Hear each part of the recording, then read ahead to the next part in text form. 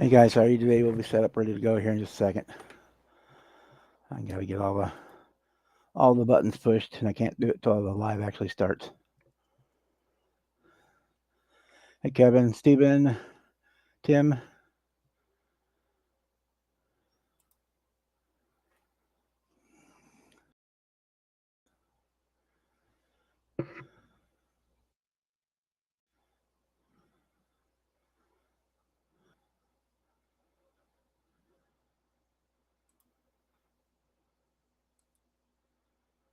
Okay, one more set.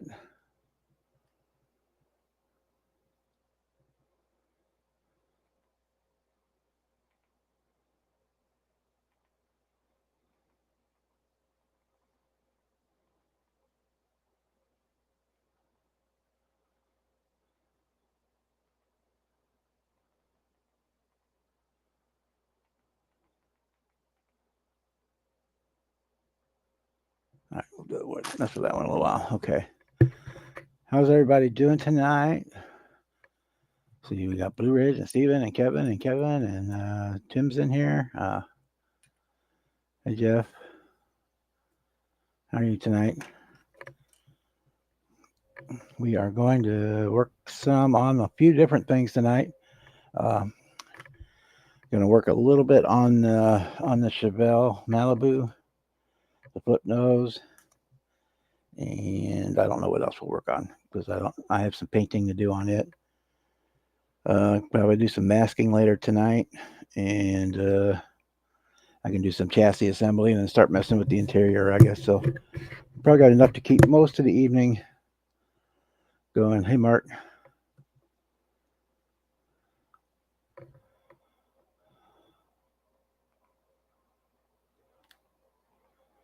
Second, let me do this.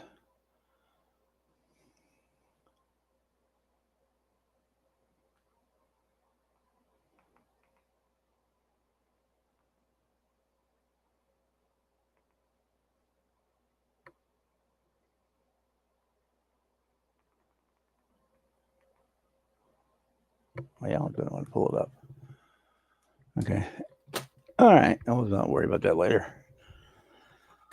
So I'm going to mix up some straight off. Probably going to mix up some paint to do my wheels, or my tires. I guess my wheels are already done. We did those with the super chrome on Sunday. I think it was Sunday.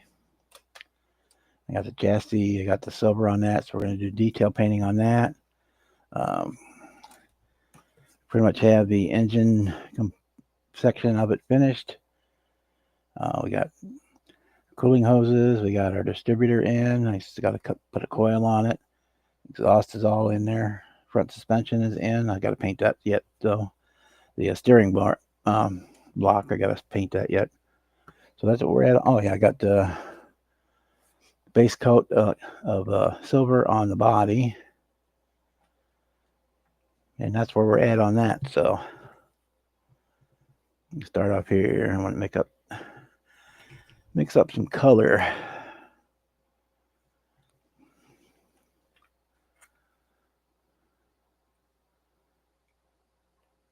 Don't need a whole lot for what I'm doing.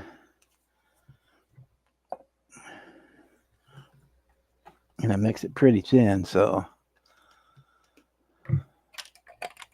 I don't knock it all over myself. Where did I put my squeeze bottle? Sorry, I'll just get a new one, a different one. Oh, there it is right in front of me. Duh. You guys tell me it was right there.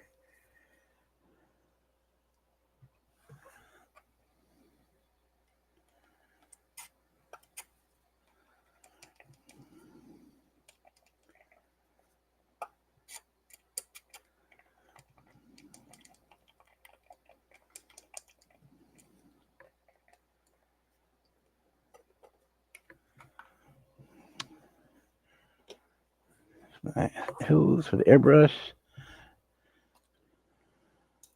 It should have enough air in it that I have to turn it on.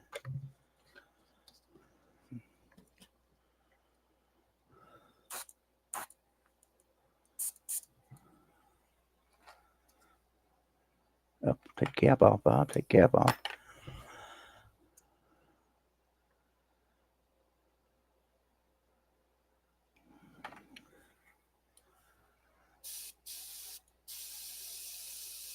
Oh, come on. You're going to be a pain in the ass, aren't you?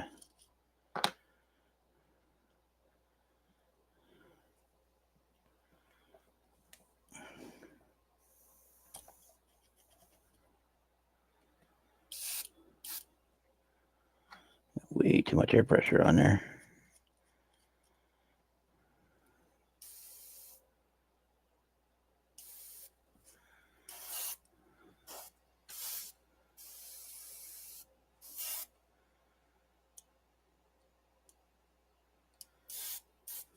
Okay. We'll make that work.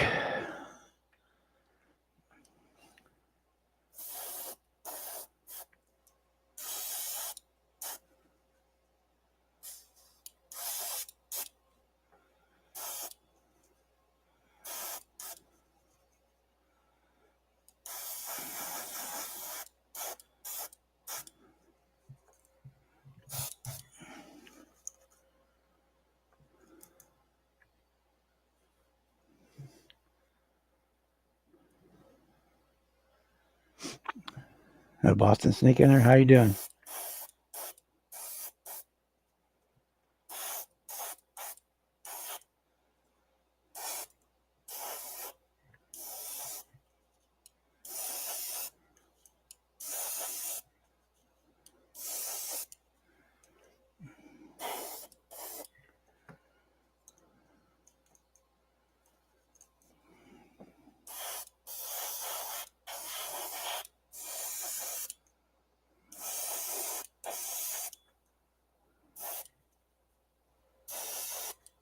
Give these about half a minute. They're dry. They dry pretty quick. And I'll turn them over and do the other side.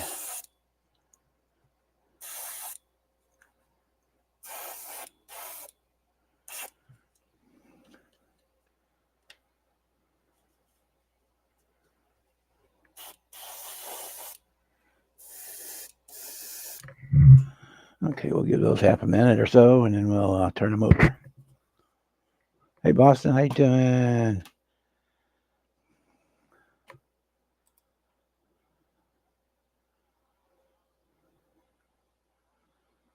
Okay.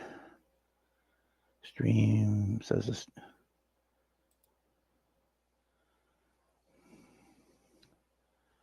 Stream looks good. Stream health. Stream is healthy. Stream status is excellent. Hot dog. Okay. Got 12 viewers. Cool. 13. Okay. Going up, going up, going up. Hot dog. He said we're going to give that about half a minute there, and we're going to. No, it's German black gray. That's the color that I like to use for the tires. I also use it for like radiator hoses and stuff like that. It's Vallejo. They do it both in model color and model air. It is 862 black gray. I'll get it up there.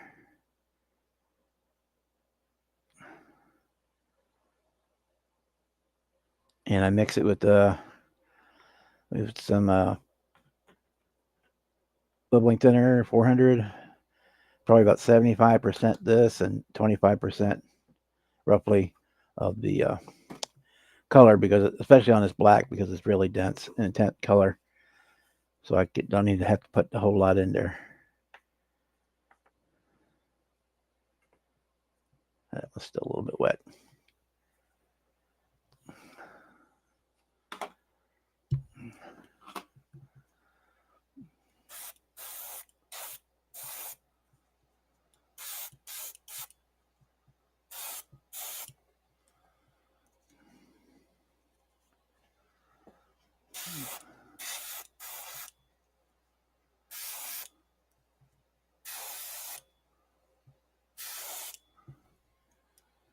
Okay. This one. It's dry on there. Here we go.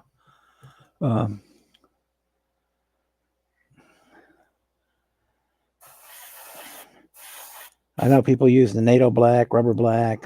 Some people like the pure black, or there's probably as many different black colors people like as there are colors of black and the grays and the rainbow. But it's the color I found that I like, and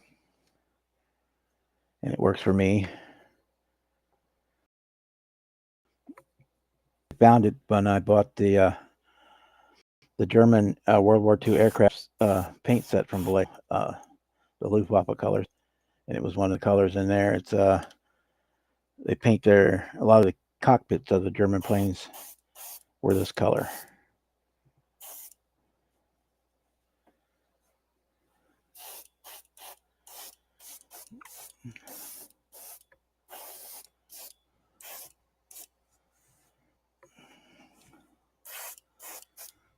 Okay. Yeah, I didn't even use it all. Let me find my cleaning jar. Let those aside. Yeah, I can turn my air up. I spray that somewhere around 15 pounds, maybe.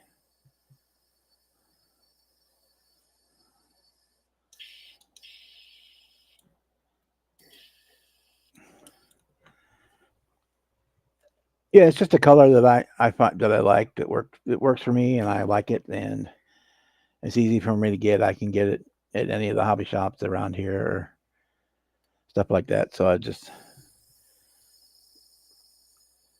I'll show it to you once it gets lighter as it dries. Right now it's still a little bit dark, but as it dries, it'll lighten up. It has the more, to me, the more real world tire color to it. I mean, if it's for a show rod or something, it's not dark enough because they put all that dressing and stuff on there. But for just a regular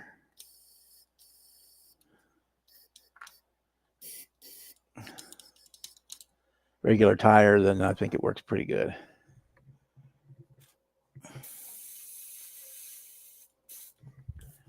And I do have my compressor off, so it shouldn't kick on, and at least I think it's off, and blow your guys' eardrums out. It should not do that. Famous last words. Okay.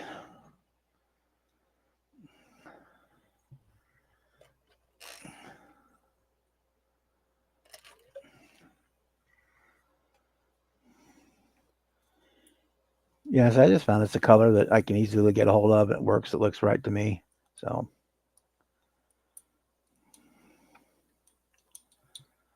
and being Vallejo, I can clean the brush up with water and then shoot a little alcohol through it, and the brush is ready. This brush needs to be broken down. It's been a while since I've done that. I could tell it was the trigger and the needle seemed a little gummy when I started. And it's got just enough. It's a flat color, but it's got just enough. It's especially if you use the leveling thinner, it goes out smooth enough that I can put. Uh, I can go ahead and put the tire decal straight on it without having a clear coat or anything first, and then I'll just flat coat them afterwards. I'm not even sure if I'm going to put tire labels on this one or not. I haven't decided.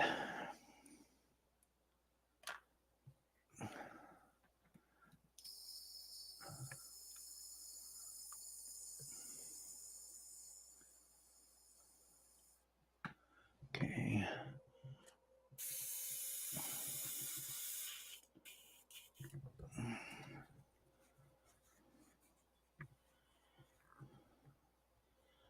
Okay, the cup is clean. Let's see. Look.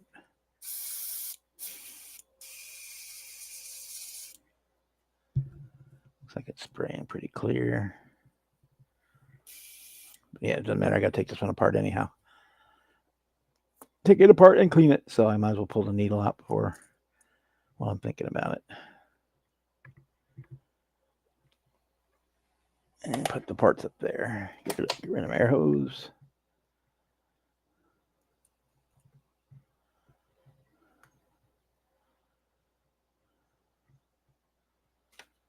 this away. I need about 10 more feet of bench space. Let me tell you, I got stuff crammed in here and stuck underneath. And all right, let me get rid of this.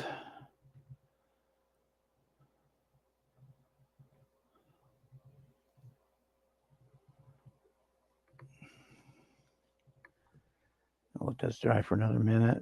We might hang on to that for a second. Might paint my radiator hoses before I get rid of it.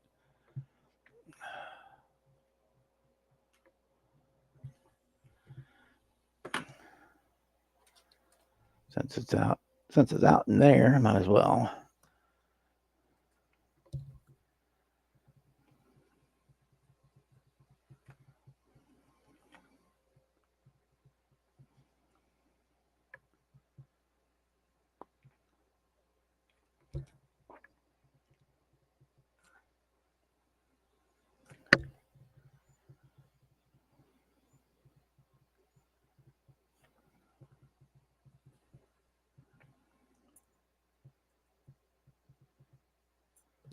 There's that lower one you can't really see, but we'll paint it anyway. And like these boots on the for the steering on the steering bars, we'll do those in the same color. And I'll go back later and I'll put some aluminum colored paint on the actual bars.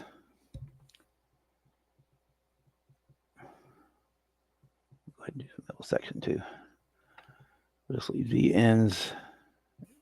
On this one, I think we'll just leave the ends silver.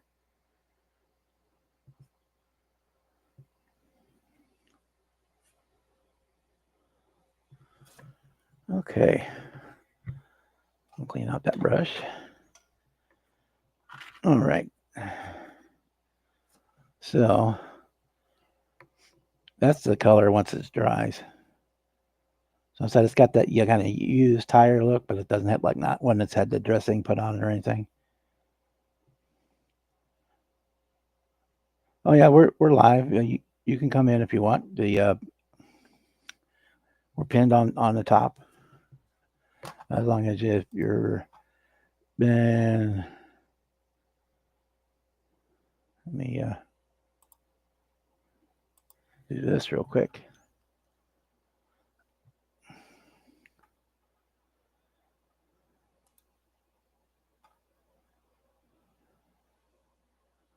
We don't do much in the way of music here, but yeah, we're here.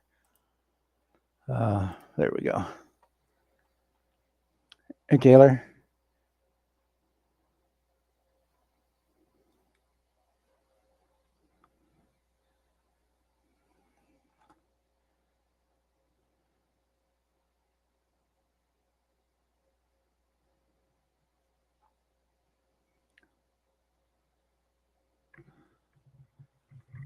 Oh, I use whatever color, whatever paint has the color I need. I use it generally. I do like the Duplicolor stuff because they have obviously they have a lot of the actual car automotive colors. I do not like their 1K clear. I hate it because you get one shot at it. You cannot put a second coat on it. It will just wrinkle up. It's a one and done on that stuff, and I don't like that. I'll either prefer to either use a red straight lacquer, or when I've got my paint booth, but when I get it set up full time where I don't have to tear it down and stuff and deal with the mess and the smell, then I will I'll start using 2K clear. I use 2K when I paint my guitars. Then I just get the Sparmax can and do that. But yeah, but I like the deeper color. And my stuff is not scrolling.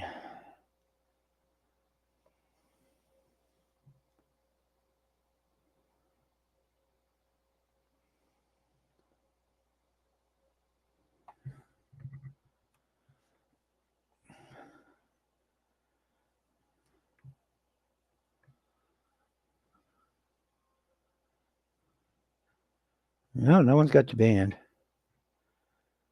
But we're kind of leery about letting someone in right now that doesn't have a real history with us. And I went to your channel; it's all music, which is fine, but we're not really talking about music over here too much. It occasionally pops up, but it's more about what's working on models. That's more what we're doing here. So.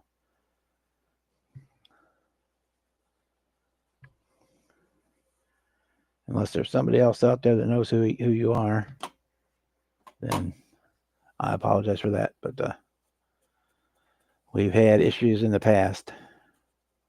So if it's not somebody I know or somebody that someone in the group knows, or I go to your channel and see you do model related stuff, then it should be. That Dan. It should be at the top of the pinned to the top of the chat.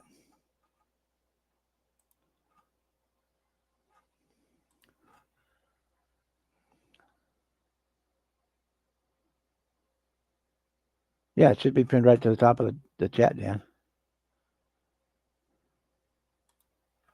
Because I don't have you banned, that's for sure. Unless and the only person that has that power is Jeff, and I'm sure he didn't do it. Yeah, I just didn't recognize it as that as you. Here, let me stick it in the.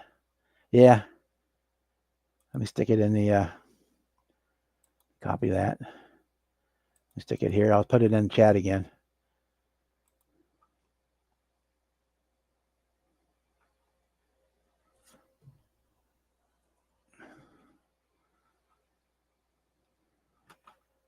There you go. It's in there again.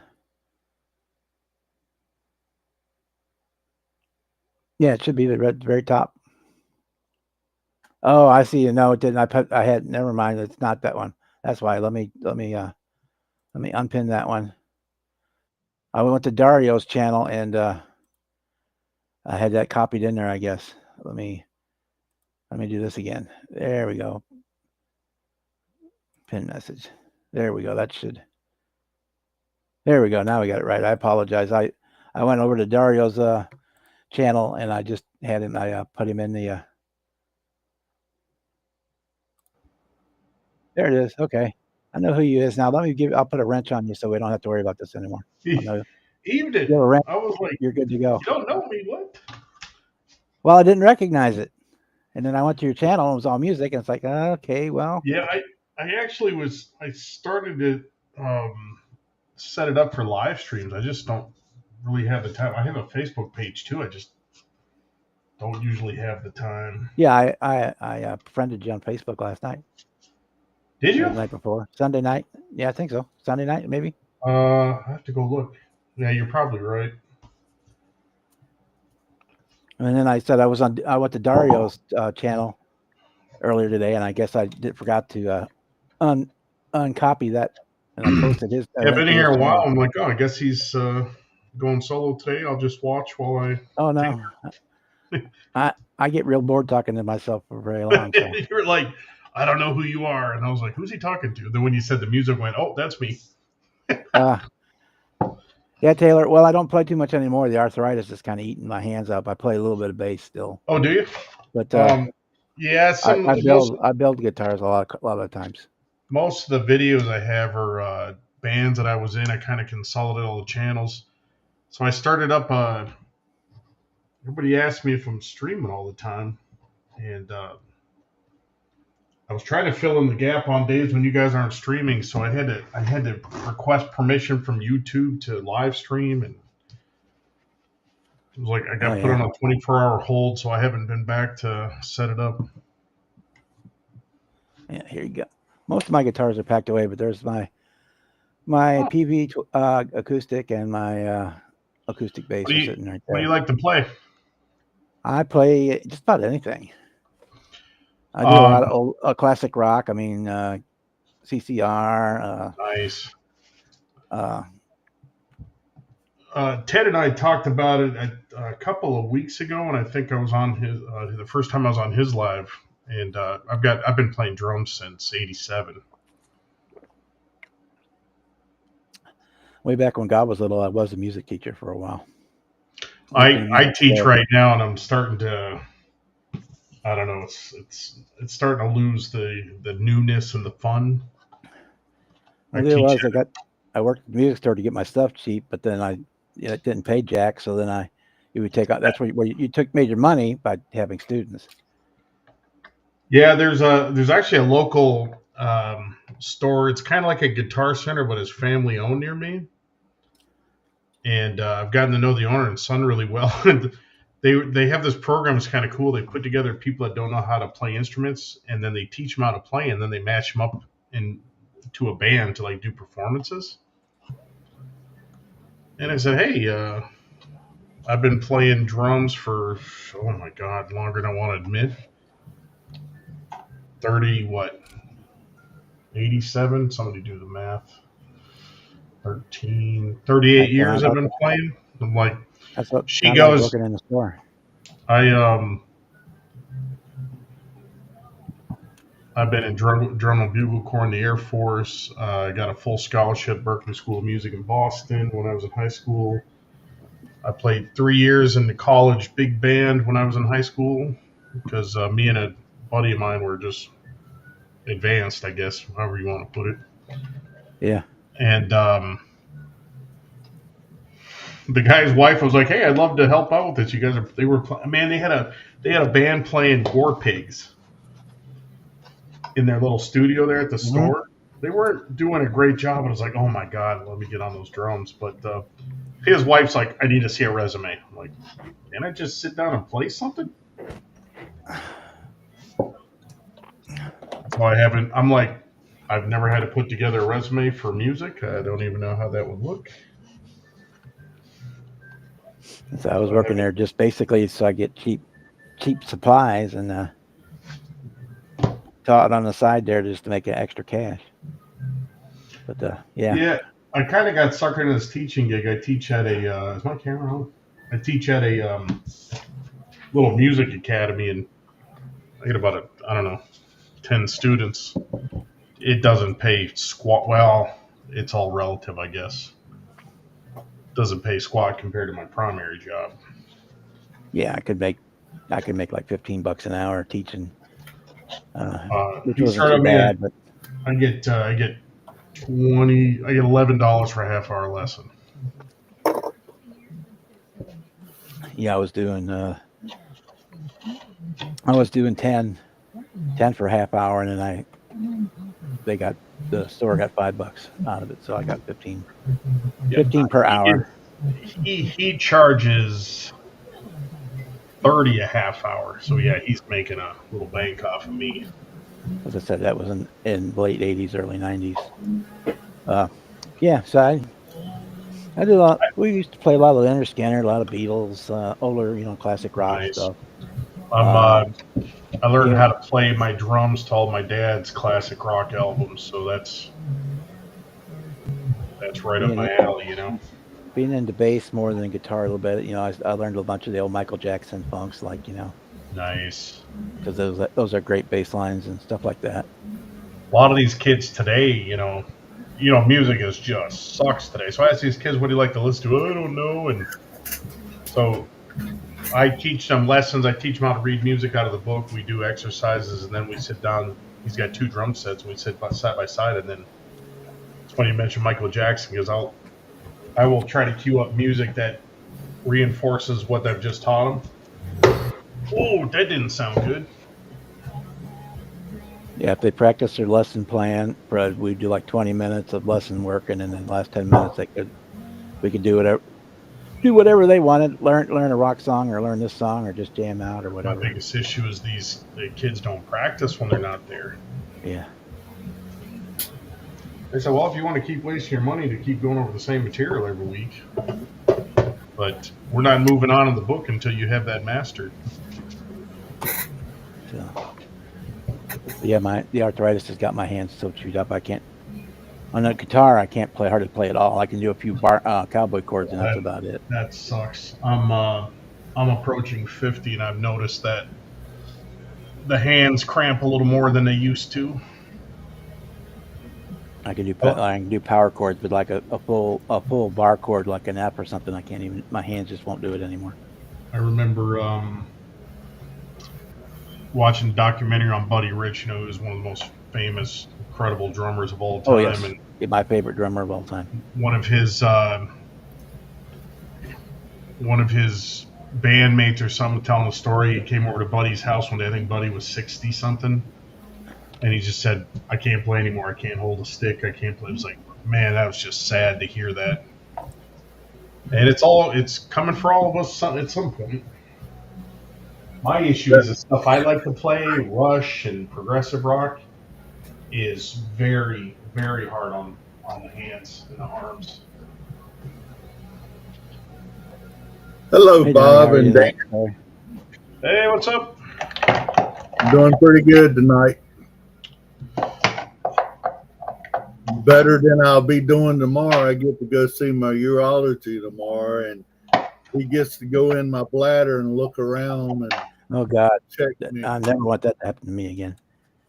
That happens to me every 3 months, and after tomorrow, it should move out to 6 months apart. Well, I made the But mistake. The doctor offered they could do it in the office, just plain, or you could do it at the hospital under general anesthesia. I was like, well, it can't be that bad, so we'll just do it in the office. Well, that was a big mistake. they always do it in the office on me, and they give me something to numb it up a little bit, but I feel everything. No, they just shoved her in and filled me up with water and then stuck the camera in the tube and oh man, it was murder. My first time I ever had done that was in the Army back in early 80s. And that's when they didn't have the flexible camera. They had the rigid camera. That like killed me. Yeah, I woke up one morning and needed to go to the bathroom and I went in the bathroom and couldn't go and so I pushed a little harder and it all came out. It was all sticky blood. There was no urine in there. So it was Uh, horrible. yeah. Got dressed, went straight to the hospital and they did all x-rays and CT scans and all that stuff and they couldn't find anything other than I had why I had blood. They said, well, did you have any stones? I said, not that I know of. Yeah, I And got so up they one, did that one camera thing. And it's like, man, they ain't never doing that to me again. Not while I'm yeah, conscious. I got up one morning and I couldn't move, and I crawled from my bedroom to the living room, and my wife says, "What's wrong?" I said, "I don't know, but my back's killing me." So she got my the PA that lived next door to come over, and he took a look at me and put me in the car and told my wife to take me to the hospital, and they met me there at the emergency room and gave me a shot in the butt. I straightened right out and I said, now I can get up and go to work. And they said, no, we're going to find out what the problem is. And it was a kidney stone, Oh, the only one I ever had. I've only Thank had God. one, and it was a 2 millimeter one, which people have had real kidney stones will laugh at that, but I thought I was gonna die. Yeah, And it hit me at 4 o'clock in the morning on a Sunday morning, so my wife had to drive me to the damn emergency room. yeah. 15 miles of bumpy roads as I'm dying. Oh, it was awful. That's like these neuropathy tubes in my back. I get on my Washboard Avenue out here, and some days it's like kills me.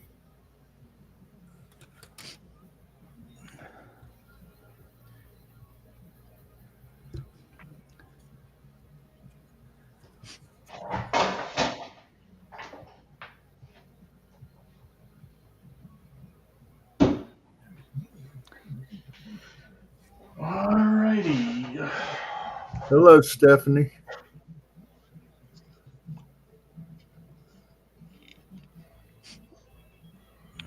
Boston Bud's in here. Yep. Why my chat isn't scrolling again. I don't know why. There Yeah, we it does go. it for me sometimes. It's kind of funky. I think if I like move up one when I'm with my mouse and it quits scrolling, I got to make sure I go all the way to the bottom. Then it'll scroll again. Huh. What's up, Jeff?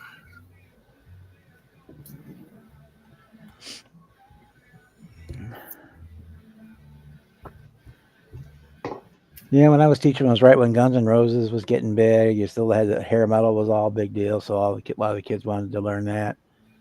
Who's, who's Billboard Built? Sorry, who's that? Jet Chad? and Nirvana and that the grunge music was just starting to hit.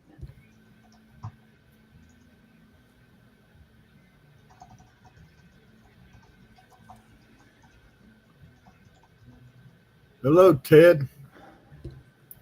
But the band I was in was a country band because you can make a hell of a lot more money playing out as a country band than you could as a rock band, especially around here anyway. You get all the obligatory wedding gigs and stuff that you had to do.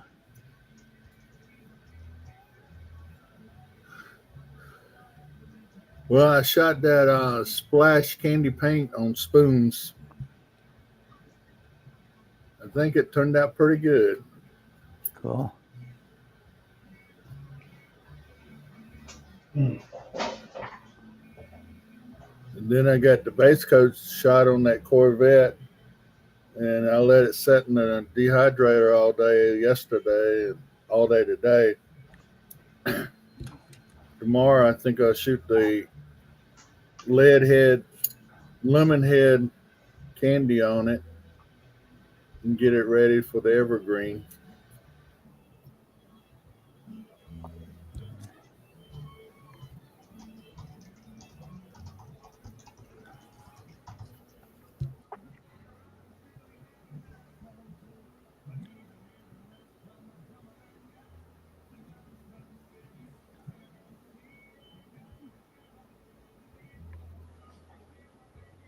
Yeah, I'm gonna try out some of those new colors here eventually.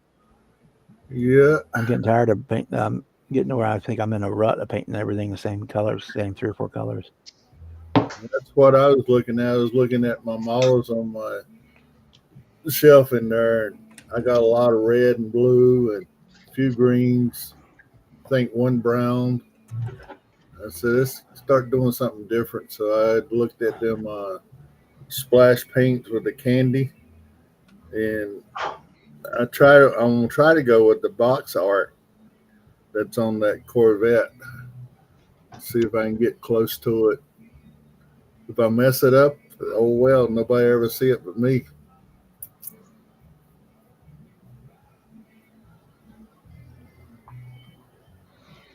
Yeah, I have an overabundance of probably yellow and red cars.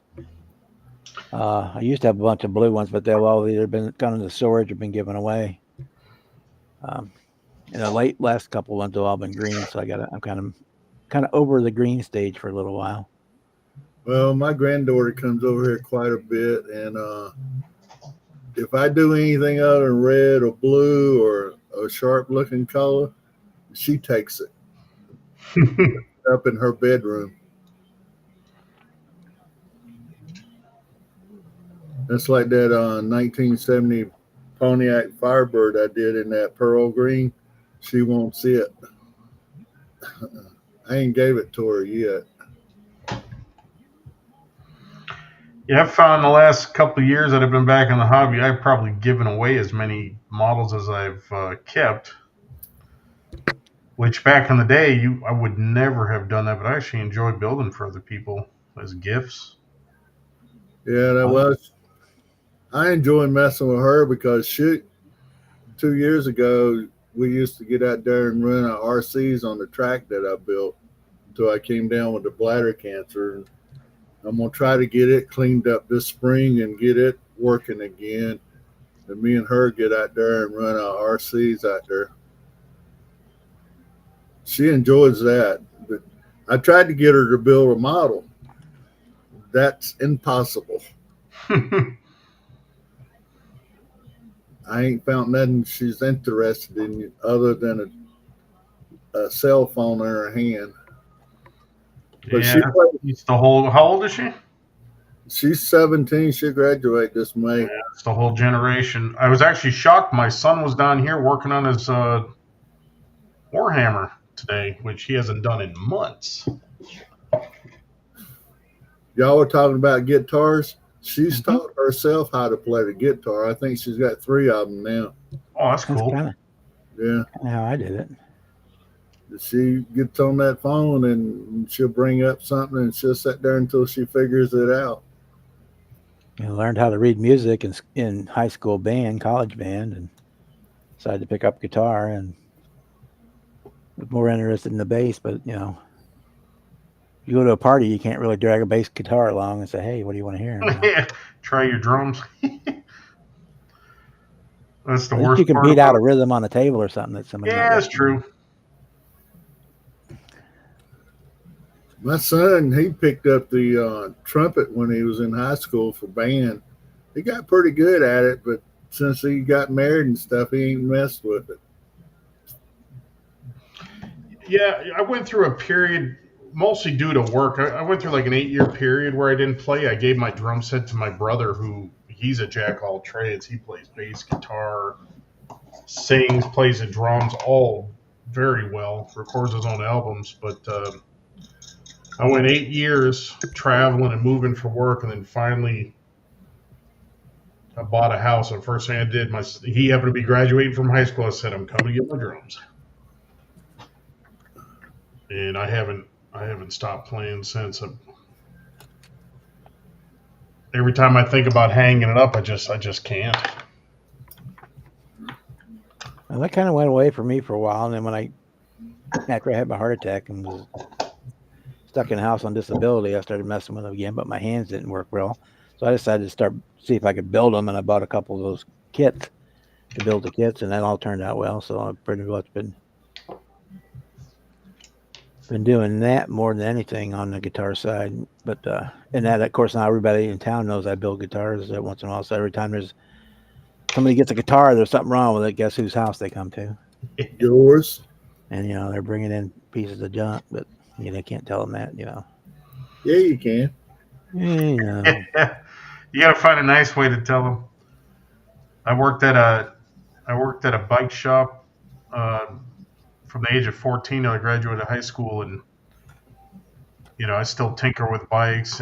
But I tell you one thing I can't stand: once you've owned or worked on high end stuff, somebody brings you some garbage that they got at Walmart. I don't even want to touch it.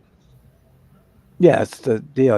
It's kind of they get buying those $59 guitars off of Amazon or eBay, and then they Yeah. come in a mess, and then they want And I have to break it to them. It's like, look, it's going to cost more to fix this thing than it's depending on what worth. you paid for it. Yeah, Yeah. I'll If you fix would them, just but you'd yeah, have just bought the good stuff, you wouldn't even have to be seeing me. you Bob, just come by and ask me what to get. I'd have told you a good one to get. you got a question on the screen, Bob. Do I? Yeah. Oh, hi, Serge. I just was taking care of my mom, Serge. I didn't have a time to really do video on it. I think I just did. It's part of the live stream series, so there's just one video on it. Uh,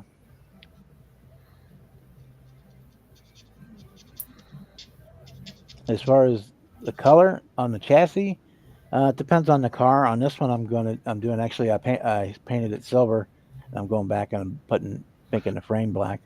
But yeah, the Viper video should be on my page. Let me look. But it was just a one video because it was kind of a spur of the moment thing. My Yeah. opinion, Serge, if you're not going to show it off, No, I guess I focus, didn't put it up there. I apologize. I didn't put it up there. focus your time on other things. I just semi-gloss black the bottom of my car if I'm not showing it to anybody. I guess I didn't put it. I think I shot one. If not, I will do that this week and get it up. I probably shot it and it's sitting in my camera. I thought I'd processed it and put it up, but I did not. I got the supercars, I got the Testarossa and the Lamborghini. I got the Warren Johnson Firebird, and I got the '69 Firebird. Yeah, it should be stuck in between the.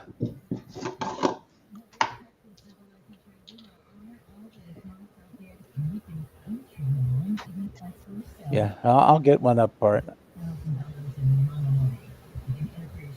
I could probably pull up pictures of it if you want.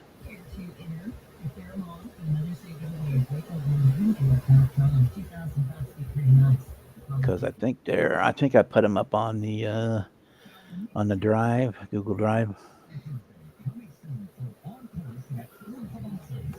Look.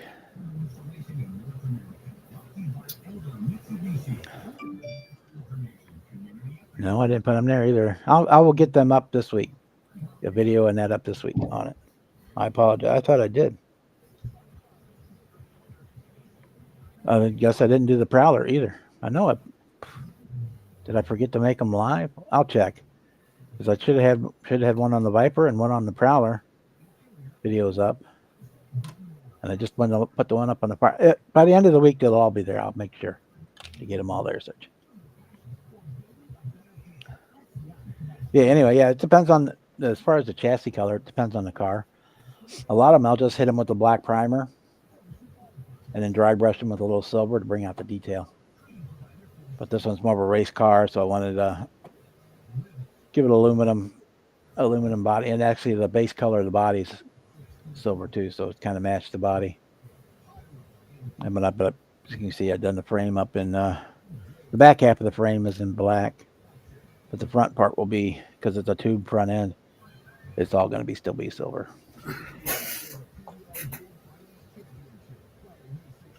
Yeah, but I will find those and get. I know I shot them.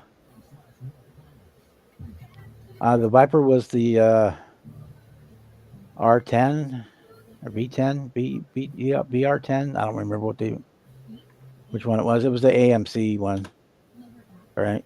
MPC, AMT, whichever one it was. Boxed, the same difference. No, but I will get those up.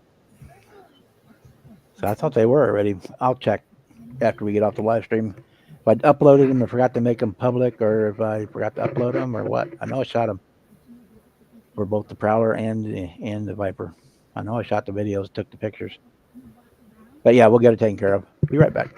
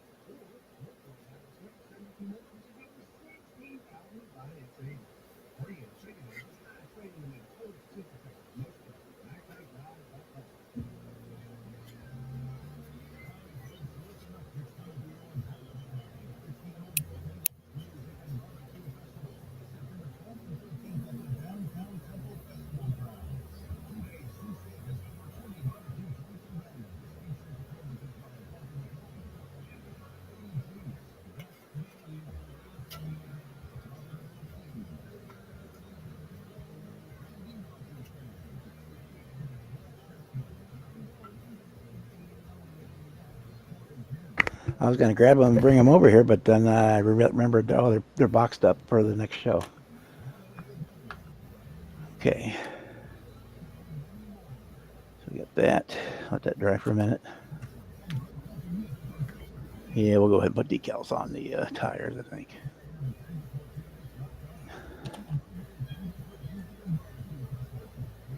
Speaking of which, on the guitar front, let's do this.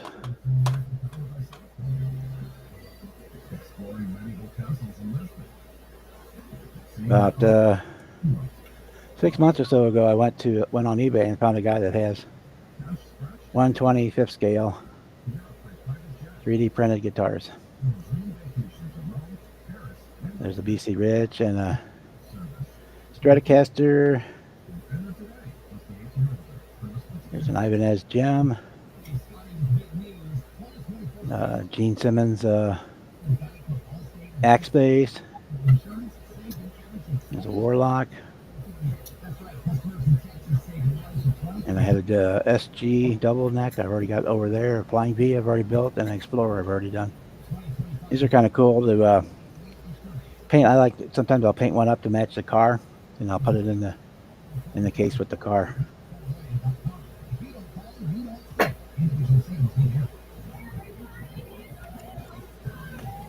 put the SG double neck in with the monkey mobile. Where I put the Flying V is with my 55 Chevy, the one of them, and the other the Explorers with the other. The Explorers with the pink one, and the purple Flying V is with the yellow 55. That's where it's at. But those are kind of cool. They weren't very expensive either. They're a couple bucks. Might have been $20 for the 10 of them.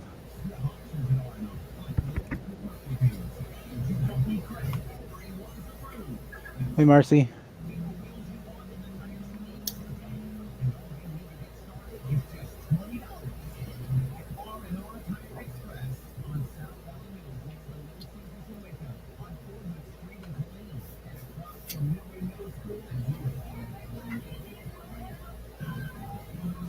I don't know about the club up there. Sir Dars meets.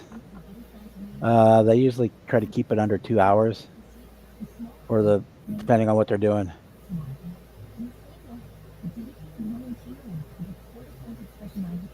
Yeah, that was the one, the Dean one. It was a dime bag guitar. Yeah, there's that, and there's BC Witch Warlock. There's the Dean guitar. This one. This was the dime bag. I went and said they're just 3D printed resin, so you just paint them up like you would normal. So they're kind of cool to stick around, stick next to your cars, or throw one in the back seat or stuff like that. What was I after? I was after the tire decals.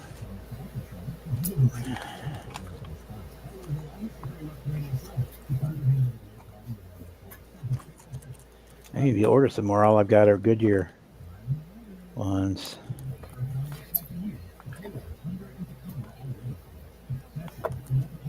What I need to find is like a 3D printed stencil. Get one for like says Mickey Thompson or Hoosier or something like that you could just stick over it and spray some white paint through it because it's stencil. I've seen somebody have one of them. I can't remember who. It'd be great to have one. Here's my tire.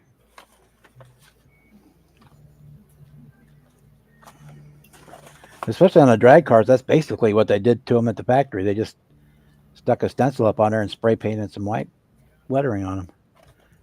Because those tires lasted about 2 hours, maybe total, two or three runs. Yep, and that's it.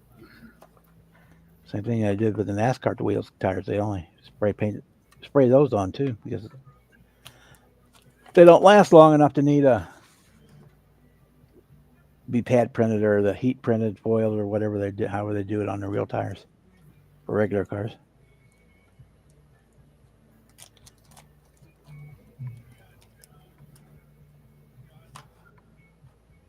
A second, Jeff. Let me go over.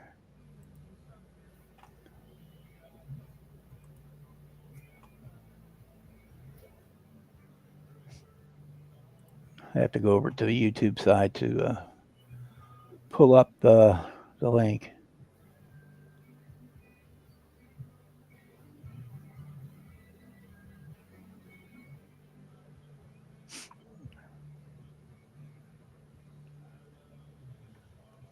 Yeah, that's kind of similar to what I was looking for. The ones I saw before were they were just like a quarter round, and they had an edge on it where you just put it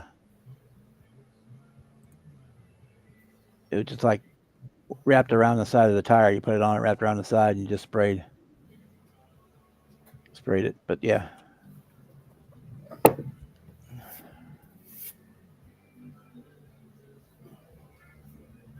Well, they put carbon in it in the rubber when they make it. Yeah, that's what makes it black.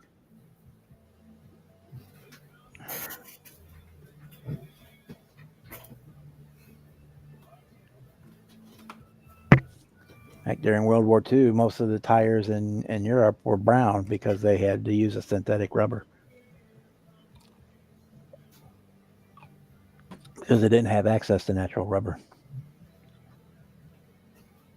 They add the carbon to it because that makes them more durable as well.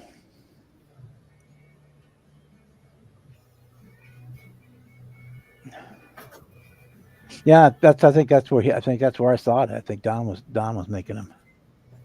I haven't talked to him in a long time. I hope he's doing all right. I get a funny video about twice a week from him. I need to get a hold of him, see how he's doing. I can send him a message because he told me once whenever I was live to send him a message. I mean, boop, boop, somebody likes me. Oh, Mercy Hospital. Yeah, they went to my doctor's appointment yesterday and they changed a bunch of my meds. Don't you just love that? Oh yeah, because they took me off of one diuretic and put me on another one. It's not for about 3 days. This is really gonna mess you up. Oh, gee, thanks. Like you're gonna have to go to the bathroom like every 10 minutes for a while.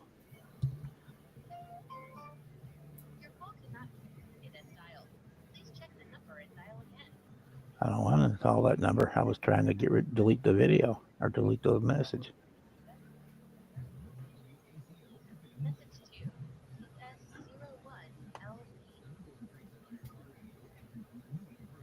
What I hate is when they take you off of medicine, they don't remove it from your folder.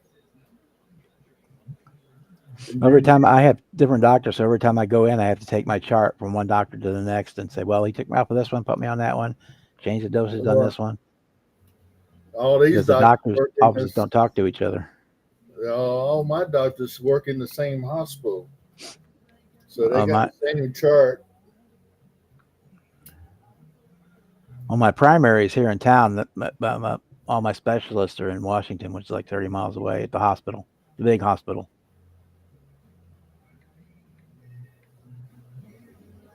Yeah, let me send him a message. Let him know we're on.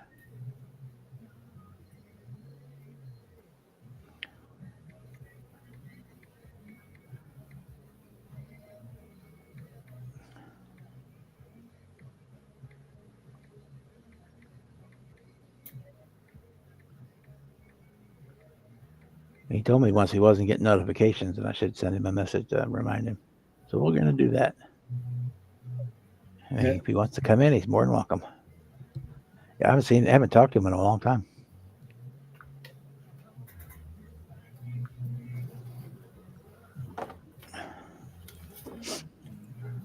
And then every time I end up in the hospital, they want to start me on diabetic medicine. I said, I don't take it. I said, I control mine by my diet and walking. Yeah, I'm off of most of the diabetic medicines. The one for my kidney function also handles diabetes, so it's like a 2-in-1 there. And then I take what do those call them, the GLP. I have to take a shot once a week for diabetes, the GLP stuff or whatever. It's supposed to help me lose weight too, but I haven't seen any yet, so we'll see. Well, that's how my daughter lost all her weight. They put her on that shot once a week, and she started losing weight, and she just kept right on losing till she's off all kinds of diabetes medicine. She ain't taking anything right now. She dropped from 396 pounds down to 201.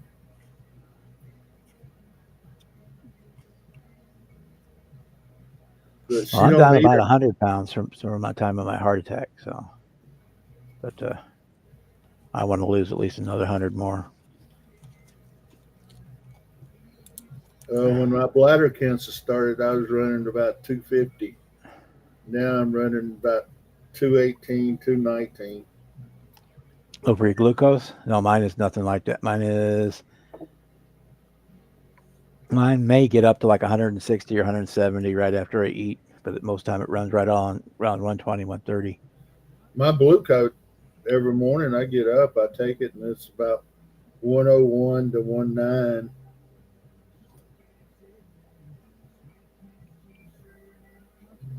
That 213, 218 was my weight I was talking about Oh, losing. okay. Oh yeah, I haven't been 218 since I was probably 10 years old, 12 years old. I got tickled in the Sergeant Major's Academy.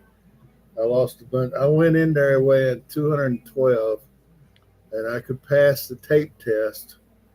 So they said you're gonna have to come in every month to get weighed because I could pass the tape test. So I started running, doing everything I needed to do, and I went on a diet.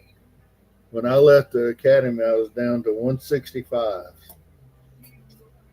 and you said I weighed 172 when I got drafted. Oh, I was working on the farm, so I was all bulk at that time, and then that's what happened when I quit working on the farm. Everything went from bulk to blab. And then over the years, it got further and further and further until it got to be way too much. Yeah, y'all talking about your hands that ago? Uh-huh. I got mechanic hands. I cramp up. If I'm driving a long distance, my hands will cramp up around the steering wheel, and that comes from all them air impact wrenches and all that stuff I used to use. Yeah, if I do a lot of sanding, then my fingers will lock up and they won't work anymore for a couple hours. The joints all swell up and I can't move my fingers. When they cramp up, you talking about hurt? Oh my god! Oh yeah, they're like they're on fire. So that's one drug they changed me was the arthritis drug. So we're gonna see what happens there. They took me off of the one and gonna try a different one, a lower dose one of a different type that's supposed to help alleviate the pain and swelling. We'll see what happens. Yeah, they keep trying different ones on my wife, and nothing has helped yet.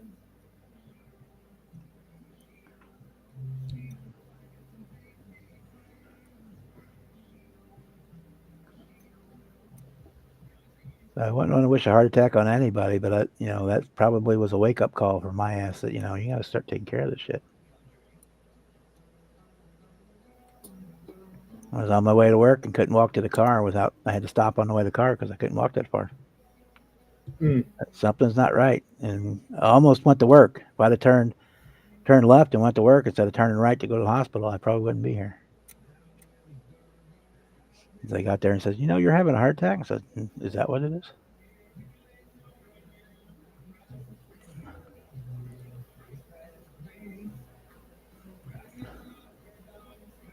I was almost 450 pounds at that point. I'm down to 3.5, so I'm down almost 100, and I said I want to get another 100 off of me.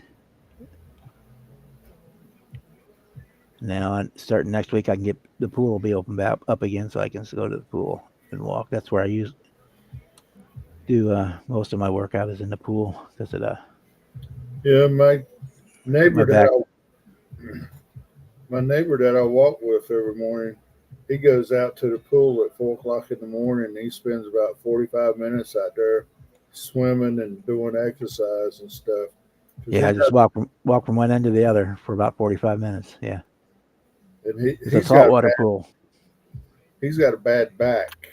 Yeah, so I've got two. I've got three vertebrae or three discs that are gone, basically gone. So my sister has a saltwater pool, so that helps. Are we not scrolling again? Okay.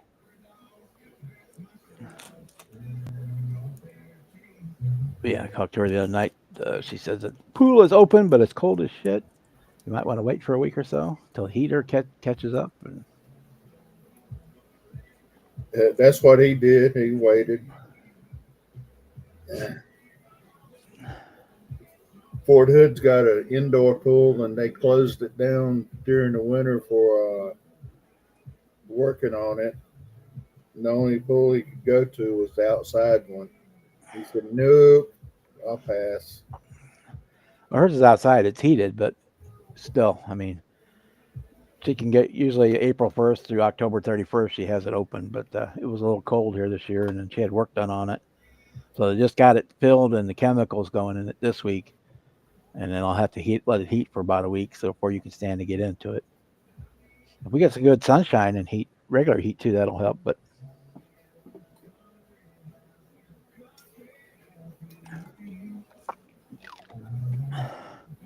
I think she lets me use it because she knows I'll clean it while I'm there. She gets it clean for free because I'll clean it while I'll run around with the scrubber while I'm walking back and forth in there. I'll run around with the scrubber and do the sides and the walls and stuff. Yeah. Stuff that the little Wally can't get to. He's got one of those robot cleaners that runs around all the time, but there's areas that it can't get to. She calls it Wally, like the robot in the movie.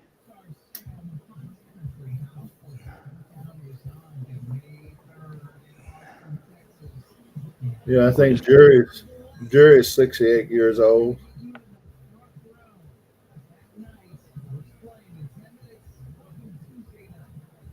yeah, I don't want to try to paint. These are actually Mickey Thompsons, but we're going to make them Goodyears. Flip them over, make them Goodyears. Because I don't have any Mickey Thompson decals.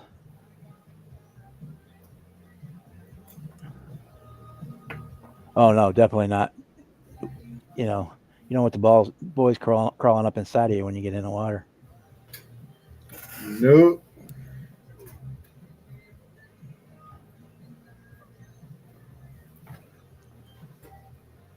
So if it stays warm, it's like 80 degrees here today. If we get about 3 or 4 more days of that, then it'll give the time for the pool heater to catch up and get the water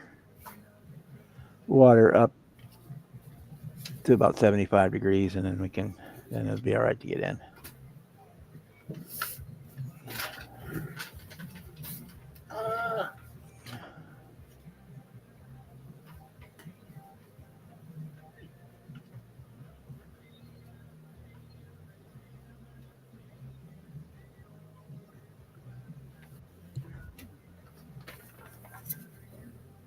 Yeah.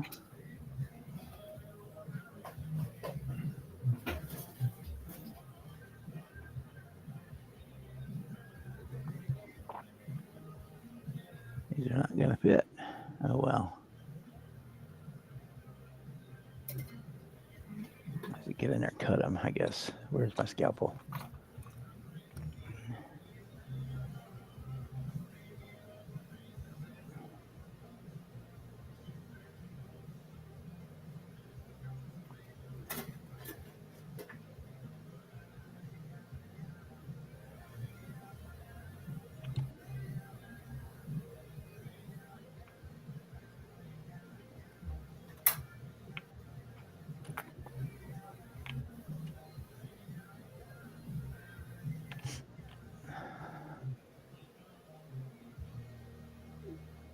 Uh, I've used dry transfers before. I'm not a huge fan of them. I've done the painting with the eraser thing, and that's okay on some of the tires if the lettering is raised enough. Um,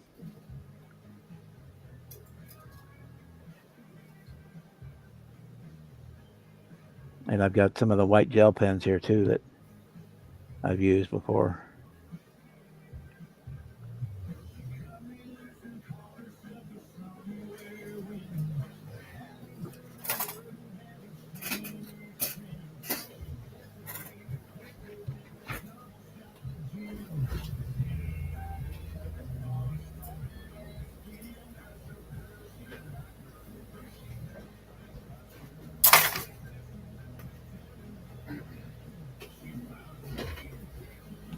Down here, and then I can cut them.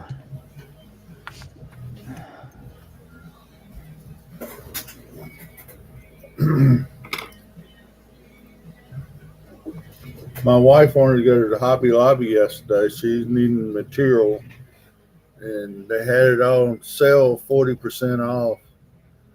And while I was there, I found this pencil. It's got a white tip to it.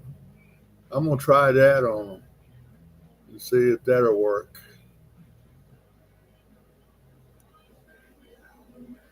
I watched somebody else in one of the videos do it.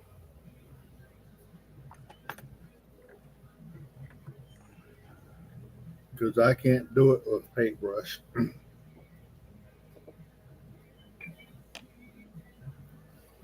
And I can't do it with the eraser.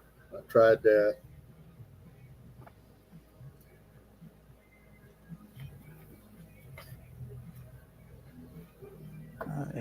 This Hubert up. I might have to get another one out. Looks like if I can recover it.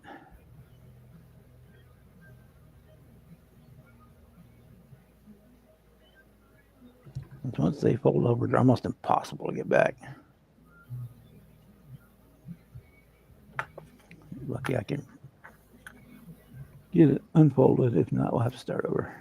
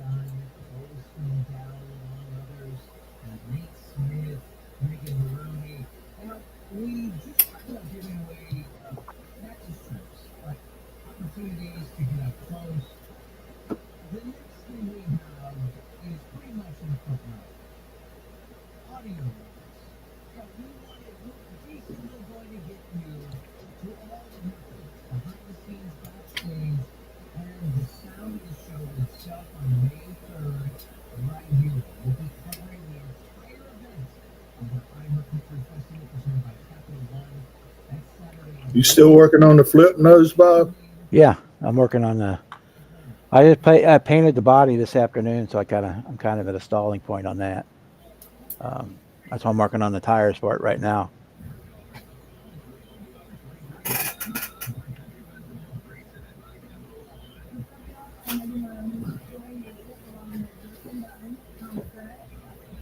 I'm still tinkering around with the wrecker and that Corvette.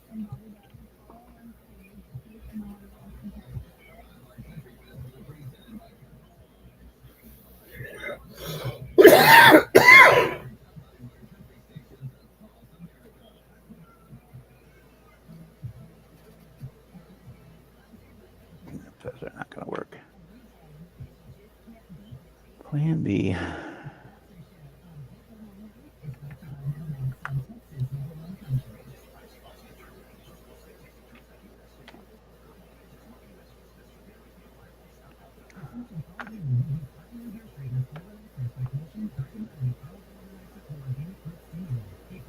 Let's put the Eagles on there. I know those will fit.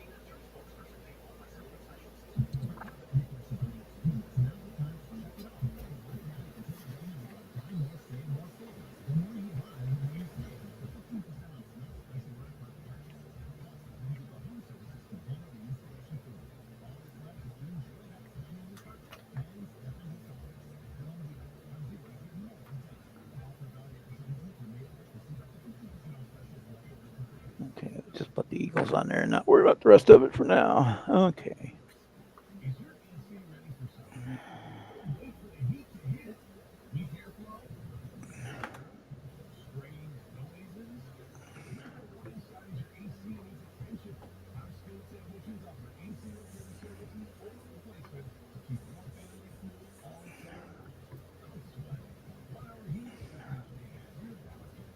You printed your 62-bit today. I painted it. Painted it wild cherry. Yeah, I'm thinking on this one. This is lacquer, so I could probably do it later this evening. I want to let me get pull up here. Thinking I want to do the from the kind of this body line down. I want to do it. I'm thinking was thinking black, but I think that might be overkill. I may do a candy purple on the sides. I'll leave the top silver, or candy red, a candy purple, something like that. I thought about it. The first thought was to do it in black, but I think that I'm not sure if I want to do black now. The more I think about it, the less I'm thinking I want black. I think a color like a red or purple or something would be. I've never used any hyper shift. I used color shift before.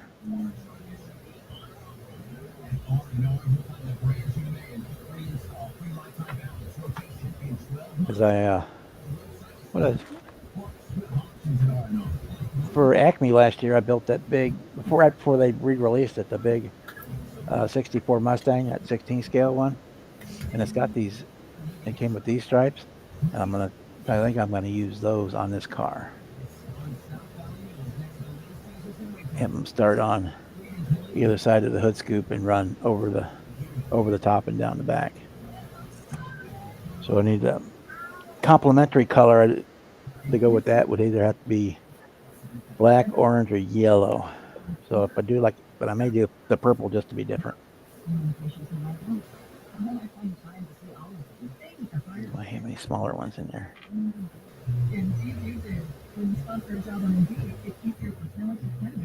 Yes, those are smaller.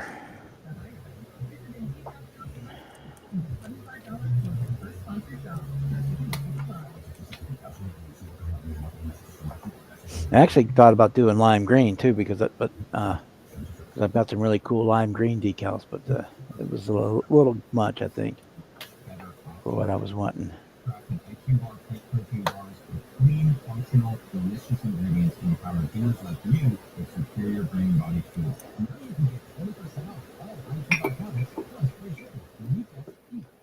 This is 66.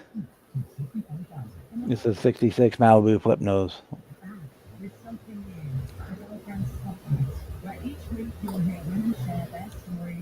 But I did consider stealing parts from the 67 for it, but I didn't do it. To make it a full on big tire car.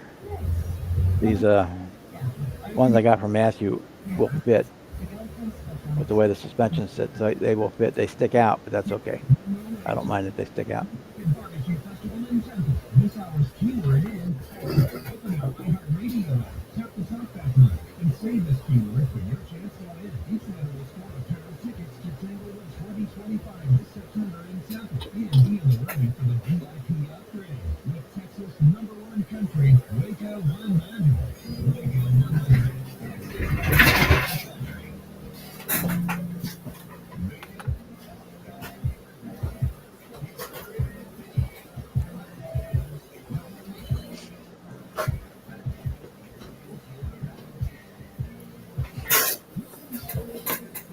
Paint where I messed up the paint with the decal. Real quick.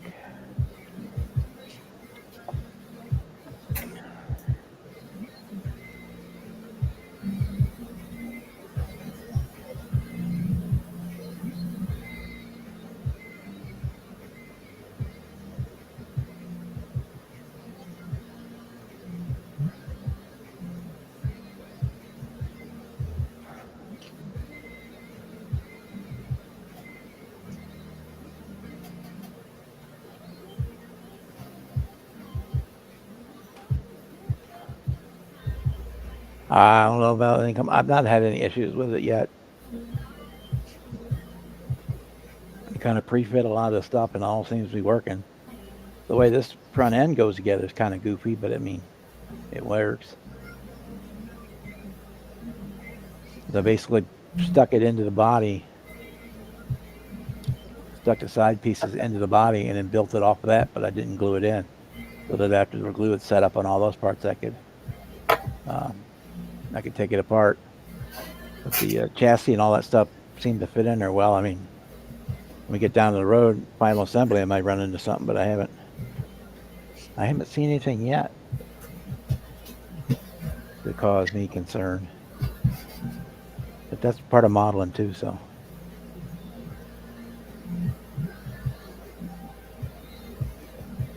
was going to put a supercharger on it instead of the tunnel ram, but the one I had here didn't look right. It looked too small for the car. It wasn't tall enough, big enough, and I don't like the big bug catcher giant things that a lot of the race cars have today. I like this the more the butterfly one. So I didn't have anything that was going to fit it right. So I just put ahead and put the tunnel ram on there for this one. But I did put my fuel lines in there. Got the radiator hoses in there.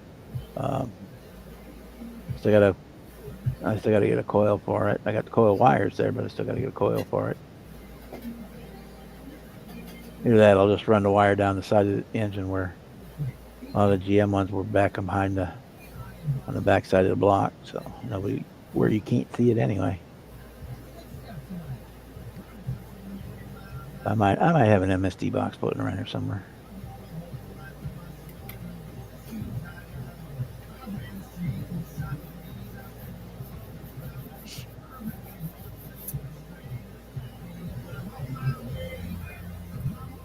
Yeah, I thought about doing the black version of it from the box art, but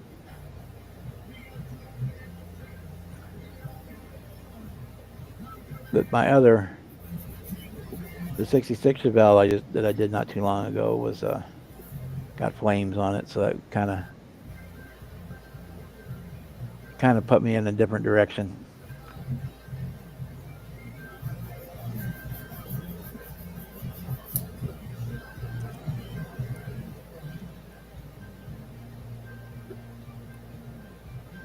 Because I am doing something I don't normally do, is I'm kind of building this with the intentions for show, as opposed to just building it for giggles.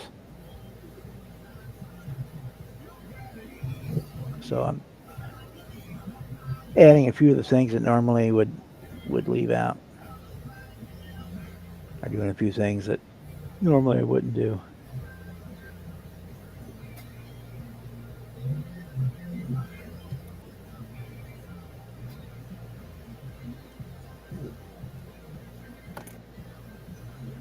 Like putting fuel lines in it and stuff like that.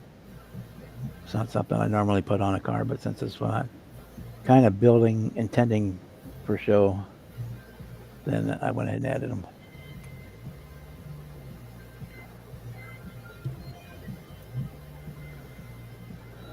I probably would have done these, but these have the kind of the outline. The white letters, they're not solid. It's just like the outside thing, and I just don't think I could get a good clean transfer no matter what I did. And if I had Mickey Thompson decals, I'd use them. But they're just on those wheels, tires. I just don't think I can paint those. I've got paint pens. I got the gel pens. Everything, all that kind of doing the pad printing with the pencil eraser. I don't think I could pull that off on those, but that's okay. We just flip them around, put the Mickey Thompson on the inside, and we put Goodyear Eagle markings on the outside. There you go. If I had decals for something else, I probably would have used those, because I use the GM or Goodyear ones all the time. I want to say GM, not GM, Goodyear. In fact, that sheet's almost empty. And the only one that's got McCreary ones on there, but those are NASCAR decals. They're not drag car decals. Curry did tires for drag or racing loop-de-loops and road course type stuff.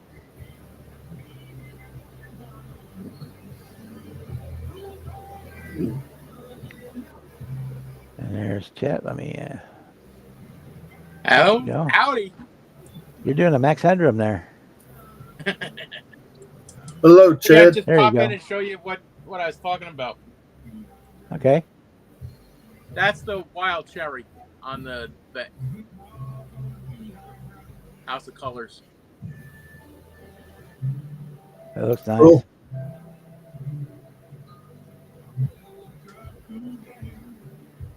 I know, and that's not going to notice too well, but that's the hyper shift. Okay, let me get you back here a second. I'm trying to get you blown up full size.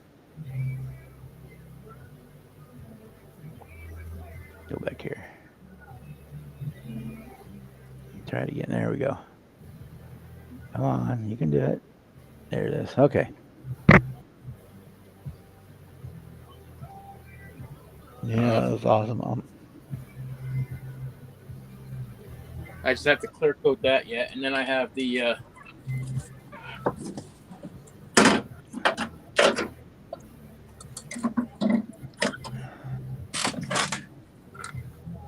that's the Sox and Martin CUDA. I just have to tape it and paint the blue and red, and then that's the matching one that's going to be black and silver. Cool.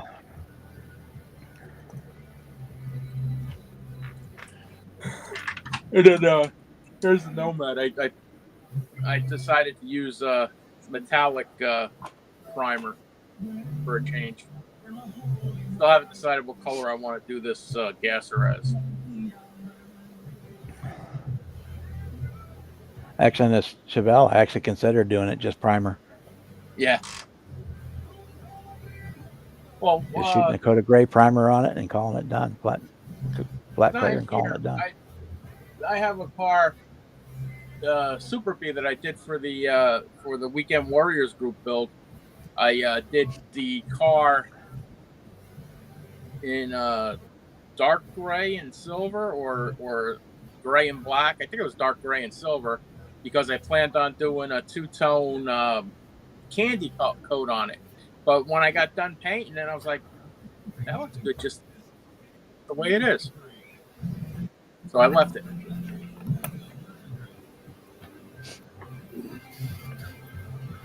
Yeah, I'm going to say this going to be a two-tone just because I think it's too much real estate to be just one color. Yeah.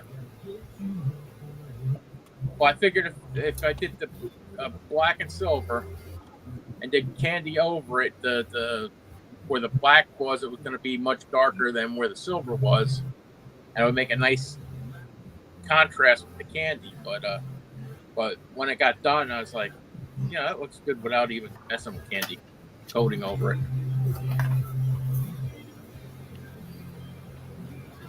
The vet, I was going to do candy apple red, but they're always candy apple red. I was looking at paints I got from Scale Finishes, and I saw the wild cherry. I'm like, yeah, let me try that. It's a little more purple than I thought it would be. Yeah, Stephanie, I tried the toothpick for lettering, but my hands shake so much, I can't get it done that way neither. Well, I did all these, the lettering on these, with a gel pen. You just have to keep wiping the tip of the gel pen off, otherwise too much comes out at one time.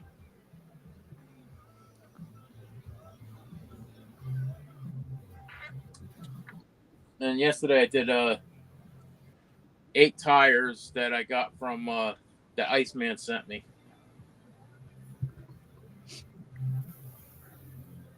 They were a pain in the neck. But I got to go pay a water bill. All right. We'll be here. Well, I just popped in to show the colors. Okay. You're always welcome. Stay as long Yeah. as you like. Yeah, I know. Probably just go back Just to the don't chat steal and the head to towels. That's all I ask. room. Why not? Don't they say King Bob on them? No, they say most of them say Holiday Inn on them. Actually,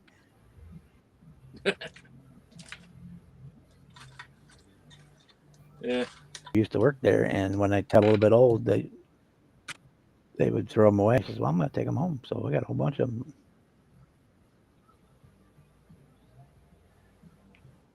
They actually get old.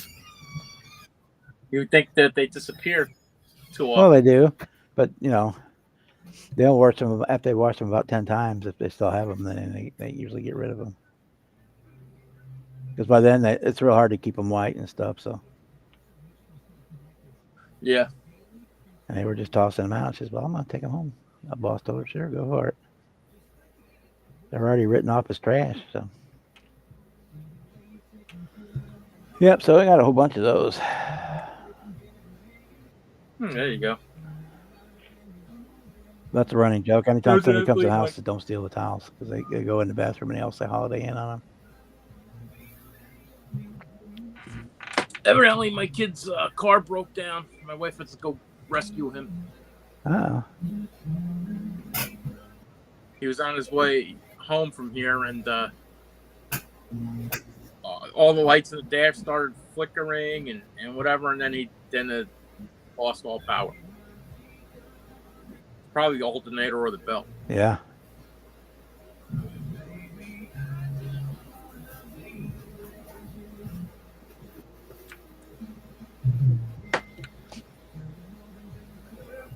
All right. Now I'll go back to the chat.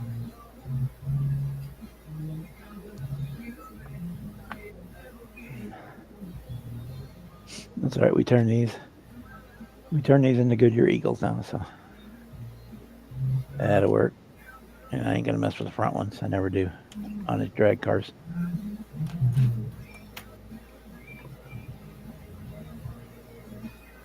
Okay.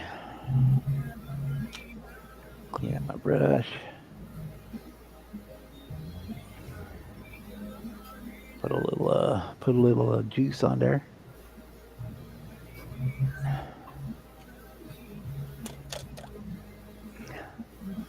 Not that it needs it, but it will lock it down real good.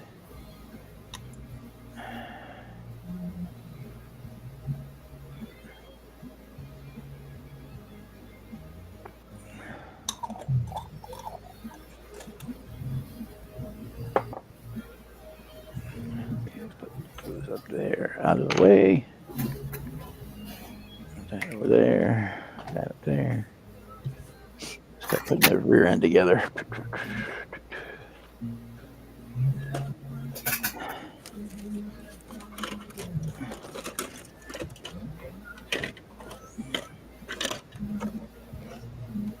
Ladder bars.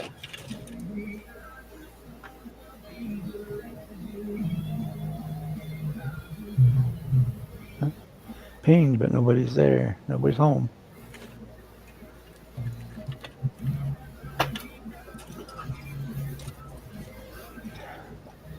I'll need that for the back of the pumpkin.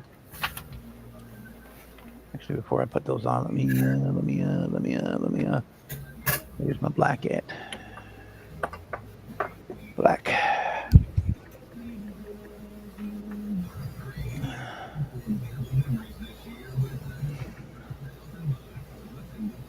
Hey, Jamie G, how's things in the Great White North? Hello, Jamie.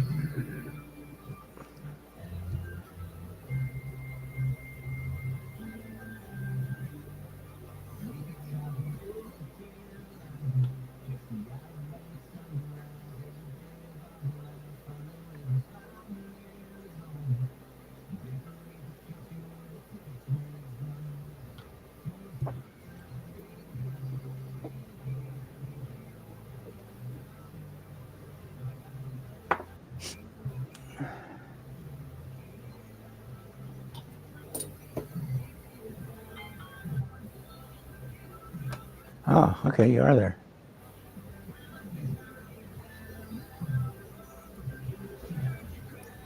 go, Don. It pinged, but you weren't in the list. I don't know. What's We'll happening, figure it out. everybody?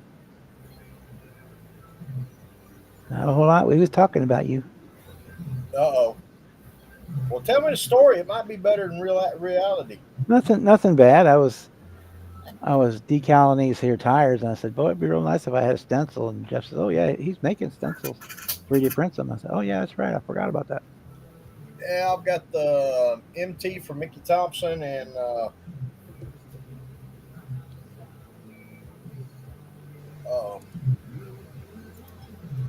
yeah, Hoosier. That's the other one. I'm having to think. That's difficult around here. So how you been? My brain hurt.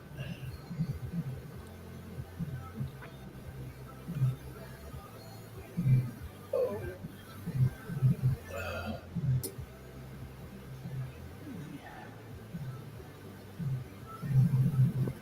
See, I know it's from the backside.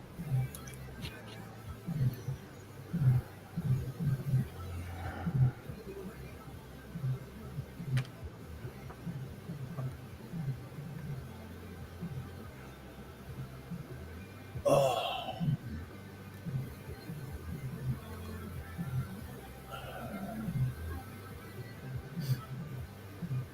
Jamie G, Yeah. Kevin, Boston, y'all doing good?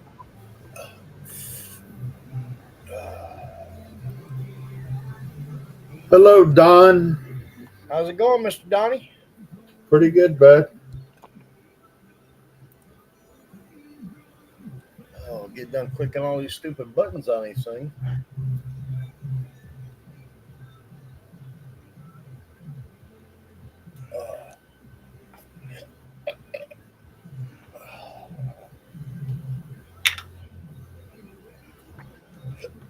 Oh, just finished having dinner and getting the dishes all done up.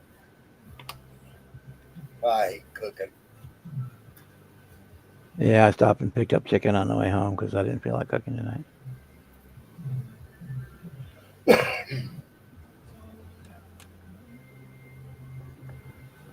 Well, I've been rather mindful of keeping up with my diet for the most part. I am too. I bought an 8-piece and I ate 1.5 pieces, so that's 2 more days worth of stuff. I hear you. Sound like me and my wife now. Buy a bucket of chicken, eat on it for 4 days. I had a leg and half of the breast, and then I had a banana for dessert, and then tomorrow I'll eat some more of it, and probably some for breakfast, and whatever's left I'll eat tomorrow night. Shoot, right now I can't afford to eat anything. Well, ain't that the truth? Well, since I got out of the hospital 2 weeks ago, I've been having problems going to the bathroom. I've even bought the colonoscopy clean-out kit, and that hadn't stopped me because I was on antibiotics for 6 days. Say that stuff usually turns my ass into a fire hose. It plugs me up so bad I can't do nothing.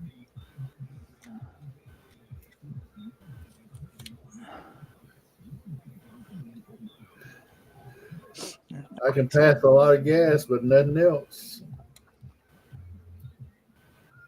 I just wished I could put it in my truck tank.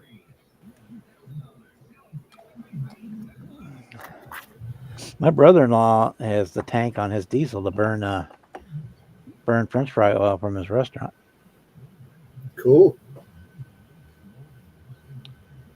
The waste oil from the deep fryers. Yep. That's what he does.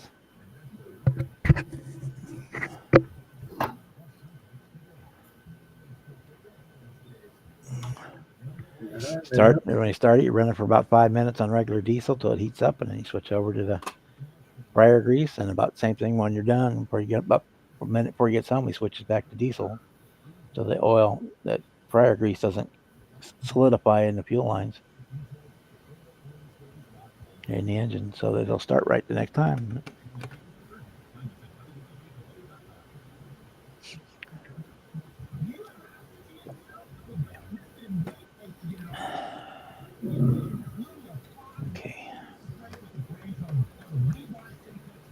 dry so I can spray them. Oh, put the rear end on. I can put the rear end on. If I can find my clippers, they're there.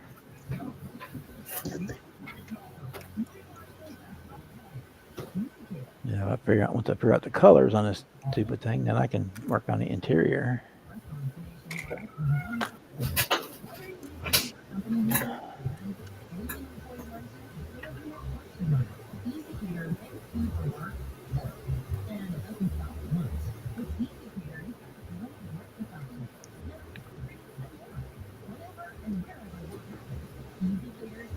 Yeah, the fun part.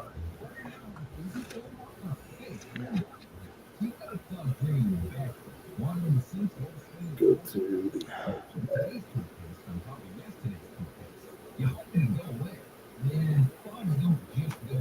Oh yeah, he'd be the person asked there, Serge. He's looking for like a Cobra. I don't remember what he wants to put on, like the Cobra Corvette style hood for a car, for Scoop to put on a car.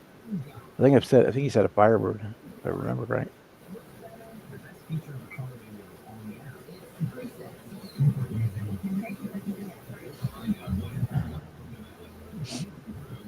Yeah, this is Don's story. You get a hold of him and tell him what, and see what he's got available.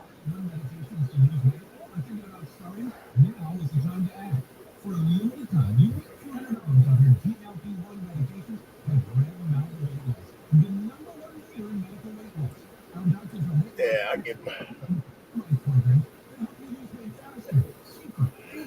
I appreciate it. Yeah, I've got a few hood scoops I've printed, and I should be printing a cowl hood for the Revell Fox Body Mustang and a 69 Camaro soon. Oh.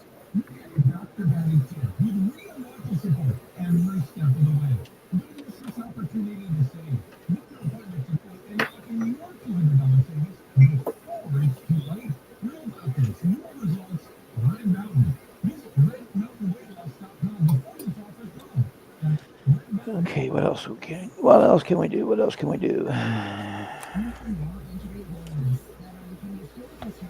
That part's done.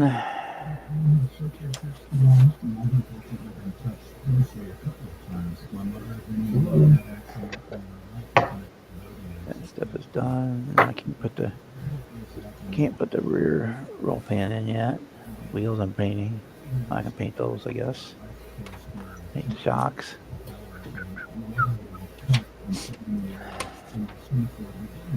With a Scorpion, I don't even know what that even That's looks like on the 67 vet. It's got the hump that runs down to a point. Then the scoop goes over the top of it. Here, I can pull up a picture of it. Oh, okay. Yeah, the Stinger hood that GM done. Yeah. Yeah, ain't got nothing like that yet.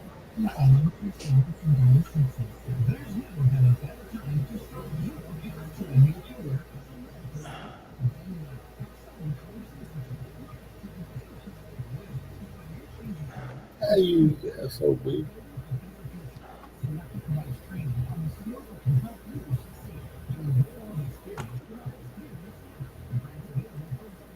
What you working on, Mr. Donnie? Still working on that Peterbilt wrecker.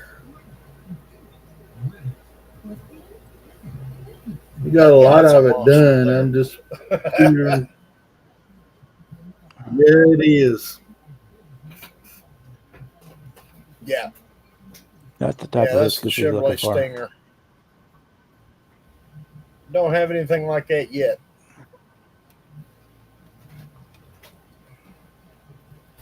The fun part was putting all this mess in it.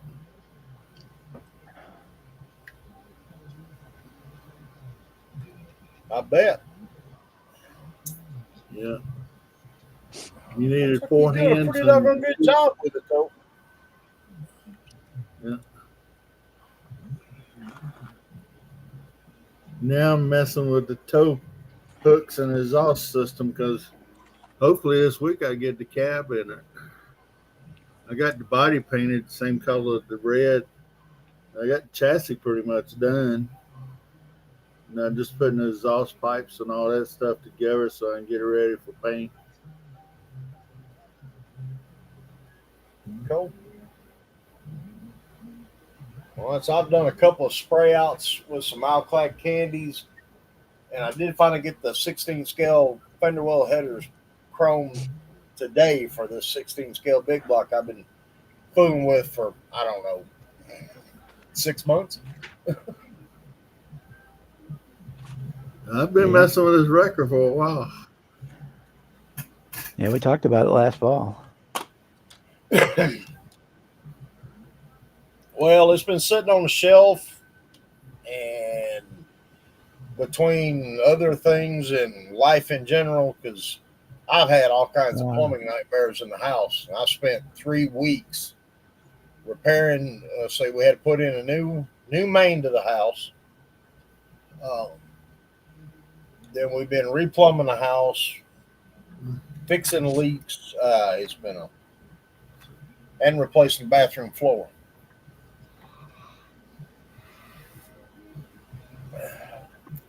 So as soon as I get something going, I'll let you know. Like I said, it's hit or miss around here these days.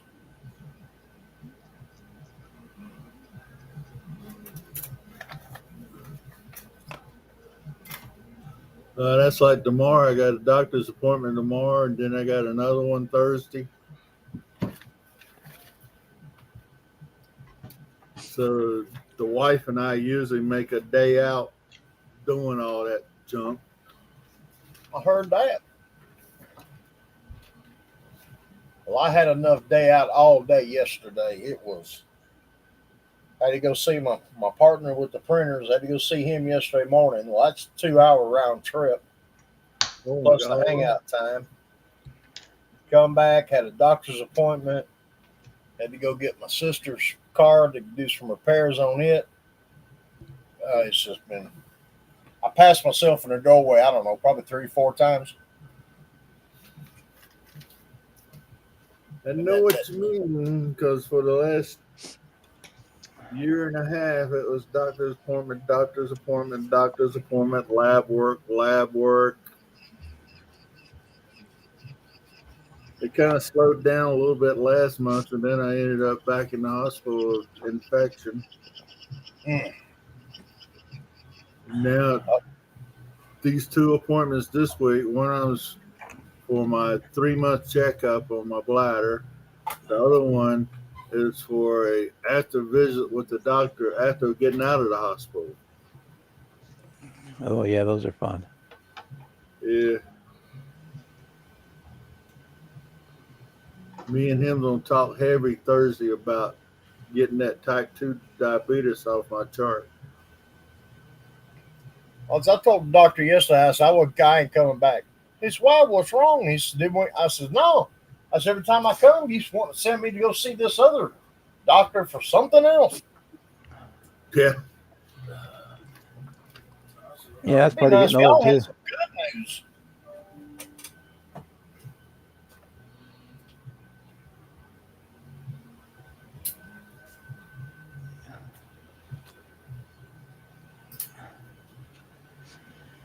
Start wanting to do all those wellness exams, so then you got to go to the ophthalmologist, and you got to go to the podiatrist, and you got to go here, and you got to go there, and they want to stick things in places they don't belong. And amen to that one.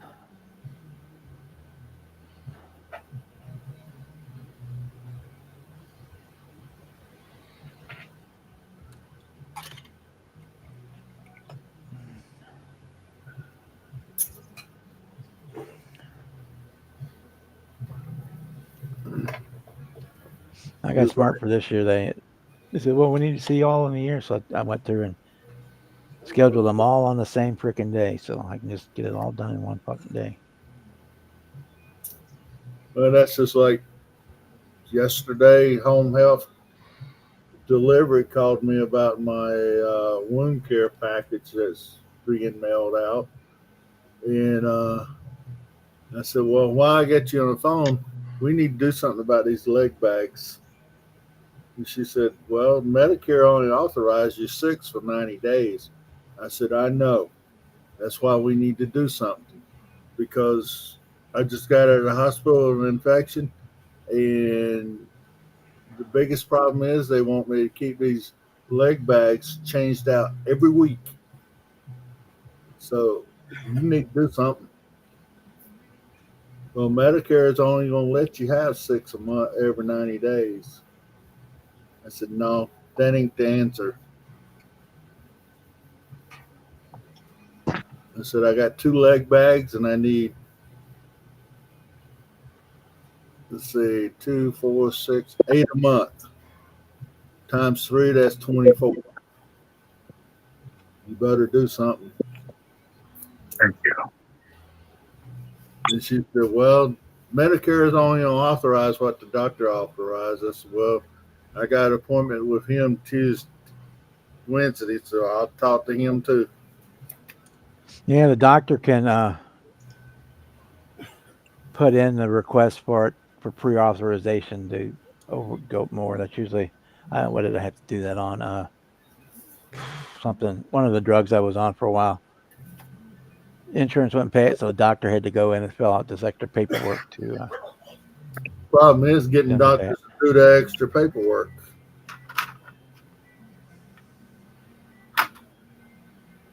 Now, my nighttime bags, I got 2 of them, and I get plenty of them because, they hold 2,000 milliliters, and I drain them out in the mornings and I flush them with saline solution, and they stay clean. Leg bags, you wear them all day long. You can't keep them things clean.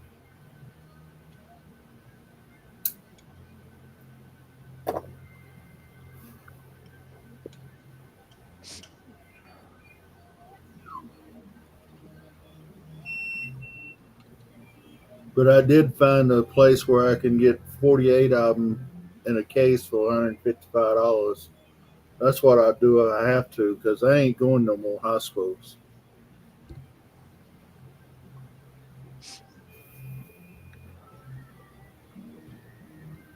Not doing it. That. Them hospitals full of sick people. Yeah. Well, anytime I get an infection in my bladder or my kidneys, I end up in there for 6 days on antibiotics to clear it out. It used to be every 3 months that would happen. Now it's been a year since it's happened, but that's because I take an antibiotic every day.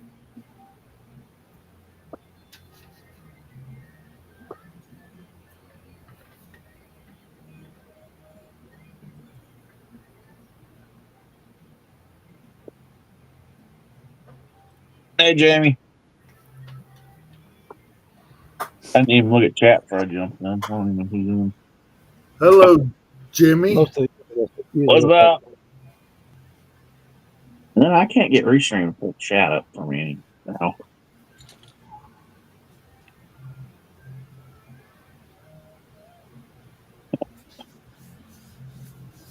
Man, it'll be all right.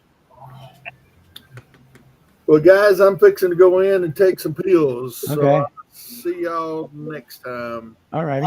Take care, Mr. Donnie. You All right, too. Donnie. I'll be right back. I got to rinse parts. Hi, everybody on the chat. Have a good time and enjoyed it. And I'll catch y'all later. Hey, Donnie. You'll find out where to sign out at.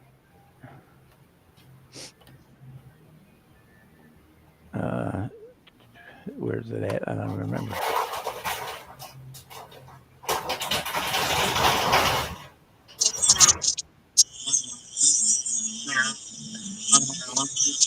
You can just close the tab on your computer. That'll take you out.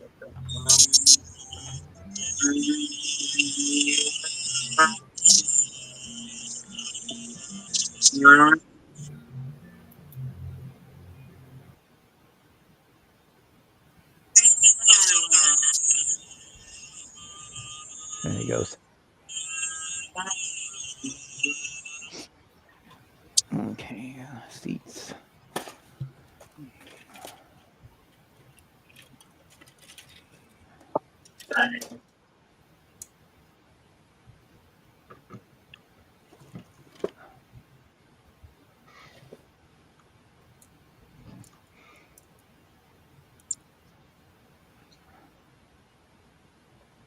There must have been a different version of this because it's got a whole lot of extra parts that they're not showing, talking about at all.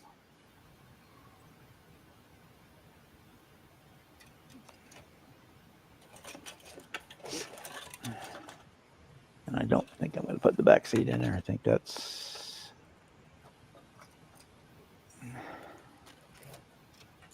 If I use those seats, there's no backs for them. So You motherfucker.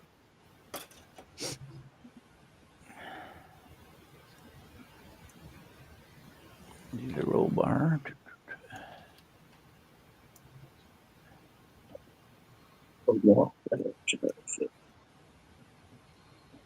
Hey, Gary. Yeah, your road beef is here.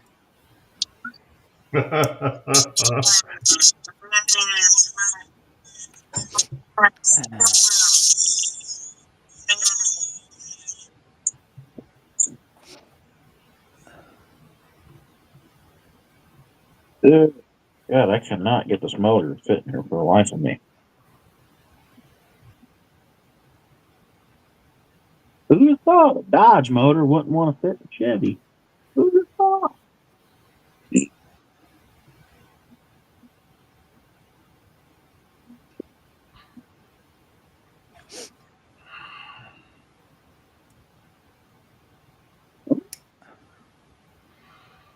Well, he's on there.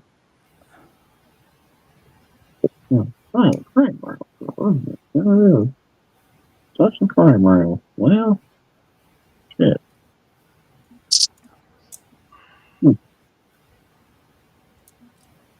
Can I cut those?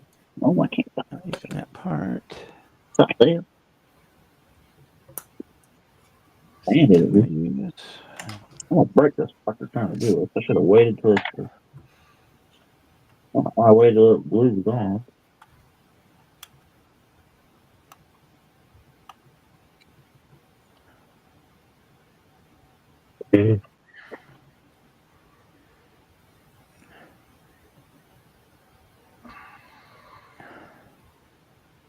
Steven says, "Hey Jimmy, did you know you won the big block 3D motor from Zippy?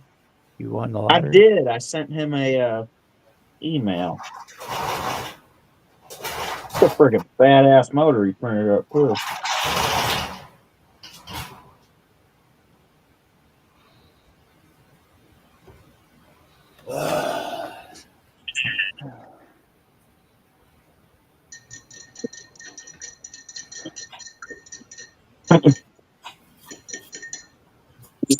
Get my mouth.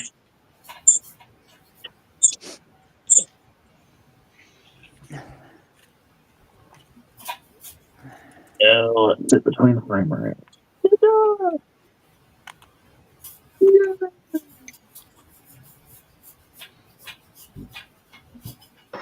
That is definitely what that is, Gary.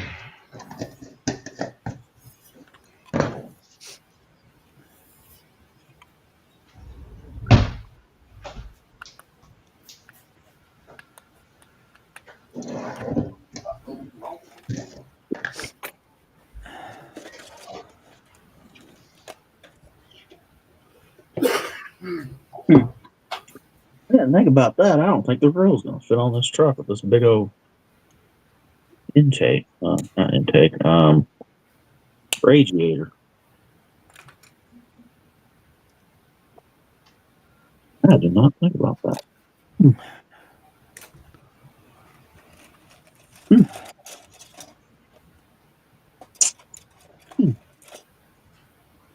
Well, shit.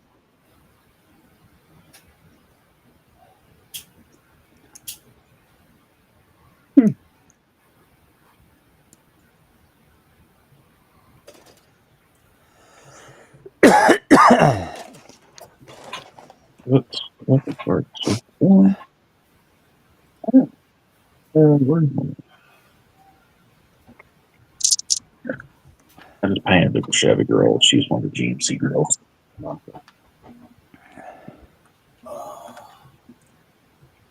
And I will say no. Well, no. Well, I got a Chevy girl. Yeah, probably I'll just do that in a gray.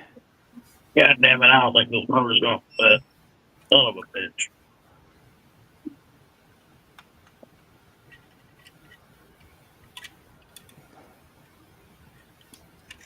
I can't stand that. Drop it down. Drop it. See if it fits. Son of a bitch.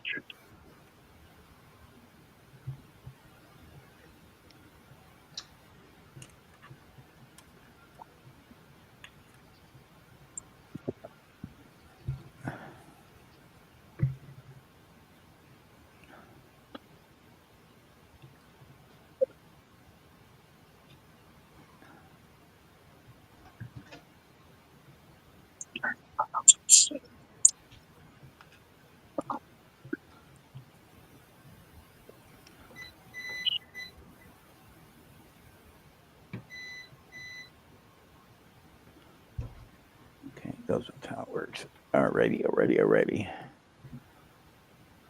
Mm.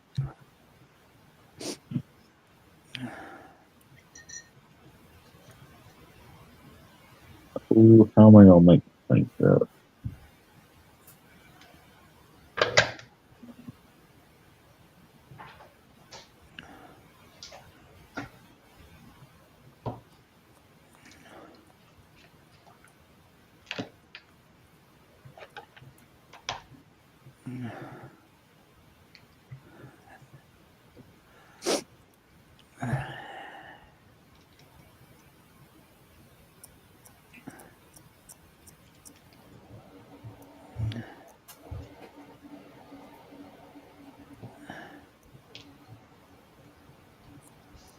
Fuck off.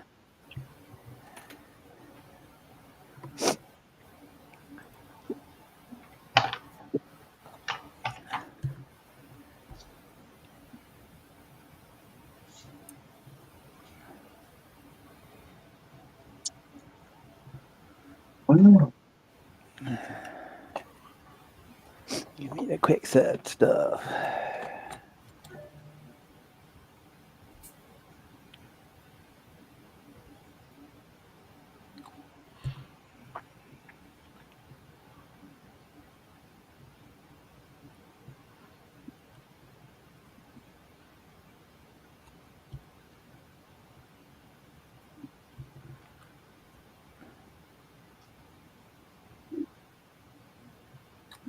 That stuff stinks. I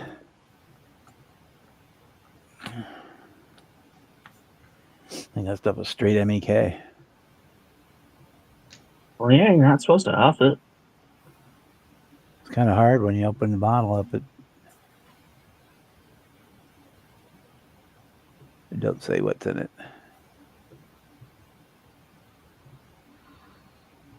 Mm. I know this motor is going to be a tight squeeze, but shit.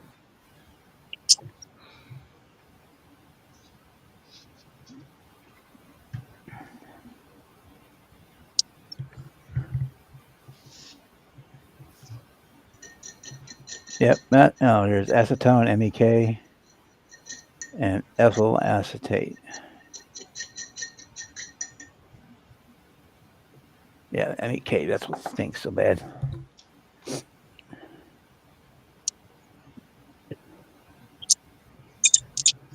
I got some regular stuff now.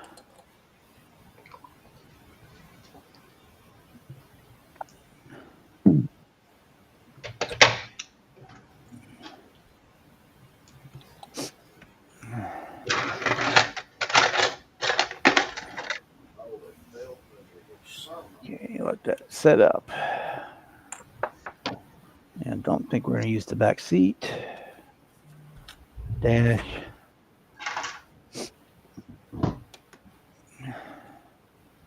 Oh no, I got cut that out.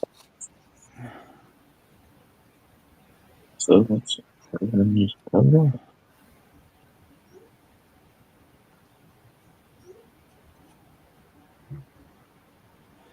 I'm just going to do a gray interior so I can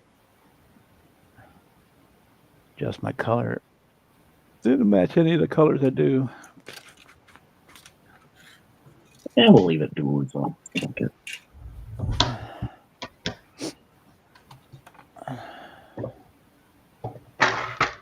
Maybe not. That's what we'll do.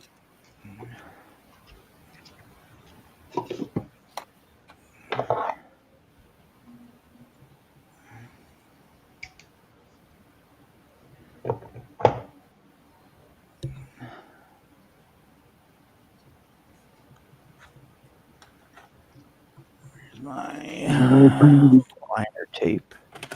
Lining tape. easier if I ran my own zone. So fuck it.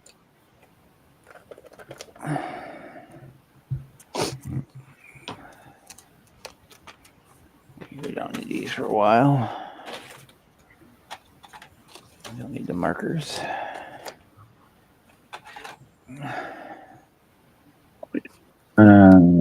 No, I've never had anything from Atomic Rods and Customs.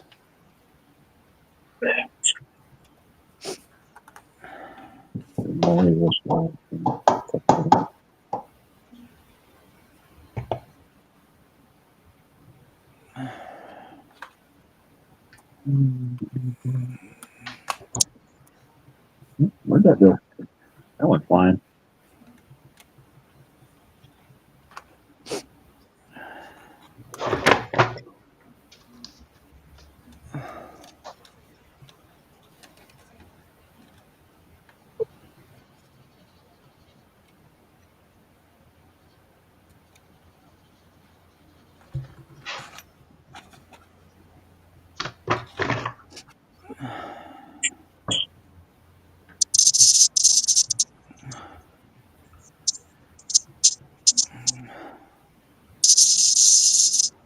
Hey Leon, how you doing?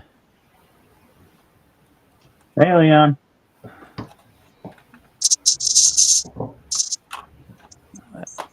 Bad things will happen if I use that.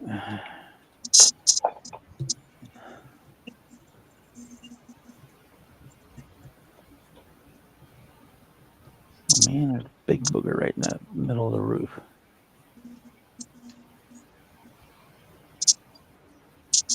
But I'll do this.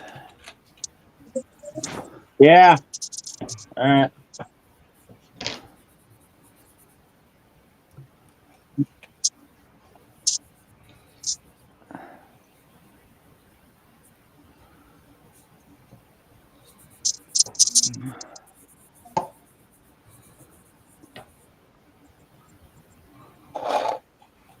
Cutting now probably actually would have been easier. I can do.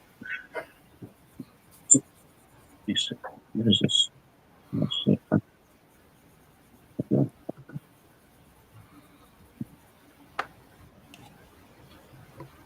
It's straight. There, so, but no.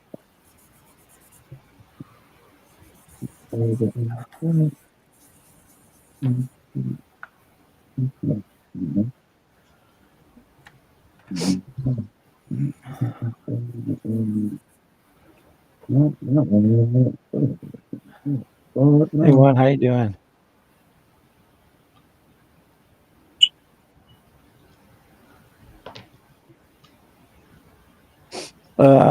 Jeff would be the one to ask about that, Chet.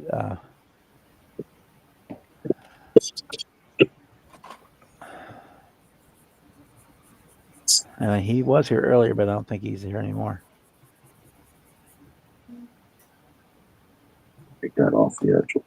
I can scoot the motor. That should give me some more comments. Oh. I picked the biggest fucking motor and put in the smallest fucking purple.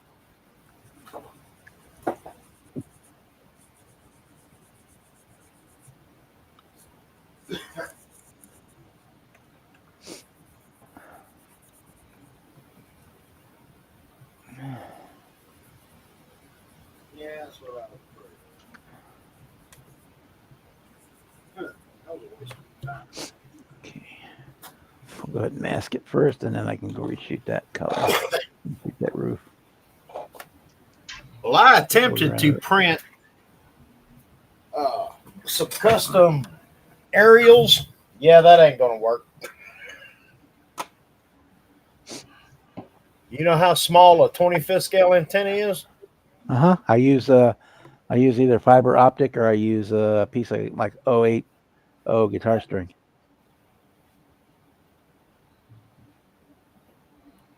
Yeah, you can't. Well, they did print.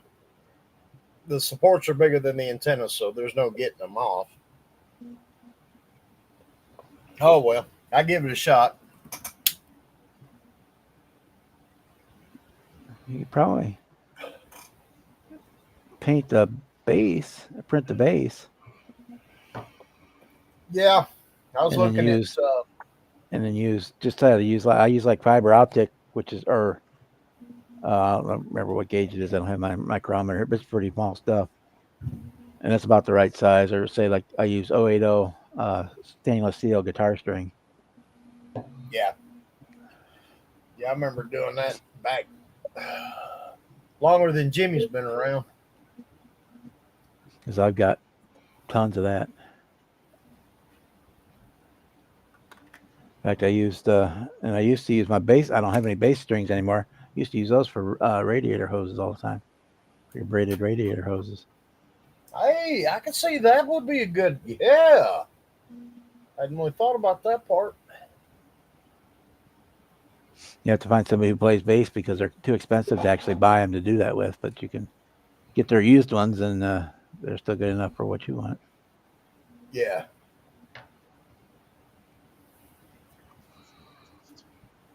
But I don't have any left. Kenny May wanted them, so I sent them all to him. Because the regular guitar, the heavy guitar string for a normal guitar is not quite big enough. Right. It's kind of in between. Where's I got a piece of one here somewhere. Yeah, I'd found a file for some custom. It's pretty close. The biggest one is pretty close. In fact, it's probably just a little bit smaller than what I use. The solder I use, yeah. Well, I'd find a file for some custom aerials, for that 50s, 60s era look. They look great on the screen. They didn't print worth a damn. Well, they actually printed real well, but there's no getting them off the supports. They're gonna bust all to hell.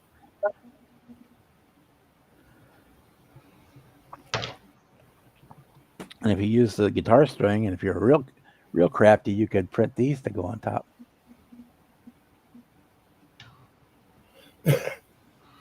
Thank you, Edward. Yeah, life's been keeping me busy. I ain't had time to even hardly watch any YouTube, let alone do any YouTube videos. You can make some of these for the top too. The Jack-in-the-Box balls for antenna toppers. I got a skeleton I print with a top hat. The top hat's separate. I don't even know if Jack-in-the-Box still sells these things. I think they do. Yeah, Gary, I've got a few 4-link suspensions I've printed, and they work real well. They are a little fragile. One thing I'm learning with this 3D parts is you're going to have to be creative on how you pin it together. I've got some beautiful leaf springs I printed, but they're not going to hold the weight of the car. So I've got to make brackets basically on top of the rear end to glue it to the frame. That'll hold it, and the leaf spring will be there for decoration, basically. Kind of like those coil springs on Matthews. They're just pure decoration. Yeah.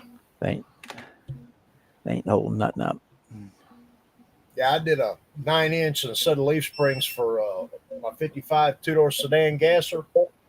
I had it all mocked up, looking great. Had the gap around the wheel was the same all the way around. Looked wonderful. Left it like it came in the next day, and it was the wheel openings were sitting on the tire. They had bowed.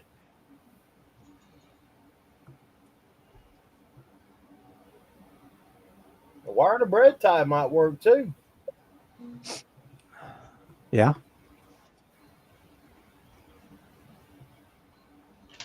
Say if you could just for like those ones that would go on the leaning back on those 50s cars, yeah, if you do the base, because they had that bracket that mounted onto the fender, and then Right. Yeah, you the could use the antenna car string base. or something else for the actual aerial piece. Yeah, I could Justin send you a Hart lifetime offers. supply of the fiber optic for that. Yeah, Justin Hart offers some antenna bases and antenna balls, and he says in the ad that there's no sense in trying to print the antenna; they wouldn't survive. He was correct.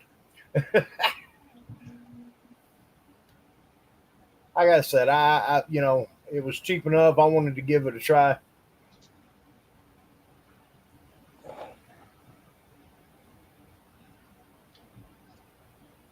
And old saying goes, you only fail 100% of the time when you don't try. Yeah. And I'm getting pretty decent at this printing thing now.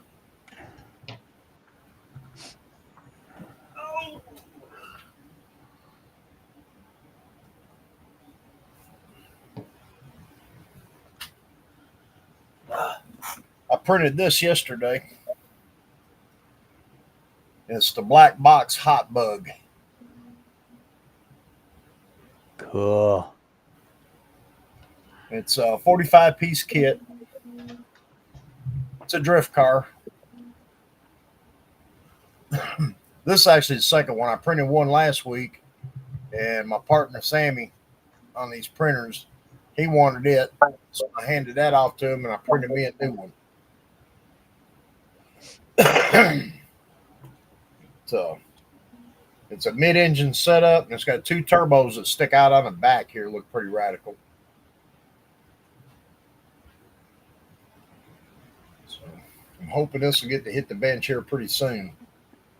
I got a 36. I got a 37 Ford about to wrap up, and a 36 Ford past planning. There's been some work done on it.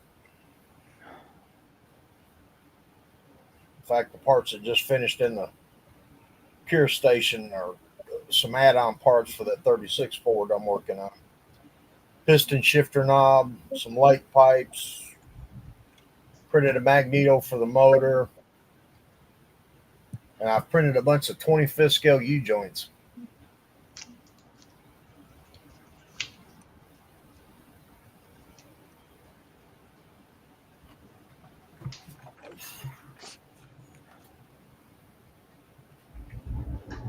This is why I thought I could print them antennas, because I printed a luggage rack for a 66 to my VW Beetle.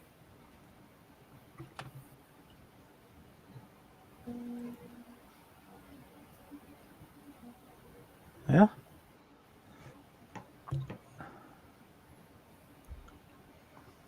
It's delicate getting it off the supports. Once it cures, it's pretty tough. I dropped one about 7 foot. It hit the floor and survived. So Just the think of big the aerial trick, because it's all unsupported. yeah. This thing, like I said, it's just real tricky to get it off the supports. But I'm getting better at it. I figure print another 6 more, I'll have a few I can use.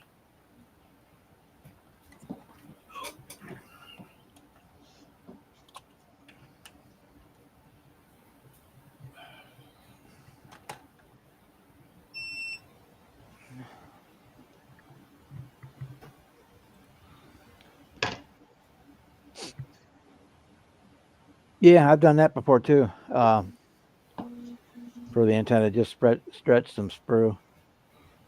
The best one I had for that, because I build armor stuff on occasion. They have like a poly, like a nylon stuff that's in there that has the nylon caps, and that sprue, once you stretch it, it's flexible, kind of like the fiber optic. It will bend and not break, so you can be a little more abusive with it without tearing it up.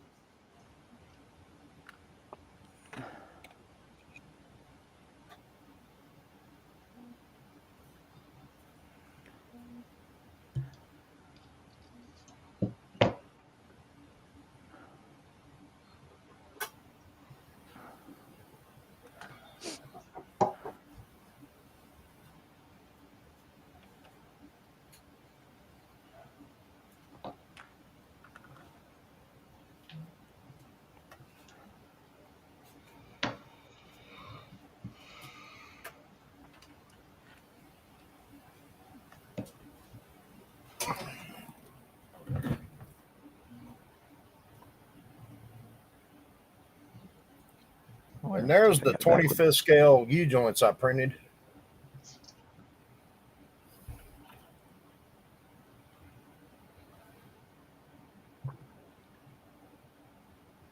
Tiny. They come out nice.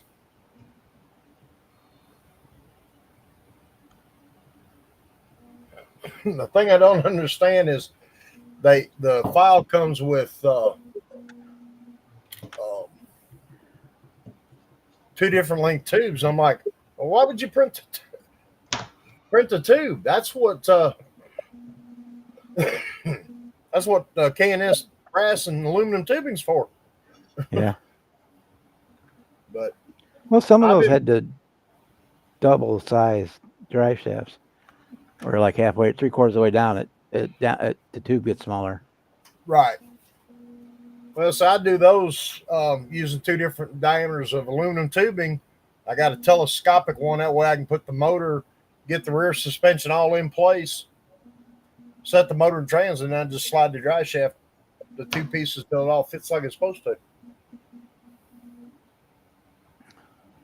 It's kind of what I do when I'm building from the using the kit parts. I just cut that drive shaft in half, put the aluminum tube in, slide it back and forth till it fits.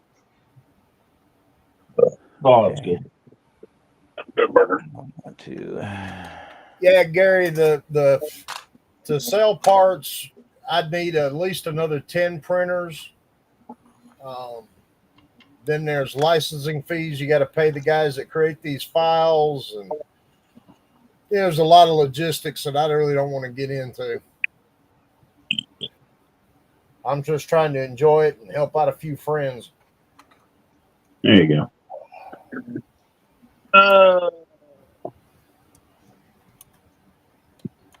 Printing for profit is not in my future.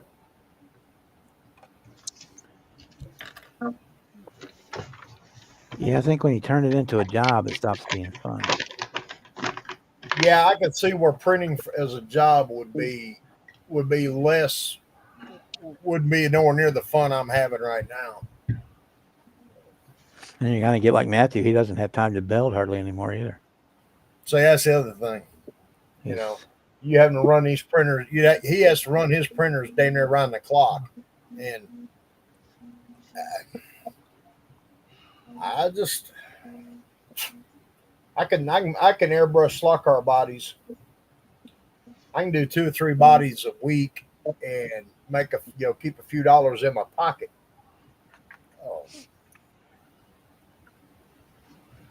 I can make $500-600 a week doing that. Well, every 2 weeks doing that versus how much printing have I got to do to make the same amount of money. I mean, this is just my personal opinion. The juice ain't worth the squeeze on the printing. Yeah, let's say unless you've got 8 or 10 printers running a printer farm, and then still it takes so much time.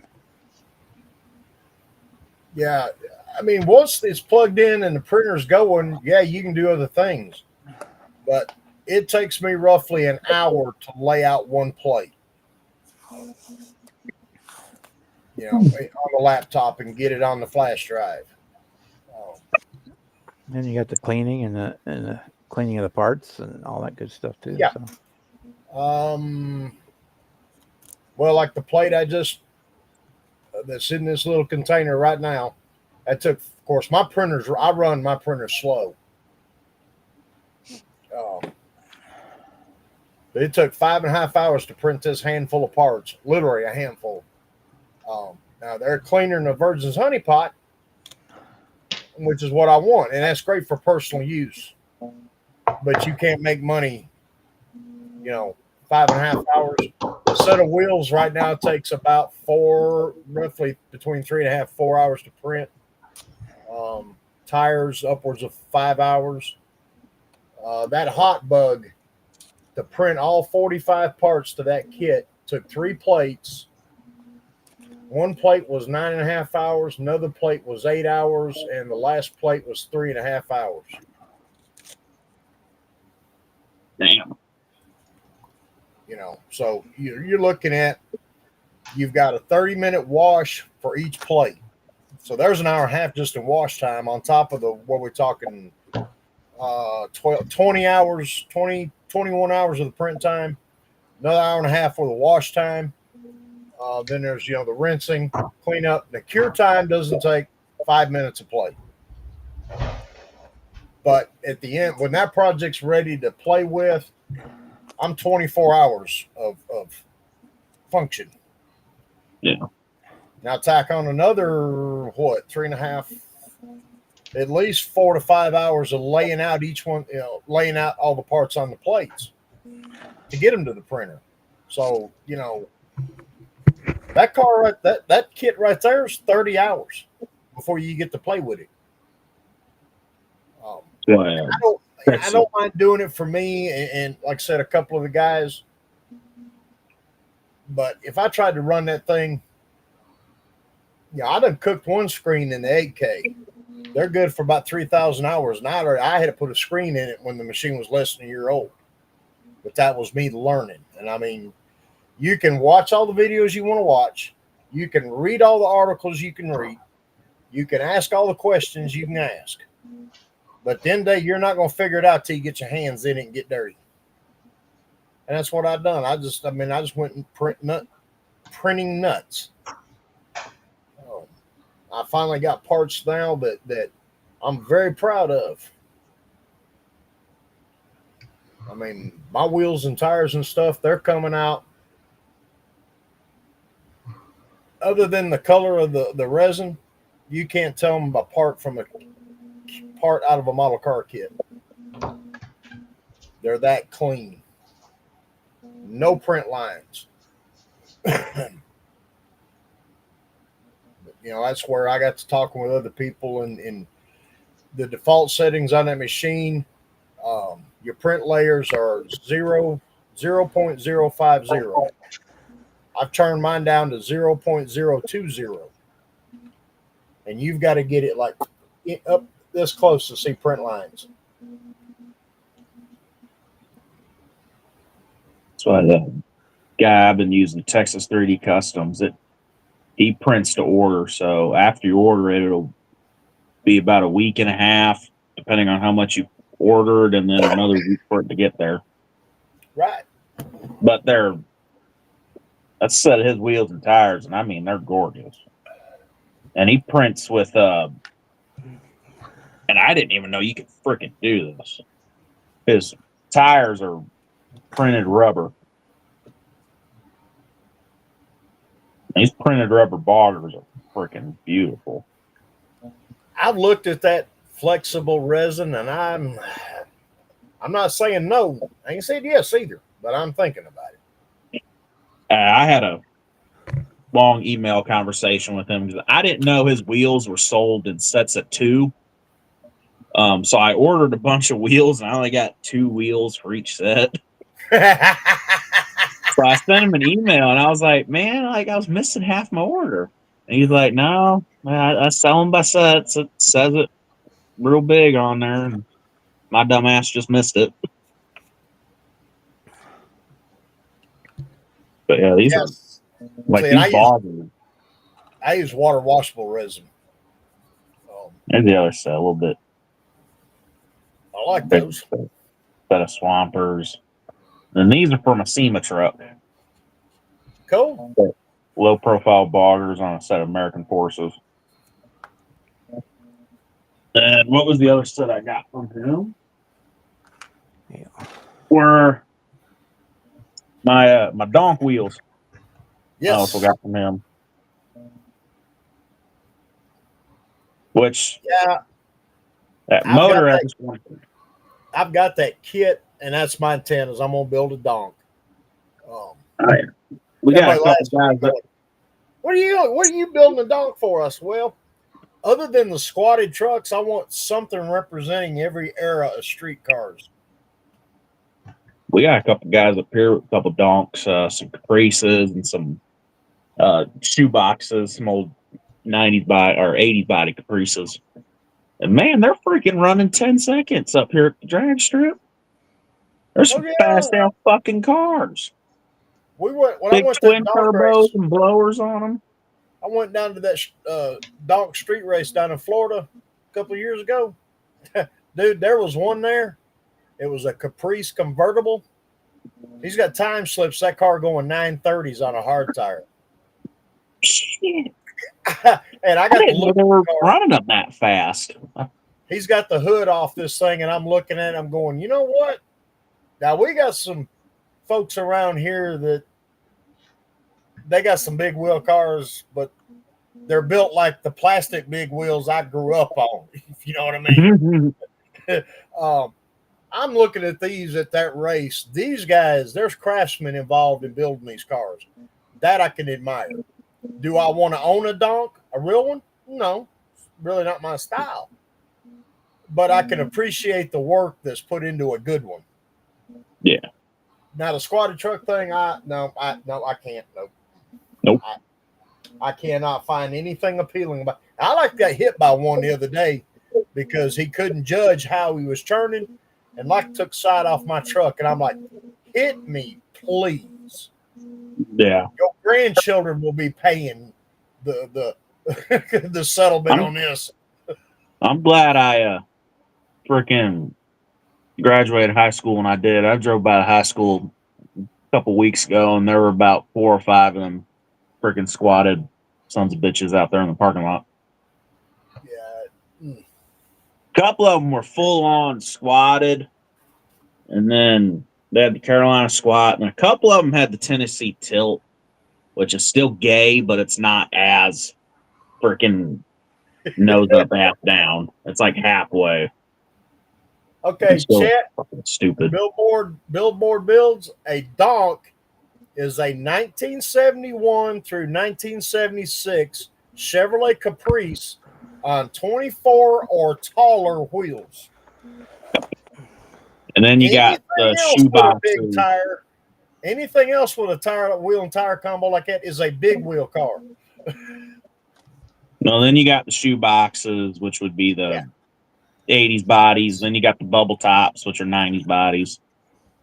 Which I've got to build for a bubble top too, a 90s Caprice over here. I've already got my wheels. I found a file to print the 78 through 80 something Caprice. Caprice. The box Chevrolet. But I've already got that 76 Caprice kit, so I'm like, that'll do my donk.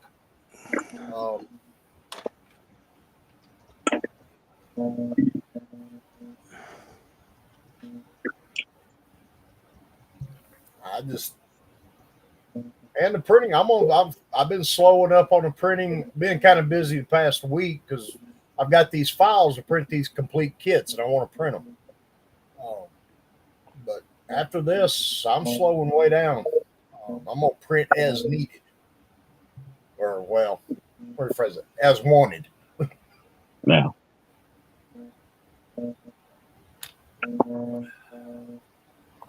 Looks like it's stuff I printed. I mean, how about a 25th scale piston shifter knob? I can't even hold it up to the camera for y'all to see. I mean, there's the top of it between my finger and my thumb.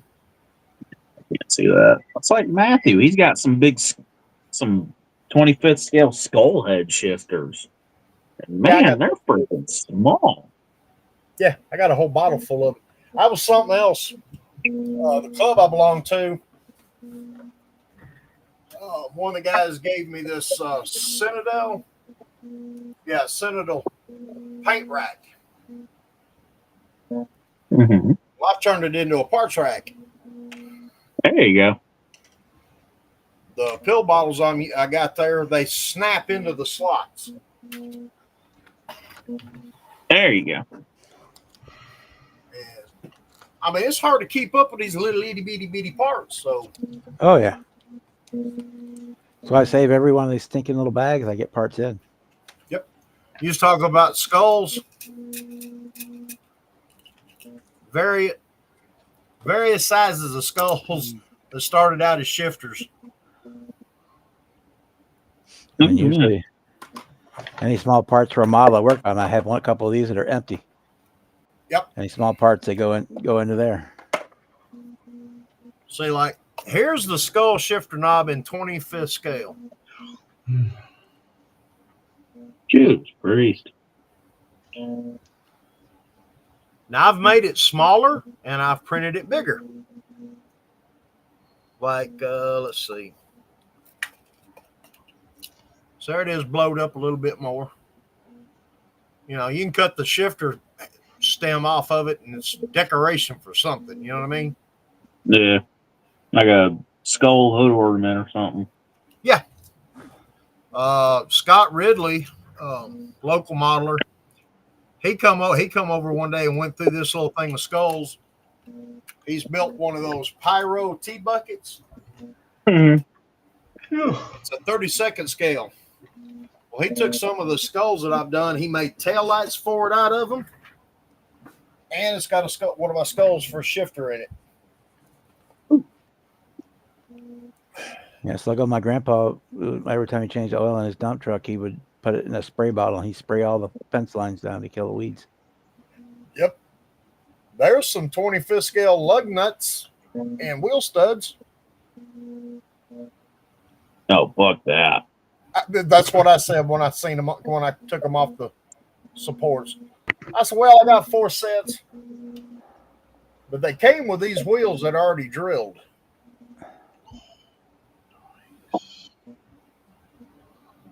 I have a hard enough time seeing big parts.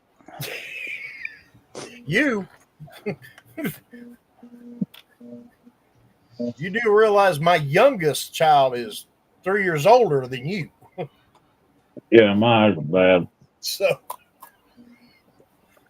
yeah, see, I got new spectacles. I thought they looked a little thicker. They are. Yeah, I need to get new ones too. I just need to go to the fucking eye doctor.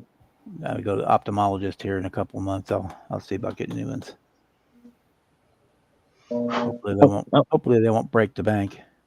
That was the one thing that worried me about when I went and got my license. They didn't give me a vision test, and if they would have, I don't know if I would have got my license. I'm farsighted. Farsighted, nearsighted. What's the one where you can't see far away with shit? Nearsighted, nearsighted. Yep. Yeah. Kind of. Well, I kind of taught myself how to drive with it. Which is not good, but I did. Well, technically, I'm nearsighted. The thing is, nearsighted to me now, without my glasses, is like right here.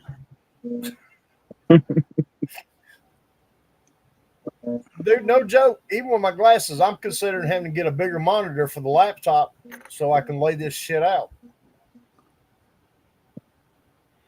That's kind of how I am. That little zoom button on the side on most of my pages is set to 150%. Yep.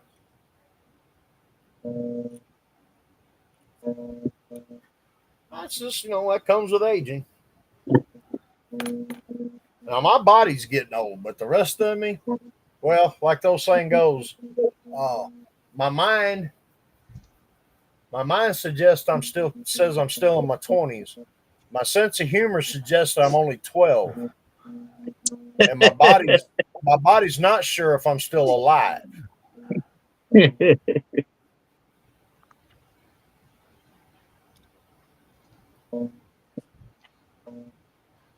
Sluggo, that was actually a shrunken head hanging from the rearview mirror of that 55,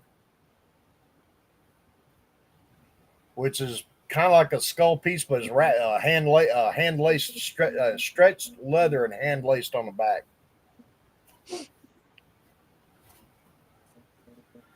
That's sad. I can remember that, but I couldn't tell you what I had for breakfast today. Yeah, that Warhammer stuff is about the only thing I haven't ventured into as far as modeling goes. Well,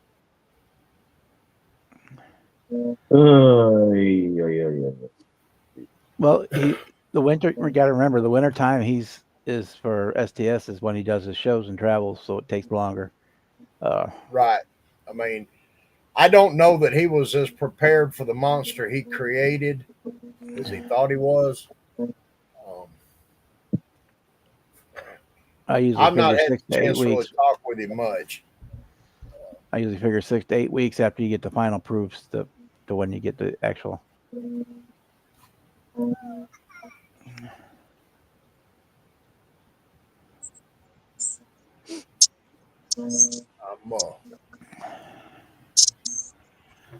Yeah, I got to find something because now that I'm on Medicare, they don't pay for glasses unless you have to have eye surgery. So my prescription, last time I actually had to pay for lenses, they were about $600 for the lenses. Been my issue with it. I haven't had an insurance since I was 12.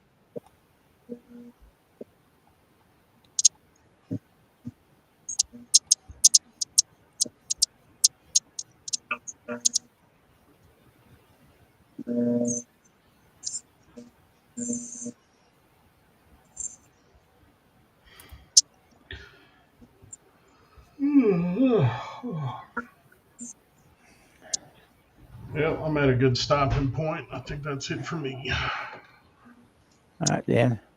What are you working on there, Lieutenant Dan? I get this interior done for this Ferrari I'm working on.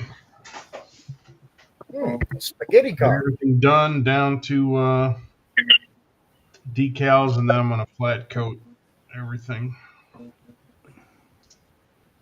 This is the majority of what's left on this car. There we go. Now the motor's sitting in that bastard. Hell no, it ain't. What the fuck? Oh, This has got one of the sweetest dashboards I've ever seen. Or center console, the way it goes together. Oh, I like the way that. Yeah, I see what you're saying. It's like the center console like floats. Yeah, floating console. I like that. That's pretty sweet. So decals, we'll put it together. Actually, I have to paint a couple of details. I actually include the little buckles for the seatbelts, or the seatbelt releases. Damn. It's pretty cool. It's a pretty cool touch. Then I did. I don't know if this shows up, but the speaker grills kind of did with a textured black. So they, even though that's photo etched, they almost look like they're cloth covered. Yeah. Some pretty good TLTD. It's a lot of parts, but like each one of these doors is 1, 2, 3, 4, 5 pieces each door card. Damn. But the result's pretty cool. That's more parts than The Mercedes Lambo. done with the door handle was 4 pieces. That's more parts than Snappy's entire Lambo. I had to look up pictures of the Mercedes to figure out how the friggin' door handle went together. So many parts. Oh, I'm gonna catch you up for that. So these go together interior from the bottom. So interior's next, and the windows and all the photo etch grills and whatnot. Yeah, Kevin, this sheen is going to come off these leather paints. Kind of they have a little sheen to them that if you like the armoralled look, but I'm going to hit them with some flat coat that actually will give it more of a satin look than a flat look. And then to me, they look more real. It's like right now, I do not like the shine of this rear seat. That's going to get taken off. Yeah, it's a little shiny. But wait till you see it flat coated. It just looks incredible. All the panel lines. I did brown panel line accent, all the little nooks and crannies. Oh, yeah. That color on that body paint, that's all good. Interior. This is one of my favorite interior colors. It's called clay brown leather. And I see the interior just drops in. I didn't put the front seats in, but that's going to look pretty neat from the outside of that two-tone black and brown. Yeah. That look good. That looks good on that blue. It's a hell of a paint job on that blue. This is purple. The camera shows as blue. This is actually a really nice metallic purple. I'm going to have to take a picture of it outside. The LED lights always they make the purples look blue and the blues look purple. I have no idea why. I think it's got a lot to do with these video cameras and shit. Yeah. The way it picks up pigments is weird. Well, I think it is. I think you're right. There's something to with the cameras too, because the phone cameras tend to pick it up pretty well. Right. But the video cameras, for some reason, I'm gonna alter try this stuff. something. I think I've tried this before. Let me see if this works. Man, my phone does the opposite. It makes colors look fucked up. I don't know. Does that look any more purple? And certain Certain hues. certain probably. spots look purple, but it looks blue. I mean, it is definitely purple on the phone, but yeah, it's just something. Yeah, you're right. It probably is the cameras that just pick it up funky. It's Lamborghini. What is it called? Viola Alethea. It's over white primer. It's a really deep metallic purple. It's gorgeous. And this is a Lamborghini Argento silver on the wheels. I was going to do a stripe down the middle, and I decided to keep it clean because I really like the purple. Yeah, I like that. It's got a really nice. I've got the rear exhaust. I love the detail on these. I haven't painted the inside. Let's see if it'll pick it up if I get this thing to focus. A carbon roof would look really cool on that too. Come on, focus, you bastard. The I don't know if you can see it, but the insides of the pipes are fluted. Oh yeah. Oh, And those do look good. that's a nice. I think that's aluminum. I painted those. So it's pretty neat that the two pipes will go in, and then there's a photo etch ring that goes around and hold them in place. It's pretty cool. A lot of detail parts. It's gonna be a good looking piece. Well, hell, it already is and ain't even assembled. Then they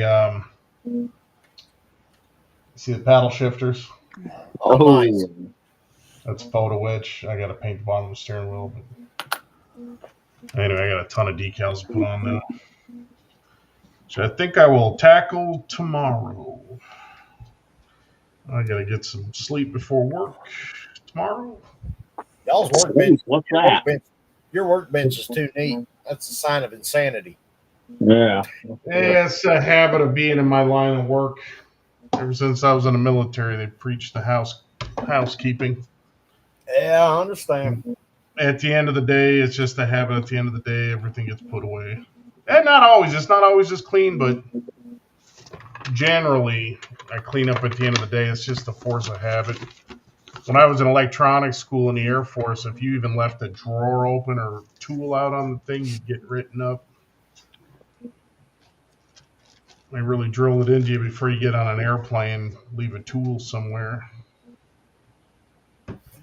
Real good, Lieutenant Diane. It also helps. This was something I picked up from a buddy of mine. I've got every kit that I have in work has got its own storage container. Damn. So helps keep parts from getting lost and whatnot. You know. See, he builds in a proficient, orderly manner. I don't know about that. I'm getting more of these plastic boxes filled up. I got a whole stack of them over here that have got cars in progress. But it is helpful. Like if you put a car away and you're not going to work on it a while, when you pull it out, everything's right there. You know. Yeah. You don't have to figure out where did I put this or where did that go. It's just all right there, ready to go. Like I've been back and forth between these two this week.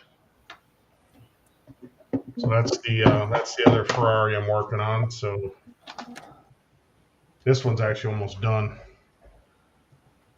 Got a front window, wipers, mirrors, and it's done. Damn.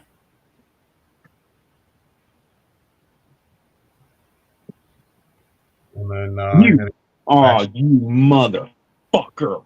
Actually, this is that same color. I don't know if you can see it, but that flat coat, that's what it looks like. Yeah, I like that even better. Yeah, it knocks it down and gives it a very Yeah. realistic look to it. What dull coat are you using? Mr. Color GX113 UV cut. This stuff is amazing. I mix it 1-to-1 with leveling thinner. What I love about this stuff is you can put it on kind of wet and just get one, because with the leveling thinner you can go wet and it levels out, and it doesn't matter because a lot of flats and semi-gloss, if you put them on wet, they dry shiny. Right. This one will not. This thing is flawless, and then it's the UV cut means it won't yellow from sunlight. I'll have to talk to Mr. Jeremy about getting that in the store.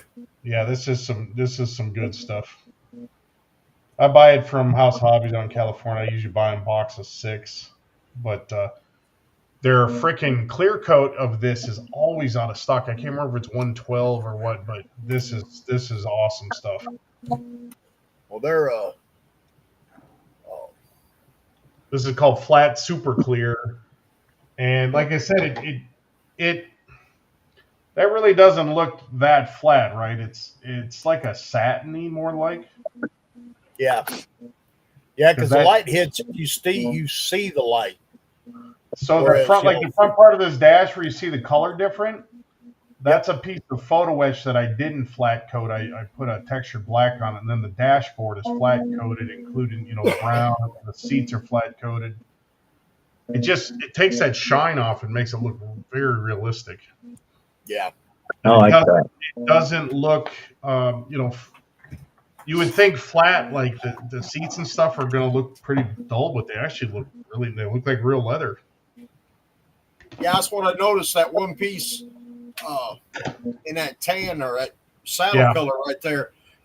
When you turned it and the light hit it a little bit, you could see a little reflection, like leather would have. It's just a very. And the funny thing is that with this paint, it reflects, but it reflects dull. Right. Where a lot, and that is the exact same color as this. This is without, and that's with the flat coat. That's definitely the way to go. This is going to look awesome when it's flat coated. Yeah, it's the hobby shop where we have our club meeting. I try to support him as much as I can. Yeah, I do the same thing up here. There's the guy, Innovative Slot Car Racing up here. He started a shop. Every time I go down there, I say, hey, this is what I use, and if you stock it, I'll come here. So he's slowly getting it built up.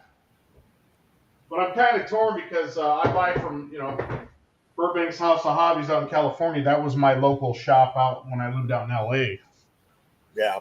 So I kind of still, and it's kind of cool because the 2 owners were a member of my hobby club. So every time I put an order, like, hey, how's it going? It's kind of nice. I freaking love that shop. Great bunch of guys out there. So I try to support local as much as I can. Yeah. Well, around here though, Indianapolis does not have a lot of hobby shops. Right. Yeah, I know Innovative. Oh, do you? Yeah. Been there a few times. Been there a few times back when I was racing slot cars. Yeah, he's built. He's slowly building. In fact, I'm going to go up there. He's got that new Mobius F250. I'm going to go pick a couple up tomorrow night. I'd wait a little bit to get any new Mobius kit because it's going to have some warpage in it. Give them a little bit to work out the warpage. Wait for the second run. I heard it's pretty good kit. We'll see. I don't know. I got the tow truck. Wasn't a warp part in it. I've got 3 of the short wheelbase fleet side and bump side Fords. Not a warp part in them. I have not. I have a couple of Mobius kits, but I have not built one yet. A buddy of mine built their 65 Com, and he said it was great. I've got the Nova the gasser ready to go to primer and paint. And other than the subject matter, it was almost boring because I didn't have to make shit fit. I don't know if I find that boring when I get a kit that fits well. That's one of the things I love about the Alpha. That fits so good, I can concentrate more on detailing. Well, I mean, I grew up building, AMT, MPC, Yep. Revell, the old Revell, where everything looked great. Nothing fit, but it all looked Yep. I remember building that monogram Lamborghini Countach back in the day. It's like, oh my God, it looks so amazing. It just fits like shit everywhere. Yeah, when I just did that one, you got to cut. I cut the bottom half of the body off of the chassis and glued You it to gotta the love body. it. You gotta love So it you when have a line right down the center you of the love body. it. And I think it's funny, like with round 2, they do a lot of the really nice looking box art now that's like artist rendering. Yeah. And it's like, I built that kit. I know it's not going to look like that when it's done. I've gotten suckered in a couple times. I saw the new box art. I'm like, oh, that's a new kit. And I go buy it and open it up. I'm like, no, this ain't. This is the same old shit with a different box. See, there's the current one on the bench. That's the AMT 36 Ford 5 window. Ooh. The 32? I have that. No. That's the 36. Oh, okay. I haven't seen that. The rumble seat works. Is that part of the kit? Yeah. I had to modify it to make it work properly. You said AMT 36? Yeah. How is that going together? Not bad actually. I've not had nowhere near the fitment issues I thought I would. I've been I don't mind fit issues. It's the warp stuff that drives me insane. Yeah. Doing the tuck and roll interior in it. Nice. I'm doing that on my 37 for the group build. Did the package tray, the door panels, fixing to run beading around, simulate the beading between them on it next. You guys want some great fitting together kits. Do you have the box for that? I was looking it up. Yeah. This is one of the older versions. This is the tan checkerboard Walmart special. Oh, I had the 40 version of that. That was bad. Yeah. Didn't that get turned into that Dick Tracy car? Actually, they did the Dick Tracy car, then this one version. Is that a 36 or a 40? That's 36. 36. I just sent one to Sluggo and sent one to Red because I had two. I've got the 3-window and the Roadster to do too. I can't find it on. I just sent out 2 of them. You can see the plastic rod I've run through to make the new hinge. And I misdrilled one hole. But that you can't see it when it's assembled, so it's not there, right? Yeah. You guys want some great fitting together kits. The Revell Foose Cadillac and that 49 Revell Mercury are two of the greatest fitting, two of the greatest fitting together kits I've built. Is that can you show me that box one more time? Sorry about that. Yeah, no problem. I'm trying to find the scale mates so I look for the right kit. Oh, okay. It's you're using the selfie camera, so it's backwards. Okay, I think. They ain't fixed it on this one. Duh. Oh, I can fix it for you. Oh, where the hell is it? I'm having a hell of a time. There you go. Hey, there you go. Let's hold it up again and see what it is. Yeah, that looks better. Okay. There you go. 36 Ford Coupe. There's a purple and silver one was the one that I sent to Sluggo and to Kevin. Bought the cars. I was having trouble finding that. Scale mates isn't the end all be all, but I think it comes with three different roofs for it, or 2 different roofs, and you can do it as a coupe too. I guess the 36 3-window, you can build it as a 3-window coupe or a roadster. The 5-window is a 5-window only. It's interesting. I can't find that particular box art. But yeah, they did. There is a Dick Tracy version. See, this one here, this you can build it as a 3-window or a roadster. Yeah, I see that one. Oh, there it is. I just found it. So that's a 2003 box that you got there. It looks like. There she is. When you have a checkerboard, that's Walmart. But yeah. Oh, I didn't know that. That was a Walmart special box. Anytime you see an AMT with that checkerboard on it, that was made for Walmart. When it rang up at the cash register, it come up as special value glue kit. Irregardless of what was on the box art. So How long ago did you buy that? You didn't buy that at Walmart recently, right?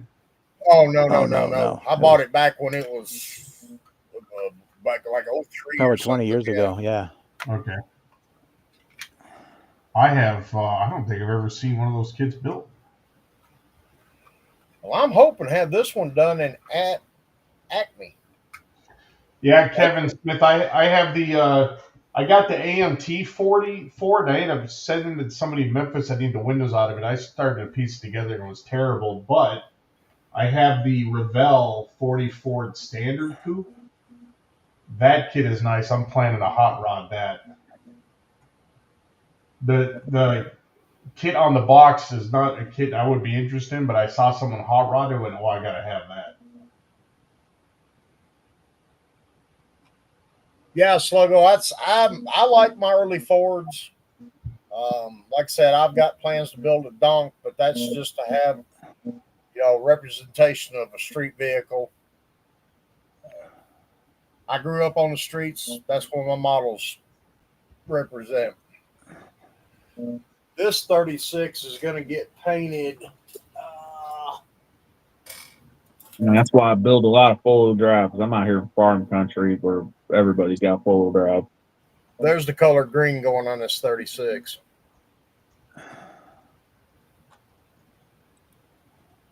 It's Alclad's Candy Emerald.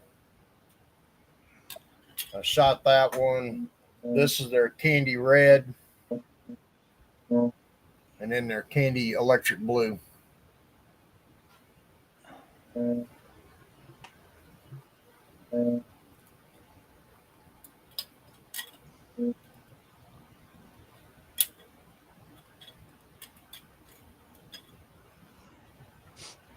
Yeah, I figured that 36 kit, I've never seen it before, so I can't imagine it's easy to find. Yeah, they kind of dried up pretty fast. I thought they reissued that Dick Tracy one. They might have. What you showed in the yellow box is the last recently. version. That's from 2013. There's the Dick Tracy version on eBay for $24. There's my 16 scale big block I've been playing with. Nice. Is that going in the Camaro or? No, this is just it's going on one of these and going in a case. When I get this one done, I got a 351 Ford I'm gonna build in the same scale. I got the headers done for this motor today. I printed a set of Fenderwell big block headers and sprayed them with the AK Super Chrome. I'm not much on detailing the engines in 25th scale anymore.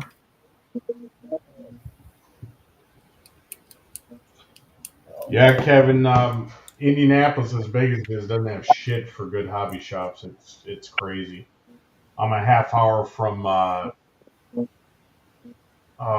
what's a big national chain?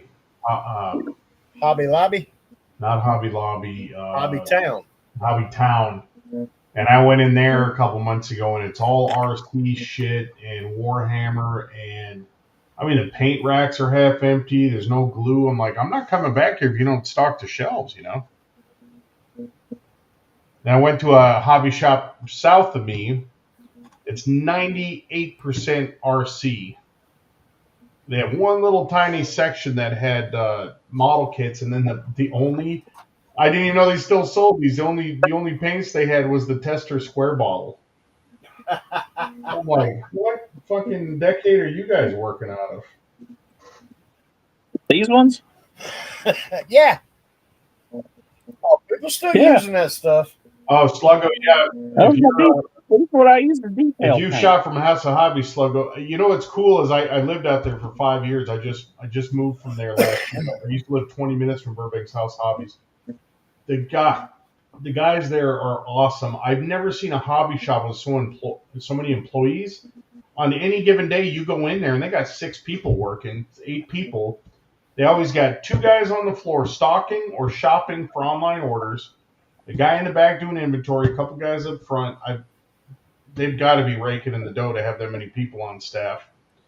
Well, what was cool, like I worked at LAX, I would shop on their website at work, order what I want, and say I'm going to pick it up in the store. And when I go home, man, they get up by the front counter. They just got dozens of people's bags waiting for them to pick it up. It was so cool. They'll go through the store and shop for you if you're local. But they're super well stocked, and I think one of the reasons they're so successful is they're right there. They're right there by all the movie studios. You know, they're literally like 2 blocks from Disney Studios, and so a lot of the people that do modeling for TV shows and movies, you know, that make the scale spaceships and shit, they shop there. I've run into directors in there and some famous people. Hell, Jay Leno's been through there recently, but one of the coolest things, there was a guy in my club there because our club meets were just like a mile down the road. He built the FTL ship from Foundation. If you've never seen it, it's a really cool series. It's the weirdest looking ship I've ever seen. He was on the cover of IPMS magazine here a few months ago. He won nationals with it. This guy, I've seen that. 100% scratch built it, 3D printed, just phenomenal. He brought that thing to our club meets every month for like 18 months as he was working on it.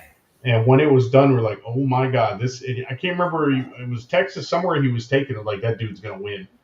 And he won big, and they put him on the cover of the mag, man. It was pretty awesome. All scratch built. He was an engineer, so all the 3D printed stuff he designed himself. It was phenomenal. Ooh, what's that? There's the 4-post lift I printed last week. Oh, I'm talking about the lift is cool, but what car is that? That's a Monogram 37 Ford. Really? Oh, that lift is sweet. That's pretty cool. I'll drop it. Yeah, don't curse me like that now. You know, if you did one of those with a lift all the way to the top and make a nice natural display stand for a contest so you can see under the car. That one I can move it up and oh, you can? Oh, that's cool. Yeah. It all it is it's a tab that locks into different sections up each post.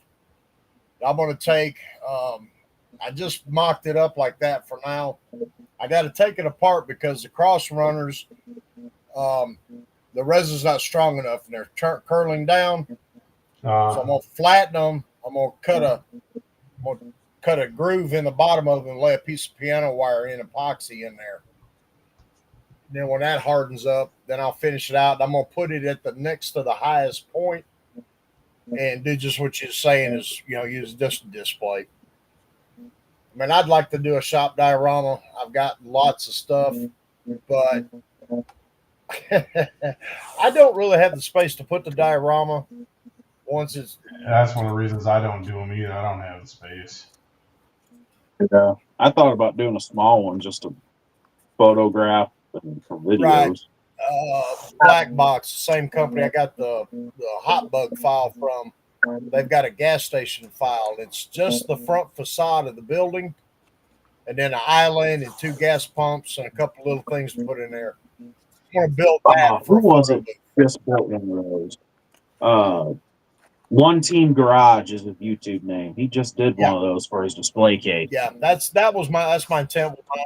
Edgar is his I got a 50s pinup gas pump girl to print to go along with it.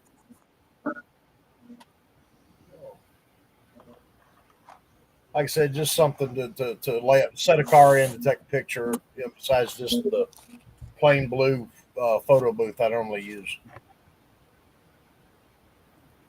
And that's the thing. That's why I'm backing down on the printing, and so I can get back over there and get the building more. Oh, man.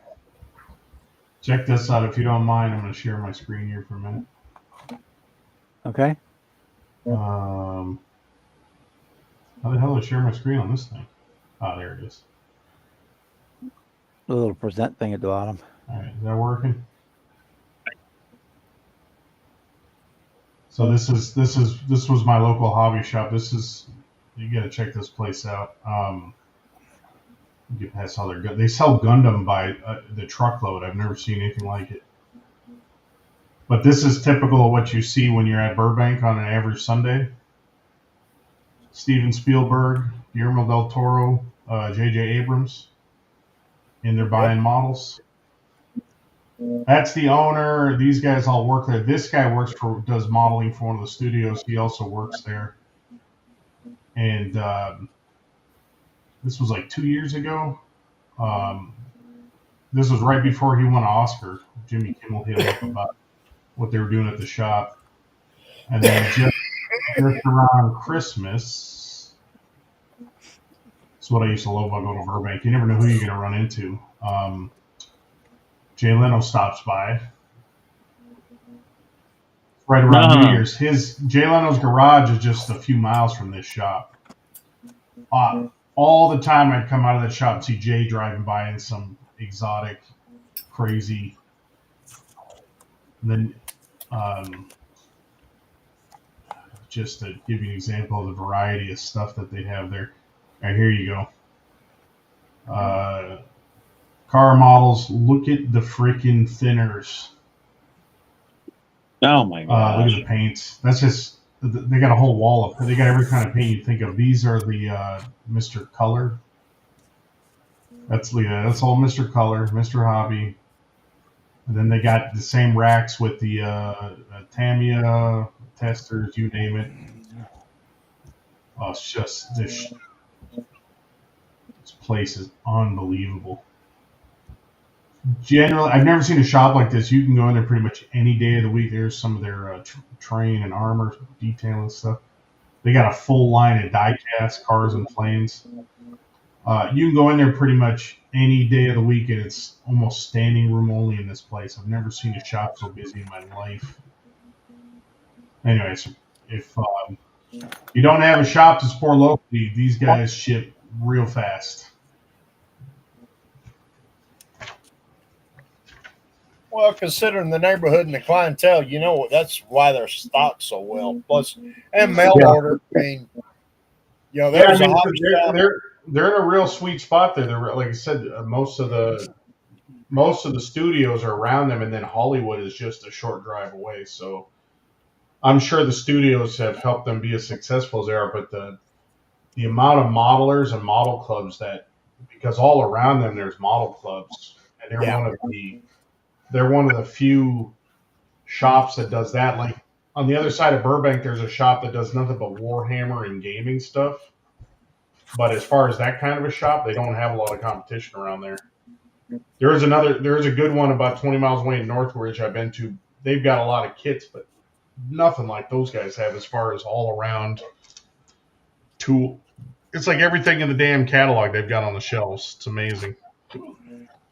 That's over in Smyrna, Georgia. We had a little hobby shop over there called Automotive. He's been there for quite some time. He was, it really wasn't a hobby shop. It was just an automotive memorabilia store. Now, he stocked heavy on model car stuff because there was a lot of car builders, around that area. And he had kits that, you might find like at a shop like Burbank. But, your average hobby shop wouldn't carry some of the stuff he carried. Yeah. It was great. I lived like 6 miles from the place, which, depending on which way you look, was a good thing or a bad thing. Yeah, one of the things you won't find at Burbank, they don't do a whole lot of like out of production or stuff like that. I mean, every once in a while, in fact, I was in there one time. I loved the Trumpeter 64 Ford Falcon.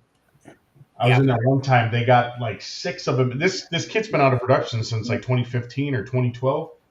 I was in there checking out, and they had like 6 of them in a basket. And I was like, "Where the hell did you get that?" He's like, "Oh, our distributor in China just sent us a bunch of these." I'm like, "I will take every one of them right now." And I got them for he sold them to me like for 40 or 45 a piece, and they're going for like 200 on eBay. I kept a few of them for myself, and I made a small fortune out of the rest of them. That's something.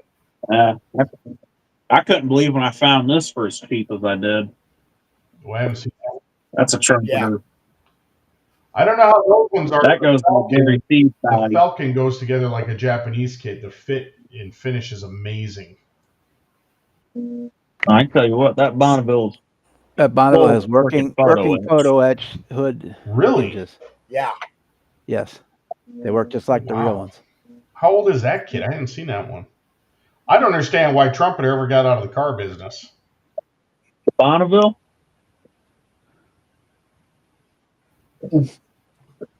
They're all, 2003 Uh-huh. is the year on it. wow. I don't understand how they're not a big producer here because as far as I'm concerned, those kits are every bit as good as. They're more into auto armor and Yeah. aircraft. It must be a corporate philosophy, but this was their. This is the Trumpeter 64. Yeah. I built it. Yeah, it wasn't. And when did you ever see a convertible that comes with the rag top? Yeah. That's why I put the rag top on. I was like, man, I've never seen a convertible with the. I mean, the kit is just phenomenal. That's their 60. Bonneville has a opening trunk The too, 63 Nova with engine too. for the trunk. That's that almost all of that is the kit engine. I think I put plug wires on it, and that was it. It comes with all the hoses and everything. The detail on that for a kit engine is incredible. So I got a hard top. I got two hard tops and two convertibles left, and I'm probably going to build them all different ways. I wanted the Ranchero. You know what? I had the Ranchero, and I sold it to the guy. The guy at Innovative bought it off me because he had a buyer for it. Yep. Well, see, I did a bunch of the Novas for slot car bodies. Now, the only complaint I had was they didn't give me a whole lot of paint clearance. So it throw you a curveball on that part. Yeah, all the photo etch and this is gold. Yeah, that's brass. I actually prefer that. It's easier Yes. to work with, in my opinion. Even Easier to the shape. got all the emblems too. That's the 63 Nova had all that. There's the hood. Had the Nova badges in photo etch. It had the hinge kit like that Bonneville's got. Yeah, that's just the hinges right there. I don't think I'm not even going to attempt to fuck with them. Nah. Remember I was telling you about the detail on the seats that they like to do? And here's Model Car Garage. Yeah. add-on. Yeah, I like the MCW detail kits. Yeah, Bob turned the world on its head when he come up with all that stuff. This is the seat off of Ferrari did last year. This is cast resin. Every one of those orange pieces is a separate piece. Ooh. And you see the stitching. I just put panel line in there. And then you see like the seat buckles. Those were separate pieces. There's like a 15 pieces to that seat. And then it's got carbon fiber on the back. Here you go. That was a fun decal to put on. That's before I clear coated it. But that's the kind of detail. That's one of the things I like about the Alphas. You can get that. I'm usually interior detail is one of the last things that I want to touch. But the way they do their pieces, like even here on the dash, all of the air vents were separate molded pieces, so I could paint them a different color and put them in the little silver pieces you're seeing there. Damn. Yeah, they're tiny freaking pieces, but it just gives it that extra detail that I would never have hand painted. But since it's a different piece, you got to paint it. Shit, little stuff like that I just use Sharpies for. Yeah, I mean, I don't mind detail painting, but one of the things I love with their kits is that they separate all these pieces, and it just allows you to detail them and paint them. Like I said, on the Mercedes I was doing for the inner door handle, it's got 4 different resin pieces that go together. I had to do some research on them, but it lets you paint them all the different colors because the handle's silver and the surround is black, and then the insert's a different color. And it's ridiculous. You're doing this painting of these tiny little pieces. When you put it together, it's like, man, does that look incredible.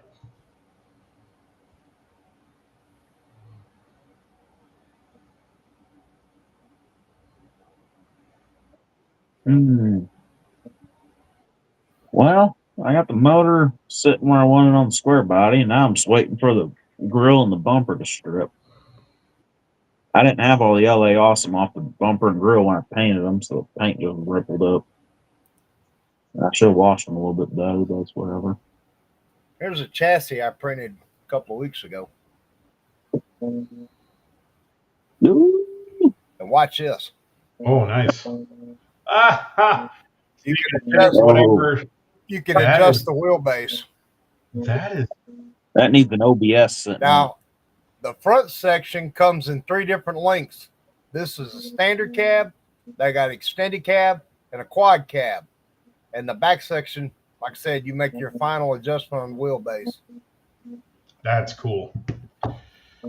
All right, with that, I have really got to get to bed. I will see you all later. If you're on Ted tomorrow, All right, Dan. I'll probably be on that for a little bit. All right. Have a good night, Dan. All right, see you guys. I won't be on that Ted tomorrow. I'm closing tomorrow. All right, man. I'll see you probably Saturday then. Take care, Lieutenant All right, Dan. see you, brother. See you.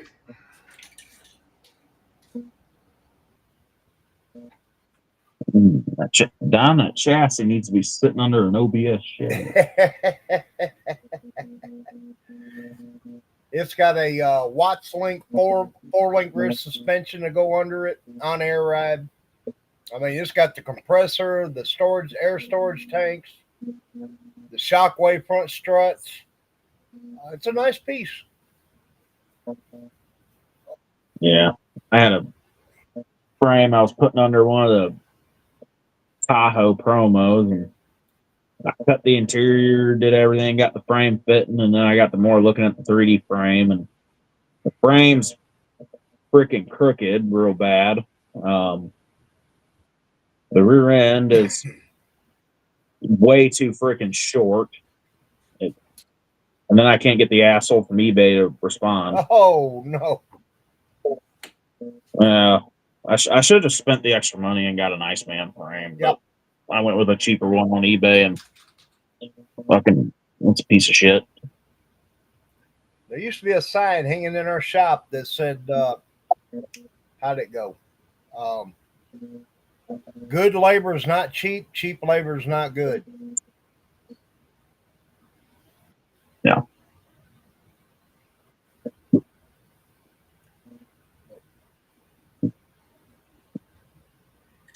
Like I said, I've been experimenting. It's time to, now that I got things kind of lined out, maybe I can get use some of the stuff to actually build a model with.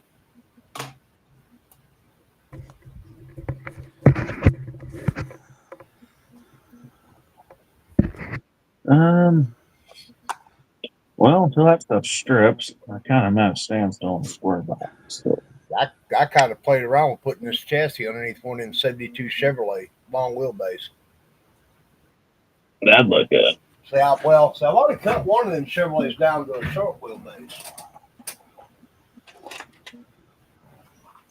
This is just a curbside build, but it's all right.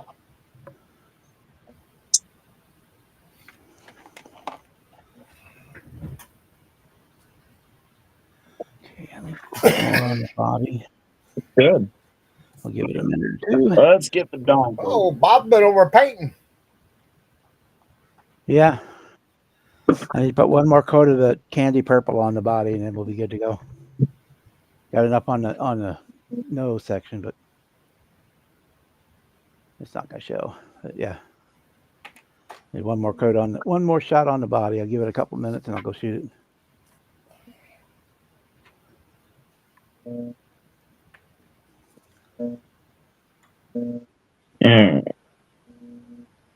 Just a color I haven't done in a while. I'm getting tired of doing black ones and white ones and red ones and blue ones and yellow ones. That's the kit you're building right now. I've got everything printed that I want to put on it, which really wasn't much. Wheels and tires. I printed side pipes for it because I wasn't crazy about the ones that come in the kit. I'm doing straight out of the box, except where I got a set of wheels from Matthew that was free. One of my freebies.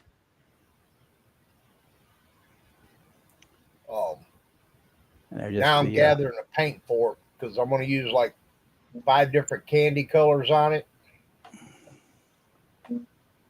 Well, let me put it this way. I'm going to try to. I want to do a 70s era type of candy paint job on it, multicolored. You're liable to hear me scream even all the way far north that you live for me. You probably going to hear me scream as I'm taping that damn thing up.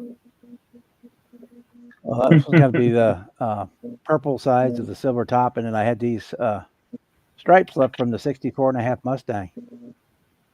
And then I'm gonna put those on the hood, run it over the roof and down the trunk.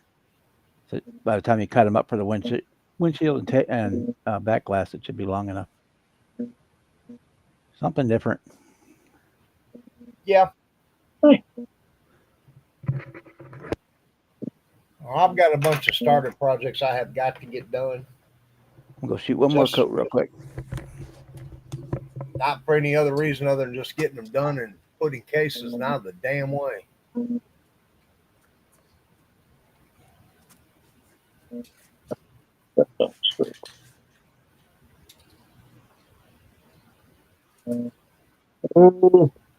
It needs 26s under here. Might be a little farther than I thought.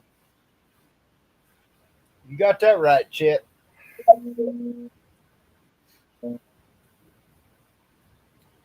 I see a whole lot of people right around here because tattoos got to be popular. And you look at the ink they've got, and I'm like, ooh, what trailer park did that come from?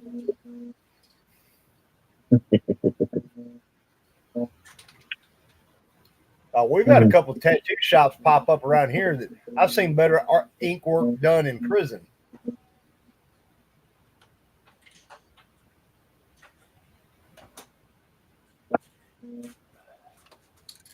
Okay, give that a minute. Ooh, let's see if I can do this out. Fucking deal.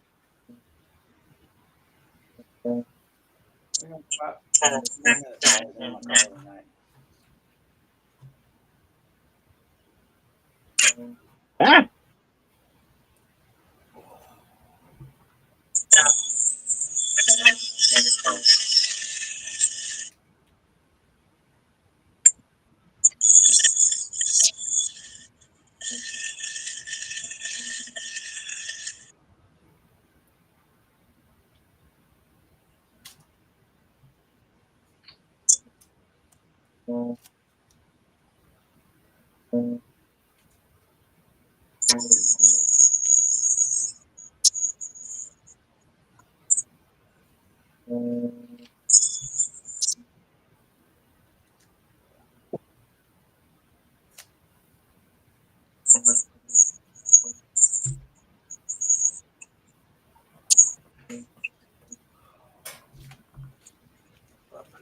I like reverse mask tomorrow.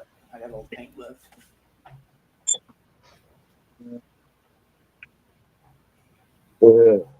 See, I gotta cut the other fender well.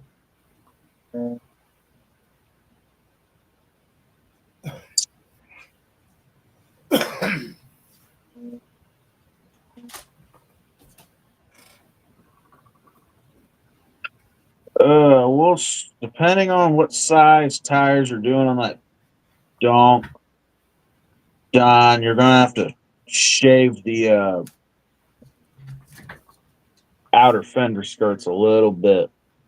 I had to shave the front down pretty good, and the back got to get shaved pretty good. Yeah, I kind of figured that. I see it happening on the big cars. I need to cut a little more out of that. The fender well. Oh, be right back. I don't want it super tall. I want the wheels tucked in there a little bit, and I still want that donk look. I'm not a fan of that giant lift kit look, but I want them to stick out a little bit. There we go.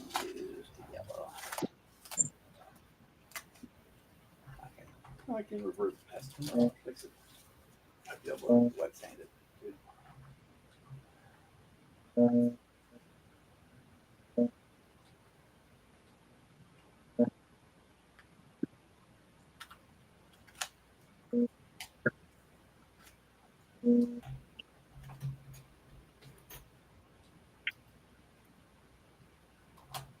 You son of a- Well, I have the freaking stance even. Now it's wonky. What the hell did I do? Now it looks wonky. What the fuck? Like the front end's lowered more. What the fuck with the front end? Oh,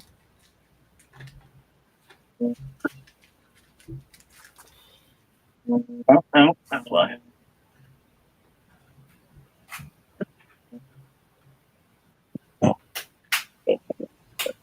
that's right there. I probably use that stock actually.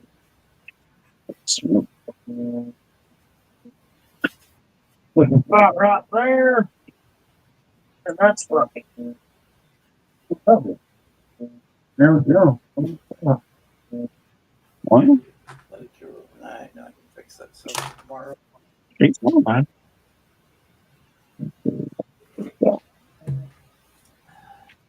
I try to use the stock metal axle. Get comfortable. I think I'll be able to. The back tires are going to give me a little bit of issue. I can look at them.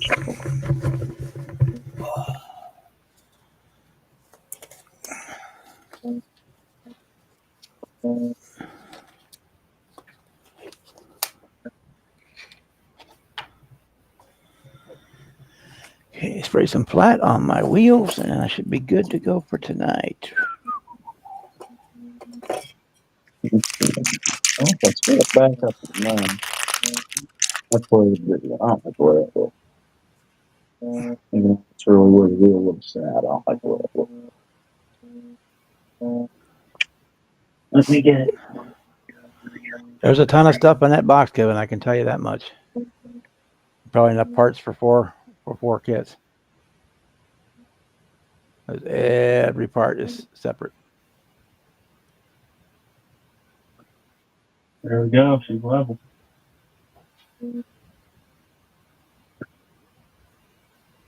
All right, that's cool.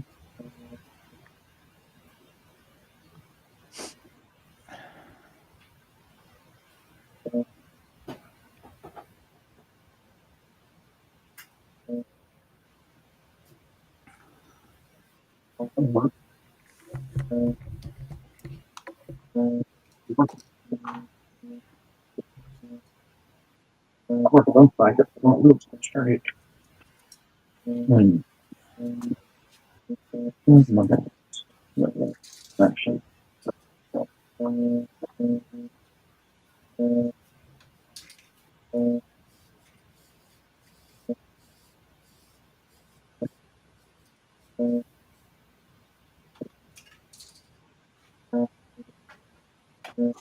Gotta make sure I got more of that blue and purple color shield. I have to go get it in the bar.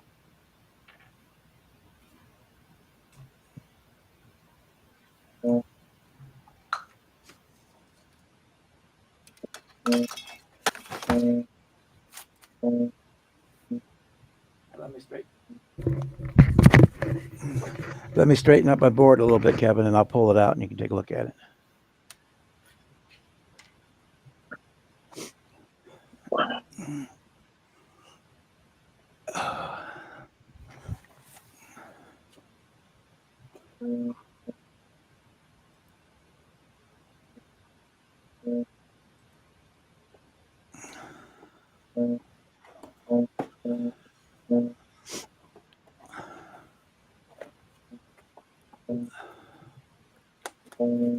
Hang on, if I can get the box back open.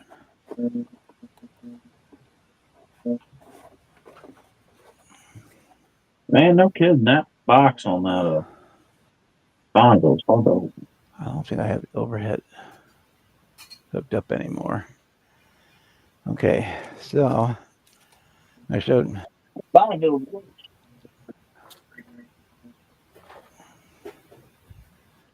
You I could did bust get that this, Gary like I C said earlier, I from did the get the model car garage extra photo etch for it.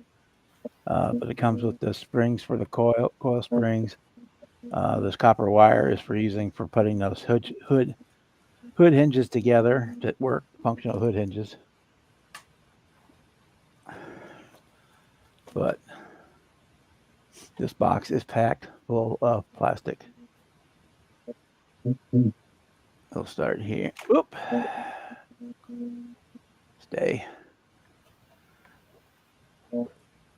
There it goes. And move this over here.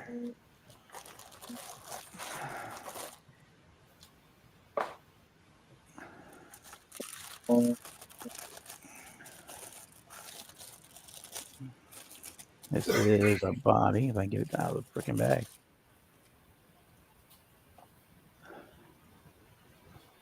So everything is separate parts. Door handles are separate, mirror, everything, hood, trunk, all that good stuff.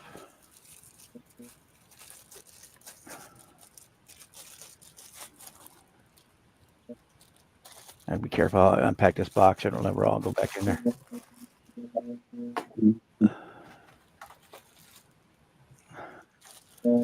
Okay, our first sprue has the chassis in it. Let me, if I can get the light a little less. And we have, I think this is white. We got white wall inserts for the tires. There's wheel backs. Hood, trunk, firewall.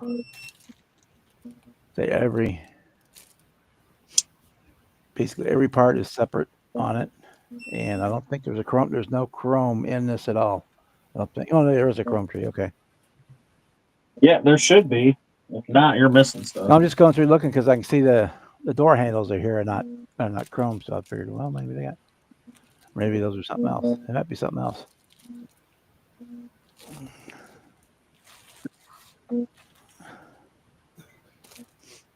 And here's our chrome tree.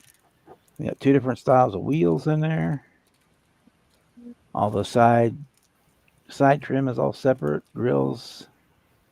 Looks like we got separate pedals. Looks like dashboard gauges are all separate bezels.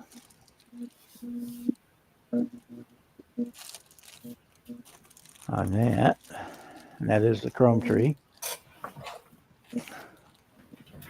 See, I've gotten lazy. Yeah, red plastic, yellow plastic, orange plastic, and clear plastic for your glass and markers and stuff like that.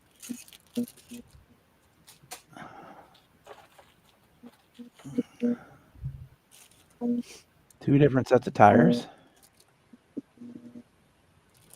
Sure, this one is set up for the white walls, and this one is set up for the other ones, other tires, other wheels, whatever you want to call them.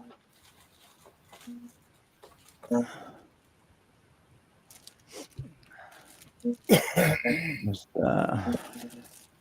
Yeah, it's a monster kit. Yeah. Our fan assembly, door cards, the sides of the seats are separate parts. There's the front of the back seat, or the front of the back seat, and there's the front of the front seats.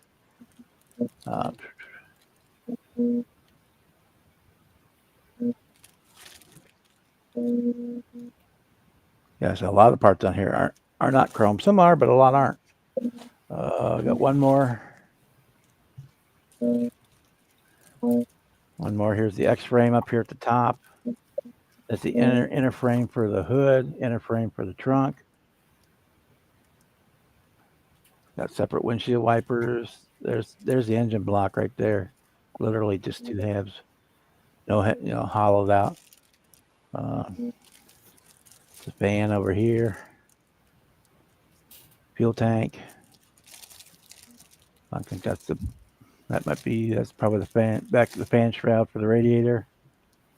Spare tire covers right there. We're in there. You got side skirts for it. Just set of wheel backs. Steering wheel has got the very fine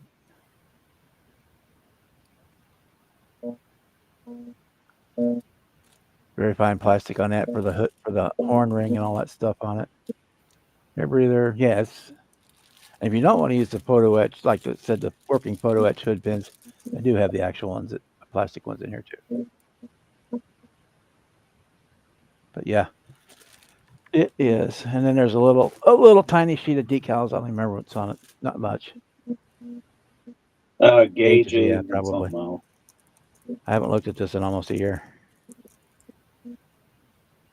Yeah, just all the thing on there is the dash cluster.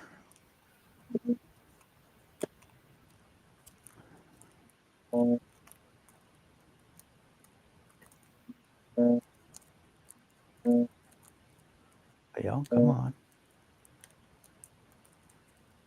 Get back in there. And then this one goes like with that. See if I can.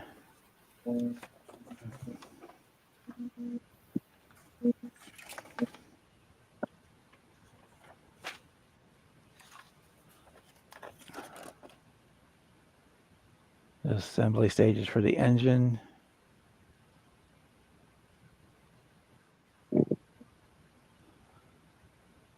And you've got this is all the dashboard here. Two different sets of wheels.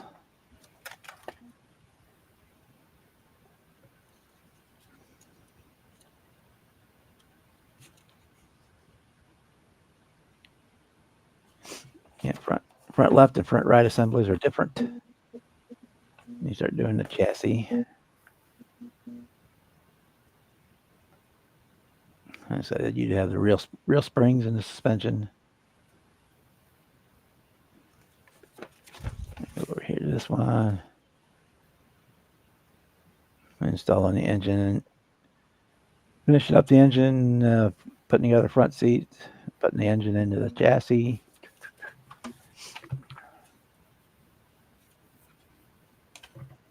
I gotta figure out where the wheels went. I got some custom wheels for that thing. I don't know where the hell they are. And they're doing like radiator hoses and exhaust here. And we've got rear suspension going in over here. And we're doing the back seats. And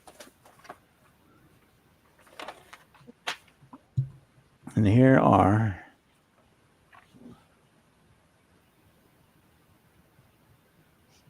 see, it's the firewall. And we've done it. Then the rest of that up there, that's the hood hinges, putting the hood hinges together, the working hood hinges.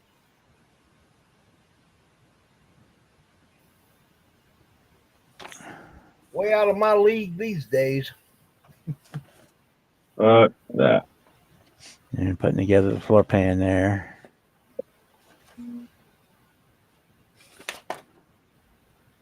Inner bracing for the hood and stuff.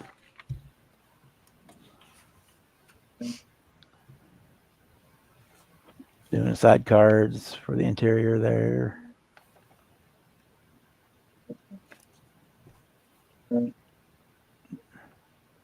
Fenders and floor pan going on a chassis on this page. And putting the glass in, optional fender skirts. Yeah, Kevin, the hinges work if you build them right. All the details, the body moldings and all that stuff on that. All layer. If done right. Putting, and then you basically finish out putting the hood, trunk, aerial mast, and all that stuff on it. But then, so that doesn't count all the photo etch that you have to do. The all the badges, all the lettering, and all that stuff is all separate parts in the photo etch. Yeah. Fuck that.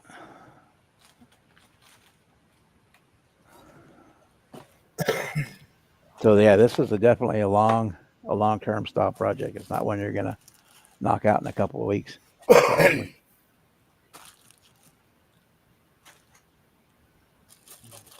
You know who could knock it out in a few weeks? No, though? even for me, I would say this would probably take me 2 or 3 months to knock out working on it full time.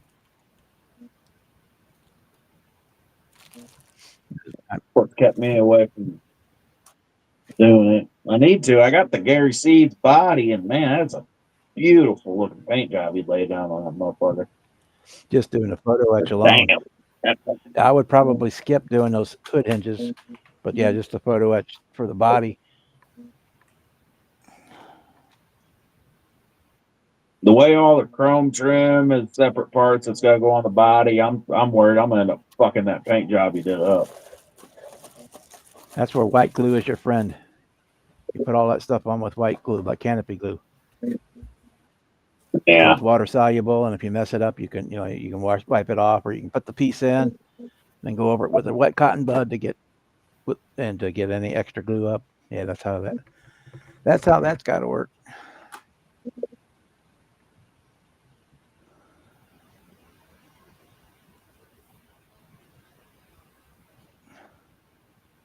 I normally don't either. I usually take them off, but that has the option for the working ones, and it has the static ones too. But yeah, I usually most of my display case, most of them you probably couldn't display them with the hood open. It's not tall enough. That 60 Apache just barely slides in. In fact, the Monkey Mobile just barely slides in with the top on. The F100 we did for USAC 2 years ago, I had to go buy a regular Hobby Lobby case part because it wouldn't fit in either the AMT or the case that I use, my display case. Mm-hmm. Oh, I seen Stephen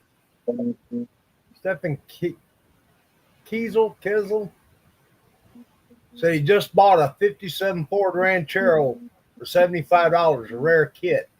I'm wondering, is that the one he's talking about?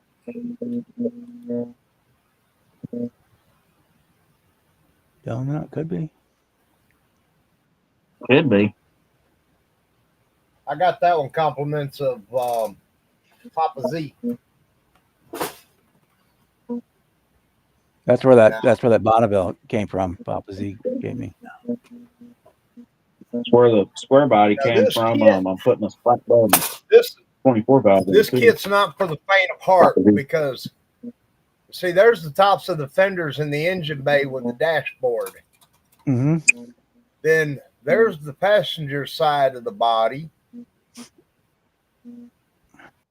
What the? Oh yeah, that old Cadillac ROM I did was the same way. It was a multi-piece body. Yep. And then there's the driver's side to the body.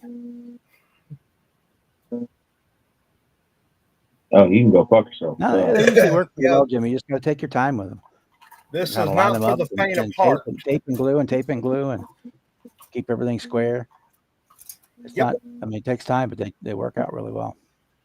Well, see, they modified this kit later on, chopped the top on it. I didn't want the chopped top version. So, And a little 32nd scale Cadillac, I did it for the small scale a couple years ago. It was like an 8-piece body. It went together all right. I was dreading it the whole time, but it went right together. And when I got done, the hood, you could actually even open and close the hood and stuff. It all fit, lined up. The only thing that didn't line up well was the windshield frame. And I think it was just warped from age. I cut with a little persuasion. I got it in close enough for government work. Well, I figure I built the top chop version back when I was in high school. If I could pull that off back then, surely I can build this one now.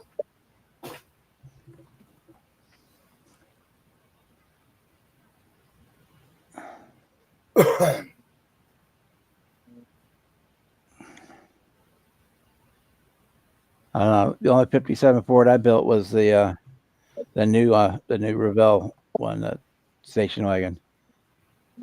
The Del Rio. Yeah, I've got one of those. Really I'd nice. like to get a second one. And I never have gotten the 57 two-door sedan that they done. Yeah, they did the coupes, the sedan, and the ranch wagon. Yeah, they just re-released the ranch wagon, but it's got different parts in it than the one I built. Yeah, it's different got the wheels big and and stuff. bigger wheel package in it. Yeah. I'm a The one I wagon did guy. I have, it like had that Krager's wagon. in it.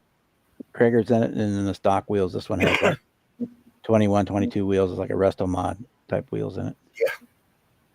I've got the But it gas also has a version of boatload the of extra wagon. parts in it too. There's a supercharger in that kit and all kinds of other stuff. If you know what you're looking at, Mm-hmm. they just don't tell you about what it is in the instructions, so you have to go That was figure it what in the out. Paxton supercharger, Uh huh. a side mounted job. Yep. Now I got a file to print that for a 351 Ford.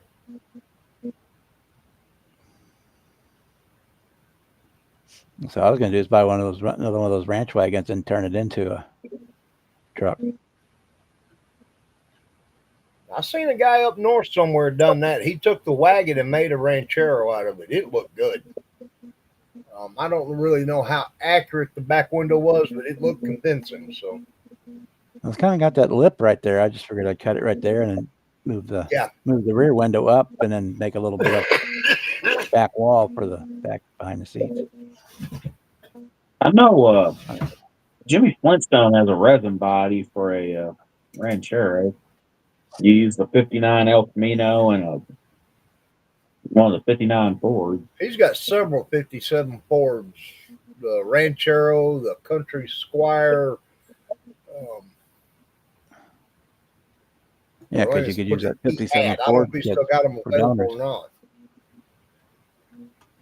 He's got one. It's a 4-door for that ranch wagon. Yeah, it's that Country Squire. Well, I think he's got it both ways. As the 300, which was no chrome, no wood grain. Then he's got the wood grain one.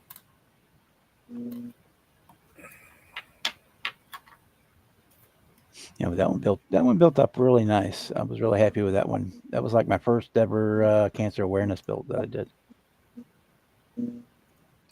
Was that one? See, I probably got pictures of it on here. I think I got pictures on this computer of it.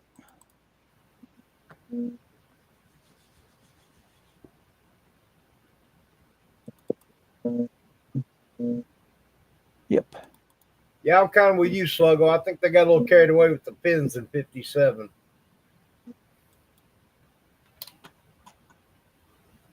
Oh, ain't nothing sexier than the ass end of a 57 Chevy. I don't know about that. I like the 57 Chevy better than 55. There we go. Okay. But I like that, Bob. That was the the one. 57 Chevy's a little bit. See, it's got that seam right there. I figured he'd cut right about where the window starts and across the roof on that seam, and you yeah, because the Ranchero's got kind of a swept back sail panel right there.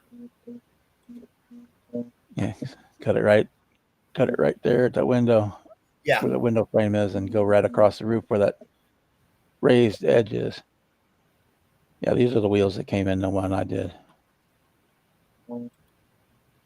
Other than that, I use fiber optic to do spark plug wires, but other than that, I did one that's straight stock on it.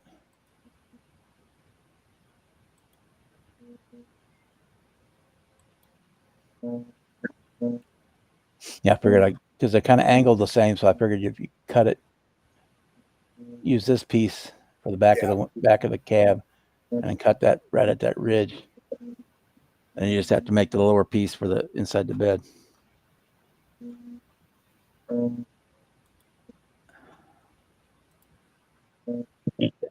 the 57 Chevy's a little bigger in my house. The first car Grandpa ever bought brand new was a 57 Chevy. The black Bel Air with the red and black two-tone interior. My grandpa had a 56. It was a two-tone, red and black. Black on the bottom and red on top. I've got a resin 57 Chevrolet 4-door sedan body that I'm hoping to build soon. It's based off the old A&T 57. So I want to do a mild custom 57 4-door.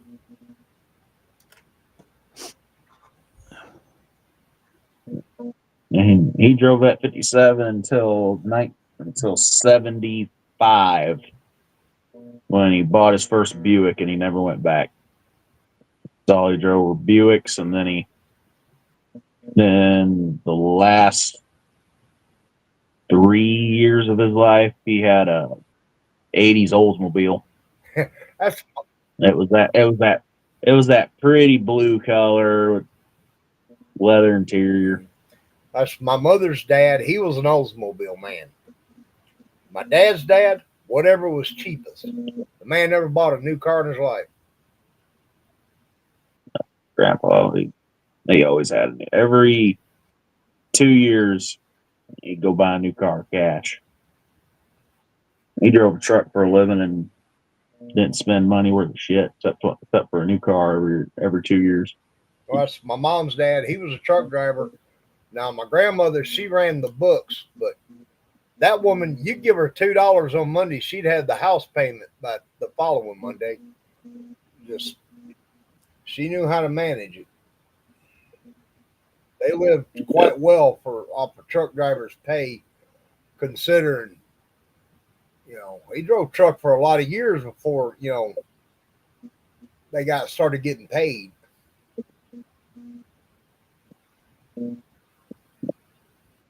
And saw Grandpa that until that Oldsmobile, and Grandma convinced him to buy that because she just loved the color. And the first time he sat in the seat and took it down the road, he's like, "Yeah, we're getting an Oldsmobile." Well, it's like a picture I shared on Facebook the other day. He says, didn't you love it back when you'd buy a new couch and it came with a car?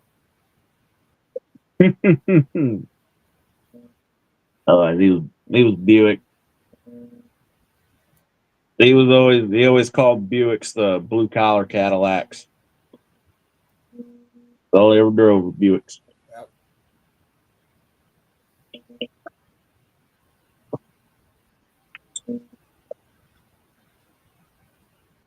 Now the last new vehicle they bought was when my grandfather retired. They sold their motor home and bought a camper, and they bought a new Suburban to pull it with. It was an 80 model Suburban, big block, automatic, all the bells and whistles. I'd love to have that Bourbon now. I mean, think about an 80 Suburban, big block, loaded.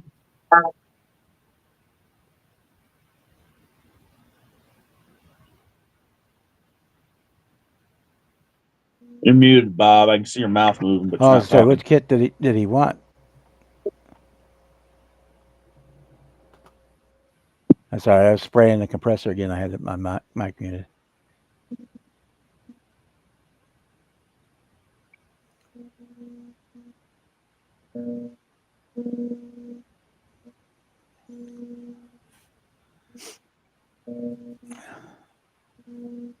Like is that trumpeter kit was given to me, so I can't get rid of it. And yeah, Del Rio, you can just for you pop those, you can get those pretty much anywhere right now. Yeah. you can find that trumpeter on eBay, but it's about a $70 kit. I was lucky enough to find mine at a show, and if you're talking about the built dude one, wanted 50. The built model on that 57, I could work out something real cheap because it's in storage. Because after I retired from shows and I run out of room in the display case, they go into storage. They get packed up into boxes and stored away. In fact, I was rearranging them the other day. I knocked the tail light off of it, and I had to glue the tail light back on before I put it back in the box. Yeah, the curb runners, yeah. Oh, the trumpeter kit of the Bonneville, yeah, that was given to me, so I can't sell it. I'm not that way. I won't do that. But you can find them. They're not cheap, but you can find them out there. The Ford station wagon, yeah, is the Revell. You can get those and get those anywhere. I got pretty lucky at my trumpeter. The dude at that first show wanted $50 for it, and he wouldn't come down. And then I explained to him why I needed it. I had a painted up body that was gifted to me. And after I told him that, he's like, I'll do 40. Well, hell yeah. Oh yeah, how'd you do at that last show you went to, Jimmy? A little shit. Ask him. Ask him again. So the big black F350 dually I was working on, that got photoed for magazine. The 2009 Charger I did up as a generally, took first in the snap kit. And the big red promo Tahoe, I put the lift kit on, and a big block Chevy, and took third in the truck category. I hear you, boss. Look at you taking out hardware. And that green 97 Chevy I did, it's on a, what's the Fine magazine scale. Same one website? I that can't took your remember. pictures this time. Fine scale. That was a, I wanted to say model car, but it's not model car. Fine scale. All right, Sluggo. My green truck's on their website. Yeah, we're doing here pretty quick too. Take care, Sluggo. Yeah, he's on. It's on the fine. Probably the other one will probably be up for too long. In that the gallery pages on their website, and then you have to wait till the car show ones. I think magazine doesn't come out. I think over the summer. Is that when it comes out? I don't remember. I thought it was November the car show ones come out. It might Oh, be. the contest annual? Yeah.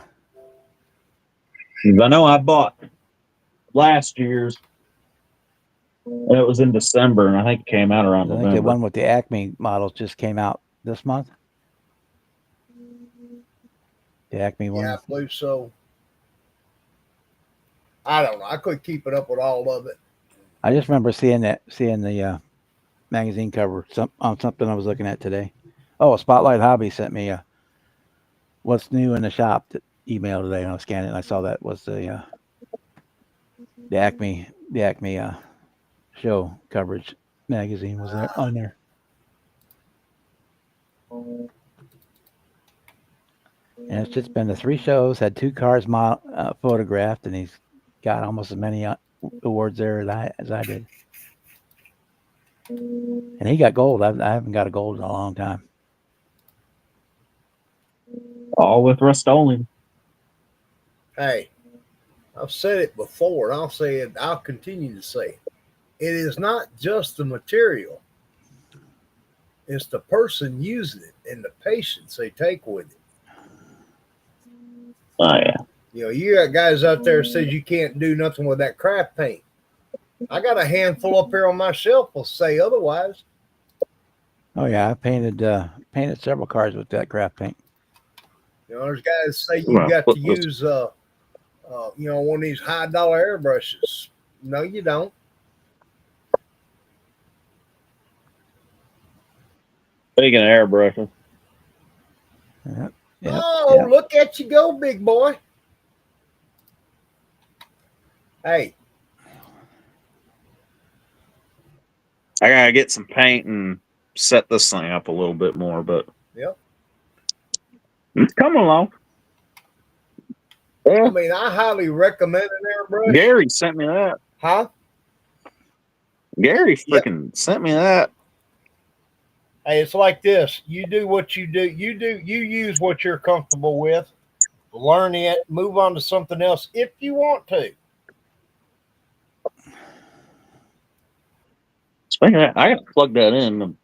I've unboxed it, put together, and I never have plugged in to make sure the fucking thing works. I did get it from Walmart, to be fair, so I probably shouldn't plug it in. It's third party, yeah, through Walmart.com. It looks almost exactly like the one I have. Not exactly, but pretty close. They're pretty much all made in the same place. Yeah. Mine's one in Zedvor, Vivor. But it looks the same. Not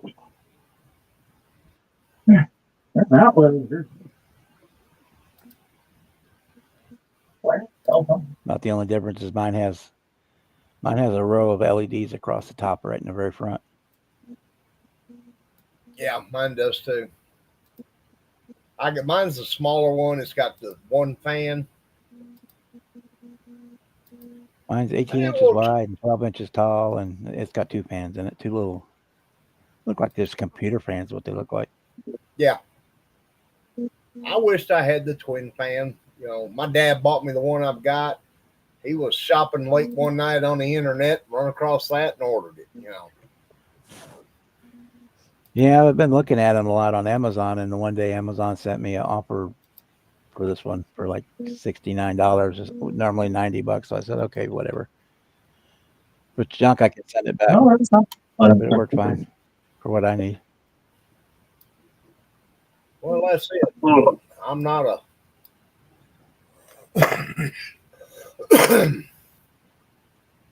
And when I use it, I Not just like run the I've been hose here. out goes the hose out the door and around the corner, so it's not I'm not sucking the fumes back in the house. It's not Because I like I'm can't. sitting here painting a 7-figure custom car. So Yeah, more like a 3-figure. You know, a 7 and a dot and then 2 zeros. as soon as I do get it finally set up permanent, like then I start using 2K clears and stuff. But I don't want to do that right now. It's just too.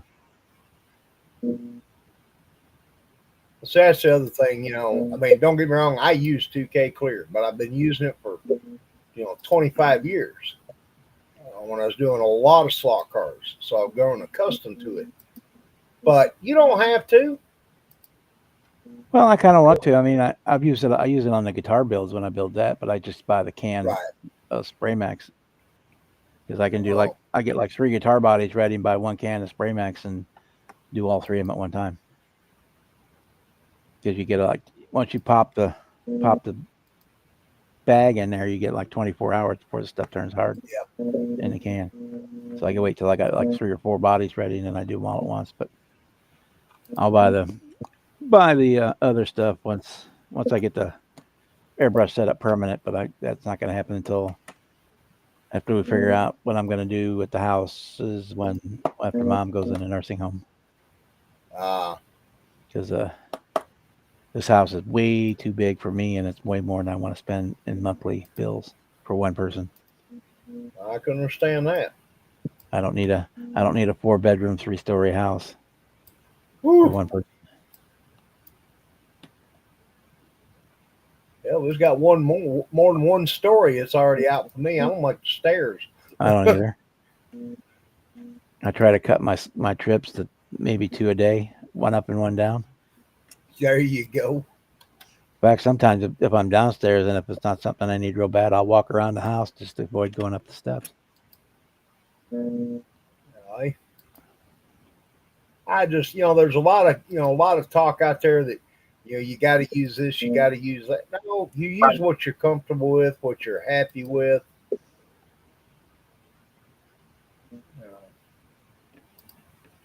I mean, I just changed over to using a lot of MCW paints, but they're still affordable in my book. Well, I was using the Testers clear for a long time, but the last couple of builds I did, it did not turn out well. And it's like 3 or 4 different cans that it came from. So I'm basically, I'm going to find something else. And I have a hard time getting the TS13 in at the hobby shop. They hardly ever have it. So then I have to order it online, which is you got to pay extra for. So, I might as well make the step up to it. And the Duplicolor 1K clear I will not use. It is trash. You get one shot. If it comes out lumpy, you're screwed. Because if you try to put another coat on it, it's done. It'll wrinkle up like an old prune.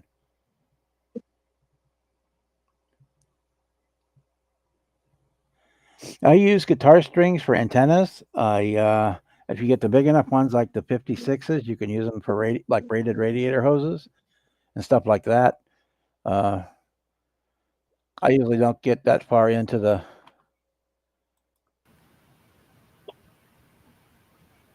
detail to do like the little carburetor springs and throttle linkages, and occasionally I'll put the lines off of the master cylinder for the brakes. Very occasionally I'll do that if it's sitting right out in the open where it's obvious they're not there.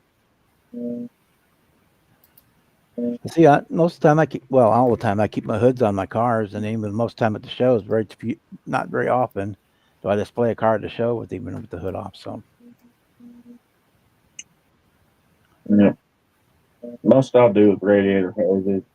That's about it. I've actually never wired up a 25th scale motor, 24 scale. That's why they come up with a class called curbside and slammer. yeah, I like that 69 Firebird. I will probably go back and put brake lines in there just because I got that clear hood on it. So Where'd you and get that clear hood? I had to do research. MPC did one release of Okay. a 67 and a half Firebird that had the clear hood in it.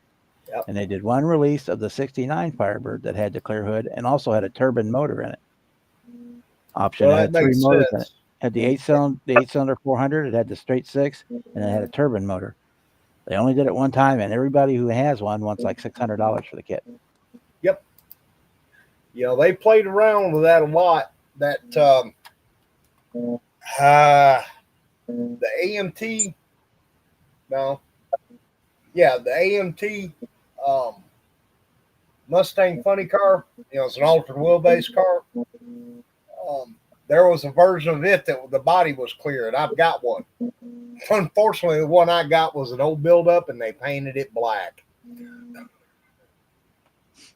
Yeah, this one was. It was just I bought it. It was basically a rebuilder kit I bought at the show, and I was going through it. So, oh wait, this has got a clear hood, and I've never seen that before, which is cool. So they had glued the tack on, and it was gone. So there was the clear plastic was kind of roached. So, but I got the rest of it polished up, got all scratches and marks out of it, and then I just had to glue a new hood tack on it, and it looks awesome. Yeah, I seen that the other day, and I meant to comment and ask you about that. And just there was. When I'm on Facebook, I'm relaxing, just going over things, sharing a bunch of stupid shit. You know, me and my jokes. And best I could tell for that 67 Firebird that they did, that's the only box of it they did. They only popped that one time, and then they changed the tooling when they did the 69. Yeah. They were good about doing that. They couldn't back up back then. Which would have been all right, except for the 67 or 67, the nose piece was separate, and the 69 it was molded on. Yeah. Onto the body. So I mean, if they'd have not blocked off that channel when they printed the 69s, you could have cut the nose off and put a 67 nose back on it. And the tail lights were a little bit different, but unless somebody's a Firebird geek like me, most people wouldn't know the difference between a 67 and a 60, which is really 68. They came out in September of 67. That's when the cars came out. The tail lights were slightly different. That was the only outside difference, and the nose was different. But the 67 had the full chrome nose all the way across the front, and the 68, 69s had just the middle section was chrome. Well, boys, it is 10:15 here for me, so that's plenty late enough. And over there in the East Coast, you guys are almost coming up on midnight, so I'm going to shut this one down. I may be back on Friday if nothing's going on. You just never know. We'll see. If Friday won't be here. We're going to see Brooks and Dunn Friday. If not, then I'll probably be on Brian's on Saturday. Damn, so thank everybody for coming in tonight. We got Friday, we're going to see Brooks and Dunn. And then in July, we're going to see Jason Aldean. Brooks and Dunn, hell, they'll be in walkers or power chairs, won't they? No, surprisingly not. Which, this will be my first concert I've ever been to. Really? Yeah. My mom, she bought the tickets for me as a graduation gift friggin' last year, so we got really good seats early as fuck. Awesome. Oh, you have fun there. I think Mom really wanted to go because the songs they're doing the Neon Moon album, which is my mom's favorite fucking albums. Hey, watch it now. I remember being in the honky tonks when that was new. Oh, I love that song. Yeah, I love Brooks. I love Brooks. I like older '90s, 2000s country. You're welcome, Boston. Yeah, then back in our days when the concert tickets were $20 for good seats. Yeah, See, got- I remember going to see Heart for $10 a seat. Yeah. yeah. My dad's first concert was Ozzy, and front row was $20. 20 a ticket. My And, very good. first concert was Kiss at the Pontiac Silverdome in Michigan. Mm. And I think those tickets were $10 a seat then, maybe $5. Well, Yeah, knowing that- Gene Simmons, they're probably 10. Yeah. Yeah, we went to shows at the Checker Dome. All right. Grandma hated that I Love Kiss. Fucking Knights in Satan service. She Oh, fucking yeah, I remember that. hated it. I also remember sitting in class in the third grade drawing them on my notebooks. All right, boys. We will see you later. I'm going to shut her down. All right, Yeah, brother. man. Take care, All right, Bob, everybody. Jimmy, everybody in the chat.